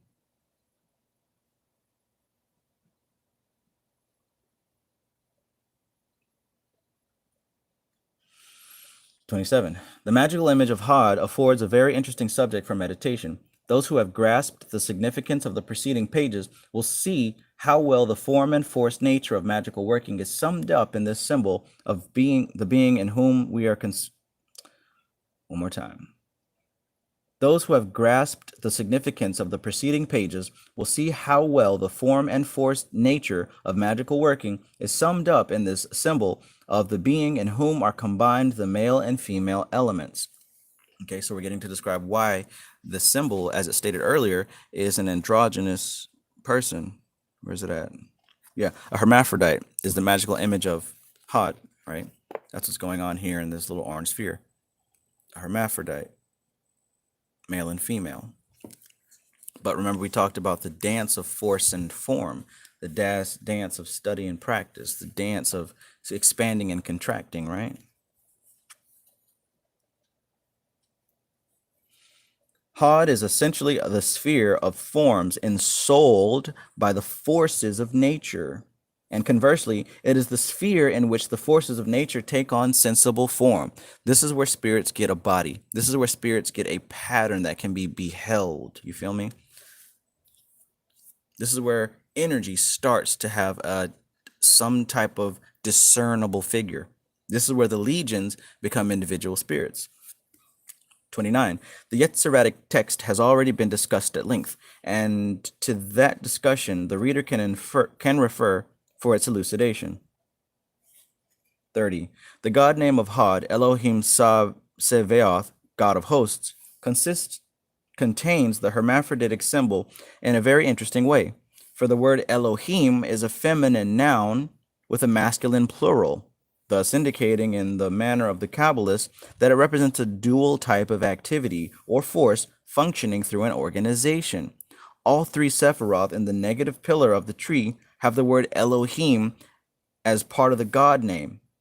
Tetragrammaton Elohim in Bina, Elohim Gibor in Geburah, Elohim Sevaoth in HOD.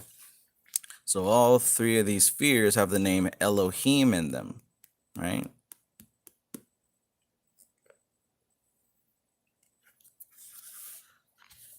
The word Sevaoth means a host or army, and so we get the idea of the divine life manifesting in HOD by means of a host of forms ensouled with a force, in contradistinction to the fluidic activity of Netzach.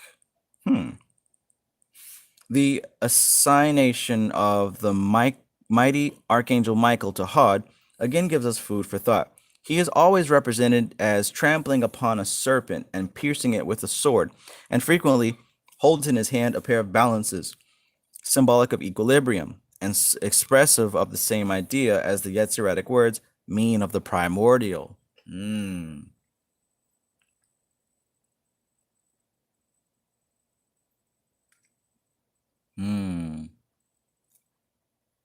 33.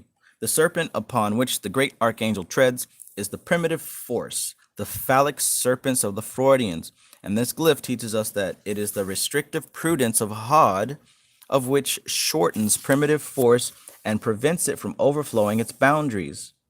So that brings new meaning to that image you see of the Archangel Michael stepping on the serpent.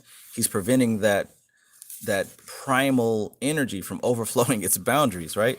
And that's why we have right here the serpent energy, that primordial energy of all creation, the Leviathan energy. The angels are stopping it short from continuing. They're limiting it. You feel me? Greetings, Psychonaut. Interessante. I love it. Love it, baby.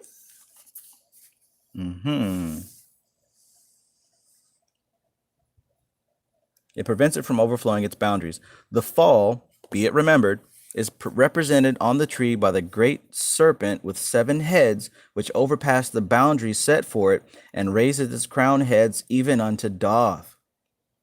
It is very interesting to observe the manner in which the symbols weave in and out of each other and reinforce and interpret each other's significance and yield to their fruits to the Kabbalistic contemplation. So we spoke earlier about the fall, right? The fall of the tree of life. Let's get to it here. Yeah, so here we have the tree image before the fall. And notice the primal animal force, the Leviathan force, is in its proper place, right? Stuck down there in the abyss, or at least in the clip-off, right? And everything's in proper order. But when things have gotten out of balance, that energy it's within all the spheres, right? And this is that energy that must be disciplined and tamed and transmuted. Otherwise, it rules us. It's desire, it's passion. It is the thing that keeps us alive, that makes us live, right? Whew, goodness.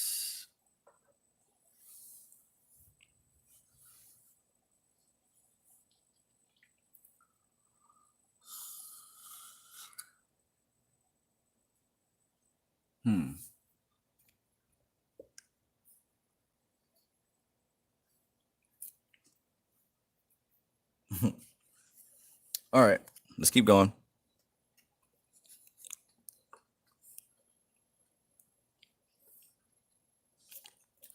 The order of angels functioning in HOD are the Benai Elohim, the sons of God. Again, we have the concept of God of hosts or armies. One of the most important concepts of arcane science concerns the working of the Creator through intermediaries. The uninitiated and profane conceive of God as working as the laborer of works, who adds brick to brick with his hands, fashioning the edifice. But the initiated conceive of God as working as the great architect of the universe. We know him as the demiurge, designing his plans on the plane of archetypes, to whom come the overseers, the archangels, for their instructions. We know them as the archons, right? Archangels, archangels, archons. For their instructions, these last directing the armies of humble toilers who add stone to stone according to the archetypal plan of the Most High. Whenever did the architect designing the edifice work upon it with his 2 unaided hands? Whenever did the architect designing the edifice work upon it with his 2 unaided hands? Never, not even when the universe was a building.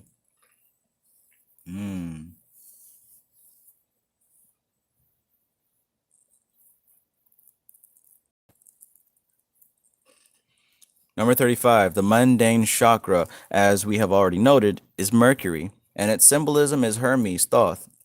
We have already considered. The spiritual experience assigned to the Sephirah is the vision of splendor, which is the realization of the glory of God manifesting in the created world.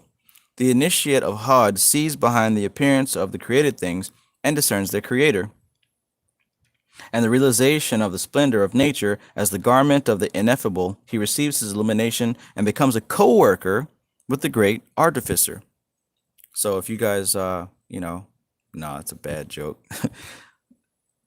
Essential workers or whatever. It is this realization of the spiritual forces manipulating all manifestations and appearances, which is the key to the powers of HOD as wielded in the magic of light. It is by making himself a channel for these forces that the master of white magic brings order into the disorder of the spheres of unbalanced force, not by deflecting the invisible powers to his personal will.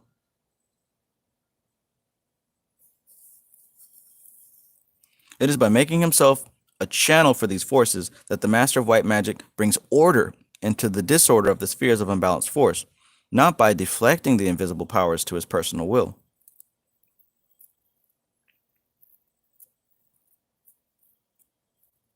Okay, so it is this realization of the spiritual forces manipulating all manifestations and appearances, which is the key to the powers of HOD as wielded in the magic of light. So, in other words, realizing the different types of energy at work behind the different manifestations in reality is the key to working with the magic of this sphere.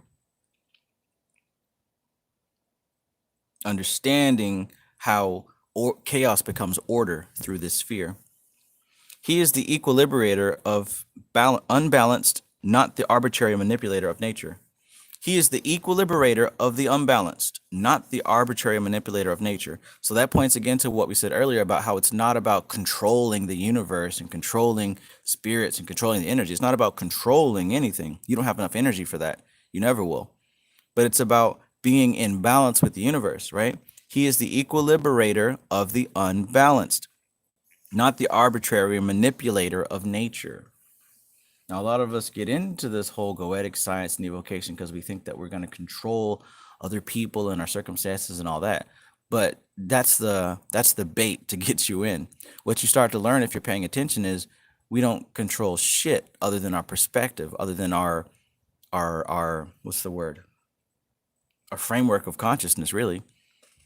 But there's even more power in that, because what a burden it is to try to control the universe when you can rather just fall into balance with the universe.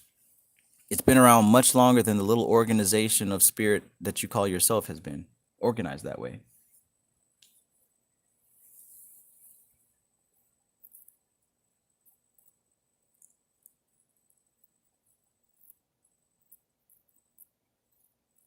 I like that. Moldvox says this realm is only a prison to some. Absolutely.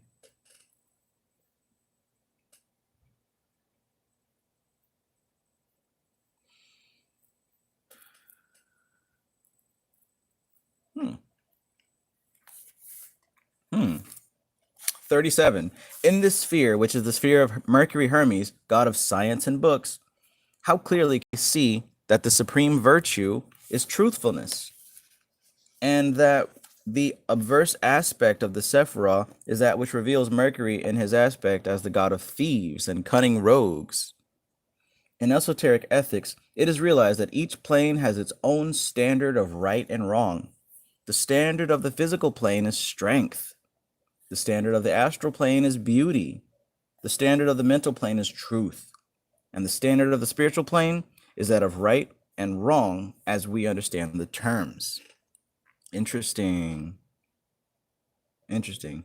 So each plane has its own standard of right and wrong. And we see this manifested on the physical plane, right? The standard of the physical plane is strength. He who is strong rules. He who is strong is in control. He who has power runs the show. He who is weak is the slave. He who is weak has to obey. He who is weak has to follow. That's what we see on the physical plane.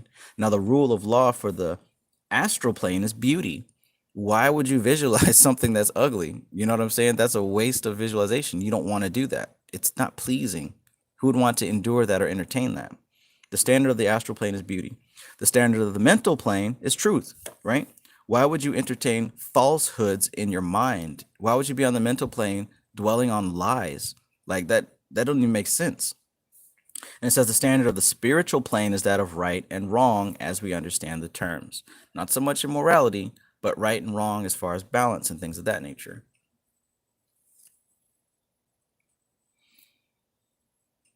Narwa says prison to some, playground to others. Libra Spirit says, man, I want to stay, but it's 1 a.m. here. It's 1 a.m. here too. Fall into the balance of the universe. You too, my friend. Peace.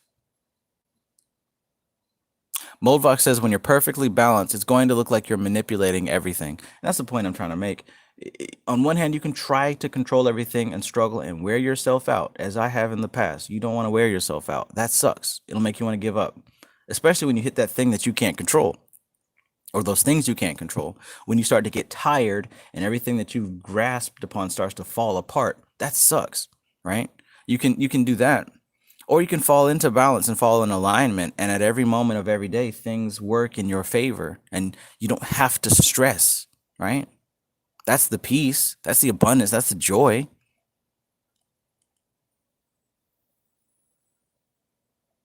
The second chamber says, meaning he is reactive and contemplative. 1, 2, 3. That's what time it is. 1, 2, 3. Ascending, ascending. The numbers are going up.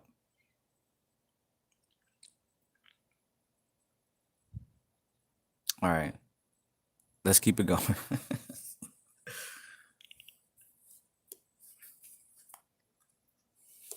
Narwa says people invoke Oshun, for example, for love, beauty, and money, but ignore the vice characteristics of these things: envy, vanity, and greed. Exactly. And Saturn's Guru, that's why I said that even though there are a lot of entities that talk about chaos and disorder, they also bring with them potentially the aspect of the other thing. Second chamber says, hence the duality of androgyny. Yes, the androgyny of duality. Oh, the androgyny of duality. The second chamber, at which point were you referring to? The text or what was said in the chat? Because I can see it applying to both.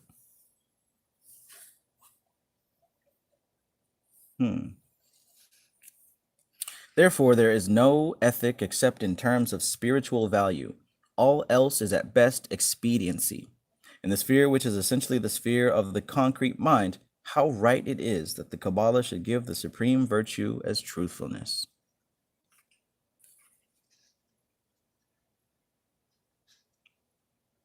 Greetings, Flex Washington. Flex says, and duality is the totality. Number 38. The correspondence in the microcosm is given as the loins and legs in accordance with the astrological ruling of the planet Mercury. 39. The vehicles associated with HOD are given as the names as vesicles and the apron. The names are the words of power wherein the Magus sums up and evokes into consciousness the multiform potencies of the Benai Elohim. These names are by no manner means arbitrary and barbaric vocables without etymology or meaning. They are a philosophical formula. Words of power, right? Just like Yod He Vav He, the Tetragrammaton. It's not the word, right? It's not saying Yod He Vav He, the unutterable name. It's the meaning of that word, the symbology of that word. As we discussed multiple times in this video, the Tetragrammaton is a formula. It's an algorithm. That's why it's a word of power.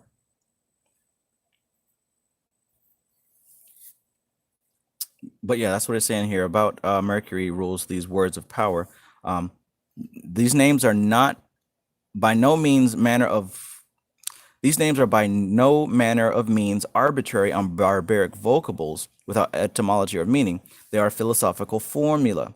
In some cases, their interpretation is etymological, as in the cases of the Egyptian deities, whose names are built up out of the names of potencies and symbols when used to indicate composite forces.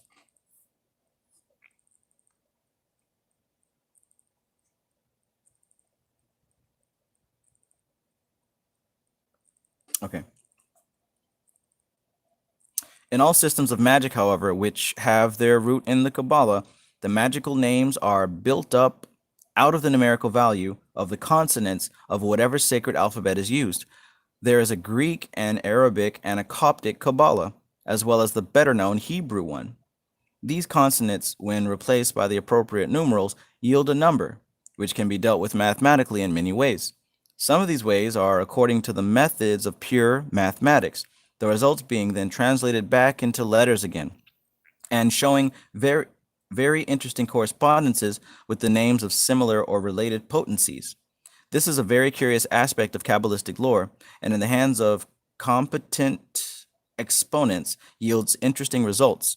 It is, however, full of pitfalls for the unwary, for there is no limit to what can be made to yield, and only a sound knowledge of first principles can tell us when the analogies are legitimate or otherwise, to prevent us from falling into credulity and superstition. And I think what she's pointing out there is the use of, people use like the Bible code and numerology and the gematria and all different things like that. How you can take words and distill them into numbers and to use those numbers to pull out different words. That's why it works, because as we learned, behind everything is an energy. Every number is an energy. That's why certain words add up to a certain number and it carries an energy with it, right? We just looked at 1, 2, 3. That adds up to 6. There was an energy to 6. And that energy represents a certain thing. And that time stamp that we were at, what we were probably talking about at that time probably resonated with the energy of number 6. Ooh. Now it says, in the same sense, that 60 hertz is the sweet spot for all our electrical power needs. It goes deep. The rabbit hole is never ending. Just like what you just said. You can get lost in that forever because numbers don't end. The second chamber says this algorithmic soup is a clearinghouse for concept to form reconciliations. Concept to form. Man. Verse 40 on page 234, of course. 1, 2, 3, 2, 3, 4. Never ends. All the things that she used to say. All the things that got in the way. All her favorite TV shows have gone out the window. Missing you.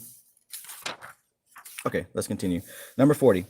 The versicles are mantric phrases, a mantra being a sonorous phrase which, when repeated over and over after a manner of a rosary, works upon the mind as a special form of auto-suggestion, the psychology of which is too complex to be entered upon now.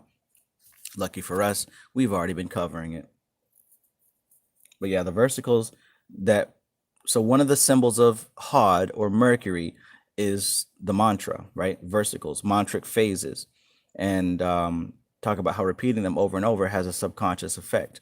And that's part of the reason probably why we focused on those a lot on this channel, being very mercurial. Interesting how this plays out, right? Number 41, the apron has immediate associations for the initiates of Solomon the Wise, aka the Freemasons, right? It is the characteristic garment of the initiate in the lesser mysteries, who is always deemed figuratively to be a craftsman, that is, the maker of forms. And as the Sephirah HOD is the sphere of the operations of the makers of magical forms, it will be seen that this symbolism is again apposite.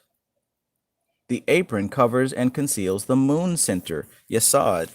The apron covers the sex area. It covers the moon center, Yesod, covering which we shall speak in its appropriate place.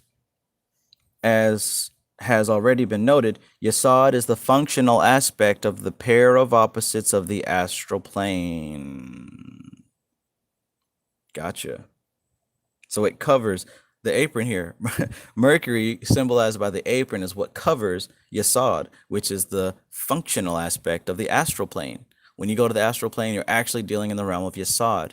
But HOD and Netzach combined together, their energy makes the astral plane. Netzach deals with the force, and HOD deals with the form. Together makes the astral plane. Ooh. Number 42. How old you have to be to study Kabbalah? Or teach it, right? Concerning the 4/8 of the tarot pack assigned to this Sephirah, we have already spoken on a previous page.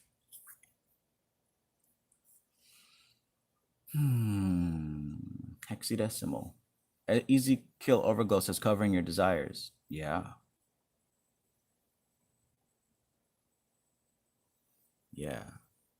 4 + 2 is 6. Interesting. And we just were on verse 42. It's too much. Yeah. Okay, 43. To sum up, then, in HOD, we have the sphere of formal magic as distinguished from simple mind power. The forms that are formulated thereon by the magician initiating the forces of nature are the Bena Elohim, or the sons of God. To sum it up, then, in HOD, we have the sphere of formal magic as distinguished from simple mind power. So it's not just simple mind power. It's not just think and grow rich. It's not just think good, happy thoughts. It's not just, positive affirmations. We're talking about actual formal magic. And a big part of that is by sublimating the desire impulse that comes from Netzach. Part of that is by sublimating the instinctual impulse that comes from this place. Another way to think about this is how the direct light of creation is bounced down to this point, right? This is the image of the prism with that white light hitting it and splitting into 7 rays of color. This represents that, and those 7 rays of color manifest here in Netzach as different emotional types of.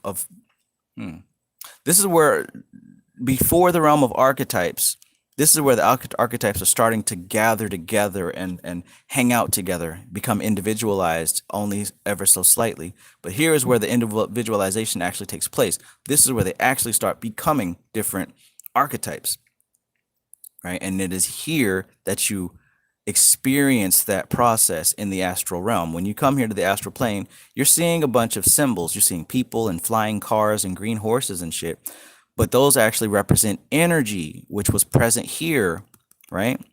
So when you're in the dream world, you're floating up here to this Yesod plane, and you're experiencing reality just like you're experiencing it when you're awake, but reality is being fractured into different possible energies. And those different possible energies take on the form of symbols, which you experience right here. So that's why you can decode your dreams by looking at the symbology. The symbology that happens, it isn't done according to some dream book or a dream website. It's done based on your personal experience. So when I see a hippopotamus in my dream, it means a different energy than it would mean to you. Not because hippopotamus means different things, but to me it means something. To you it means something. So the way that you decode your dreams is when you look at these symbols and how they define to you.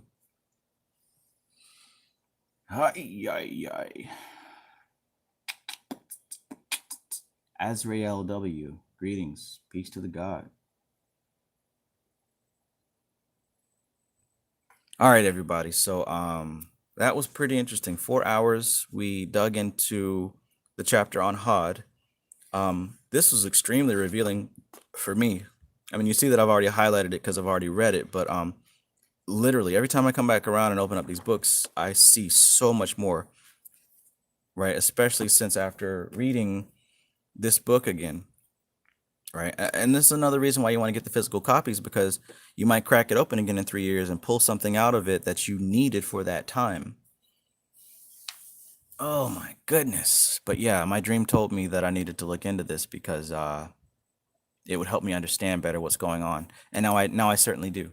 I mentioned dream interpretation a lot for that reason, because that's what inspired me to go ahead and dig into that chapter. But hopefully that's enough to inspire you to get this book and start looking into it yourself. Wow. I love these books. I'd love to be doing this, but I probably shouldn't turn my channel into a book reading channel. I should probably still do those videos like I used to do. But at least for right now, this is the energy. This is where it's at right now. So I'll probably go back to the other videos just because they're fun. But this is where that real understanding is, and this is what I want. This is why I'm here, like, to really do as best as I can to break this down for myself and for those who are curious or passionate about learning this. Know what I mean? Or let the let the funky cricket get wicked on him. We're the first, last, and only line of defense against the worst scum of the universe. So don't fear us, jeer us. If you ever come near us, don't jeer us. We're fearless. MIBs cruising up all the tracks. What's that stand for? Men in Black. Yeah. Here comes the men in black. Galaxy Defenders. Send me, forget me nots. They won't let you remember. The good guys dress in black. Remember that, just in case you never come face to face, whatever. In case you ever come face to face and make contact. It's 2 o'clock. Thanks, Mac. All right. So, let's go, y'all. Let's go, y'all. The second chamber says, yes, the names are concepts of interchangeable reckoning to express will and intention. Will and intention. And again, we can connect that to the tetragrammaton formula, right? Will and intention. Intention is the Yod. Hey is the imagination. Vow is you executing that. The last hey is the manifestation of which. I mean, that's my interpretation of it, but you study, of course, the definition of it, and you'll get down to it. Narwa asks, have you a copy of Psychology and Alchemy by C.G. Jung? I do not. I've been meaning to get into Jung, I'm easing my way in there because, you know, I'm just now getting the stomach to handle these thick texts. But he's certainly on the menu. I did this before to kind of ease into him, meeting the shadow, the hidden power of the dark side of the human force. Mostly inspired by Jung and teachings, but this was kind of my transition into Jung. So we'll be there eventually. Check this out. One does not become enlightened by imagining figures of light, but by making the darkness conscious. The Ilnana. All right, guys. It's about time to wrap it up.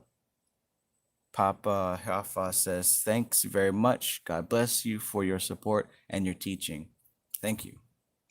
God has blessed me. Most definitely. It won't let you remember. Mad Bear says, this channel is essential. Hell yeah, that's why I'm at work. I'm an essential worker.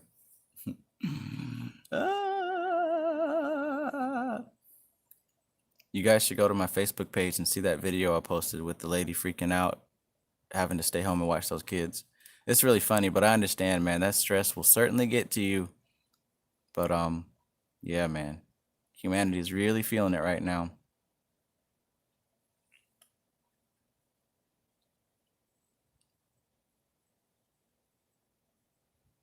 All right, guys. So I guess I'm gonna be wrapping it up here. Of course, I'm gonna have to advertise. Join the the Magus Society on Facebook, or if you prefer, and I recommend, join the website. It's free. Come there. You can hang out, chit chat, share ideas, ask questions. We prepare for this type of thing there. Like I'll give a forewarning, you know.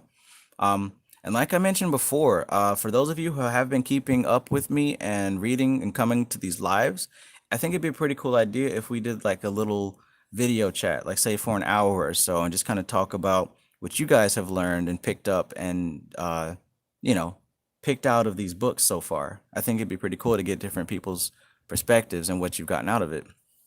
I'd be up for that. So join the magossociety.com, and I guess I'll do a little thing there so you can get the link to the video chat so you can join in and share your downloads from it.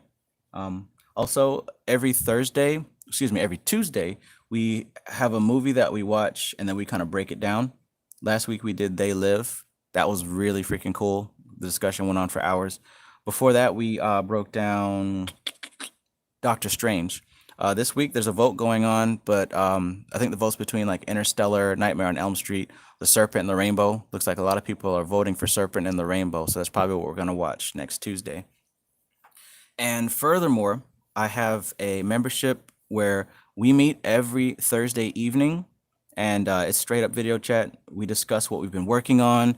We share tips, tricks, techniques.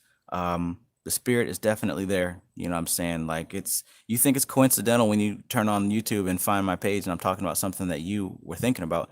It happens like in real time in these conversations. So to join up with that, just go to the magusacademy.com, and those links are in the bio. Absolutely there. But I appreciate you guys being here. Thank you. You know, above all else, above any membership site or any club on YouTube or Facebook or any of that shit, this is where I'm supposed to be and where you're supposed to be. You know what I'm saying? Knowledge. Tai Lopez style. Let's learn this shit. Let's apply this shit. This is what I'm about. If I'm not doing this, I don't know what the hell I'd be doing. Probably some fuck shit, some dumb shit. Well, to be honest, no, I won't say that. But hey, man, lucrative businesses out there. Mimetic magic, right? People and their triggers. But I love you guys. I appreciate you guys. I appreciate your time with me. Like, who the fuck stays on YouTube for 4 hours, 6 hours, 12 hours watching some random dude read some fucking books? Like, who does that? You guys do that, and I appreciate you for that. This encourages me. You know what I'm saying? And it's not just bullshit. It's not like I'm just talking about nothing. Like, this is science, applicable science. So yeah, this is beautiful, man. This is really beautiful. I am happy, humbled Blessed to be a part of this. You smell me? Lambo. Here in my garage.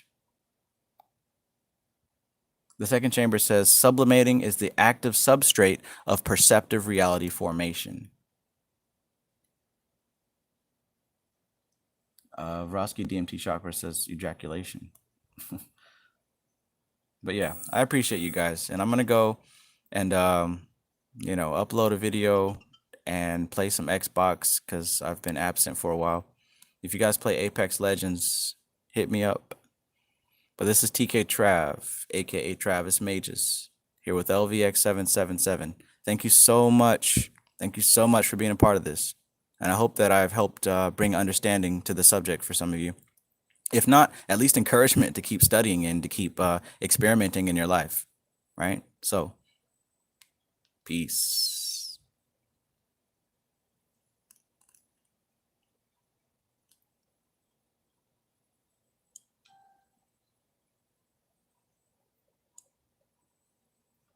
Well, I'm trying to end it, but it won't let me. There we go.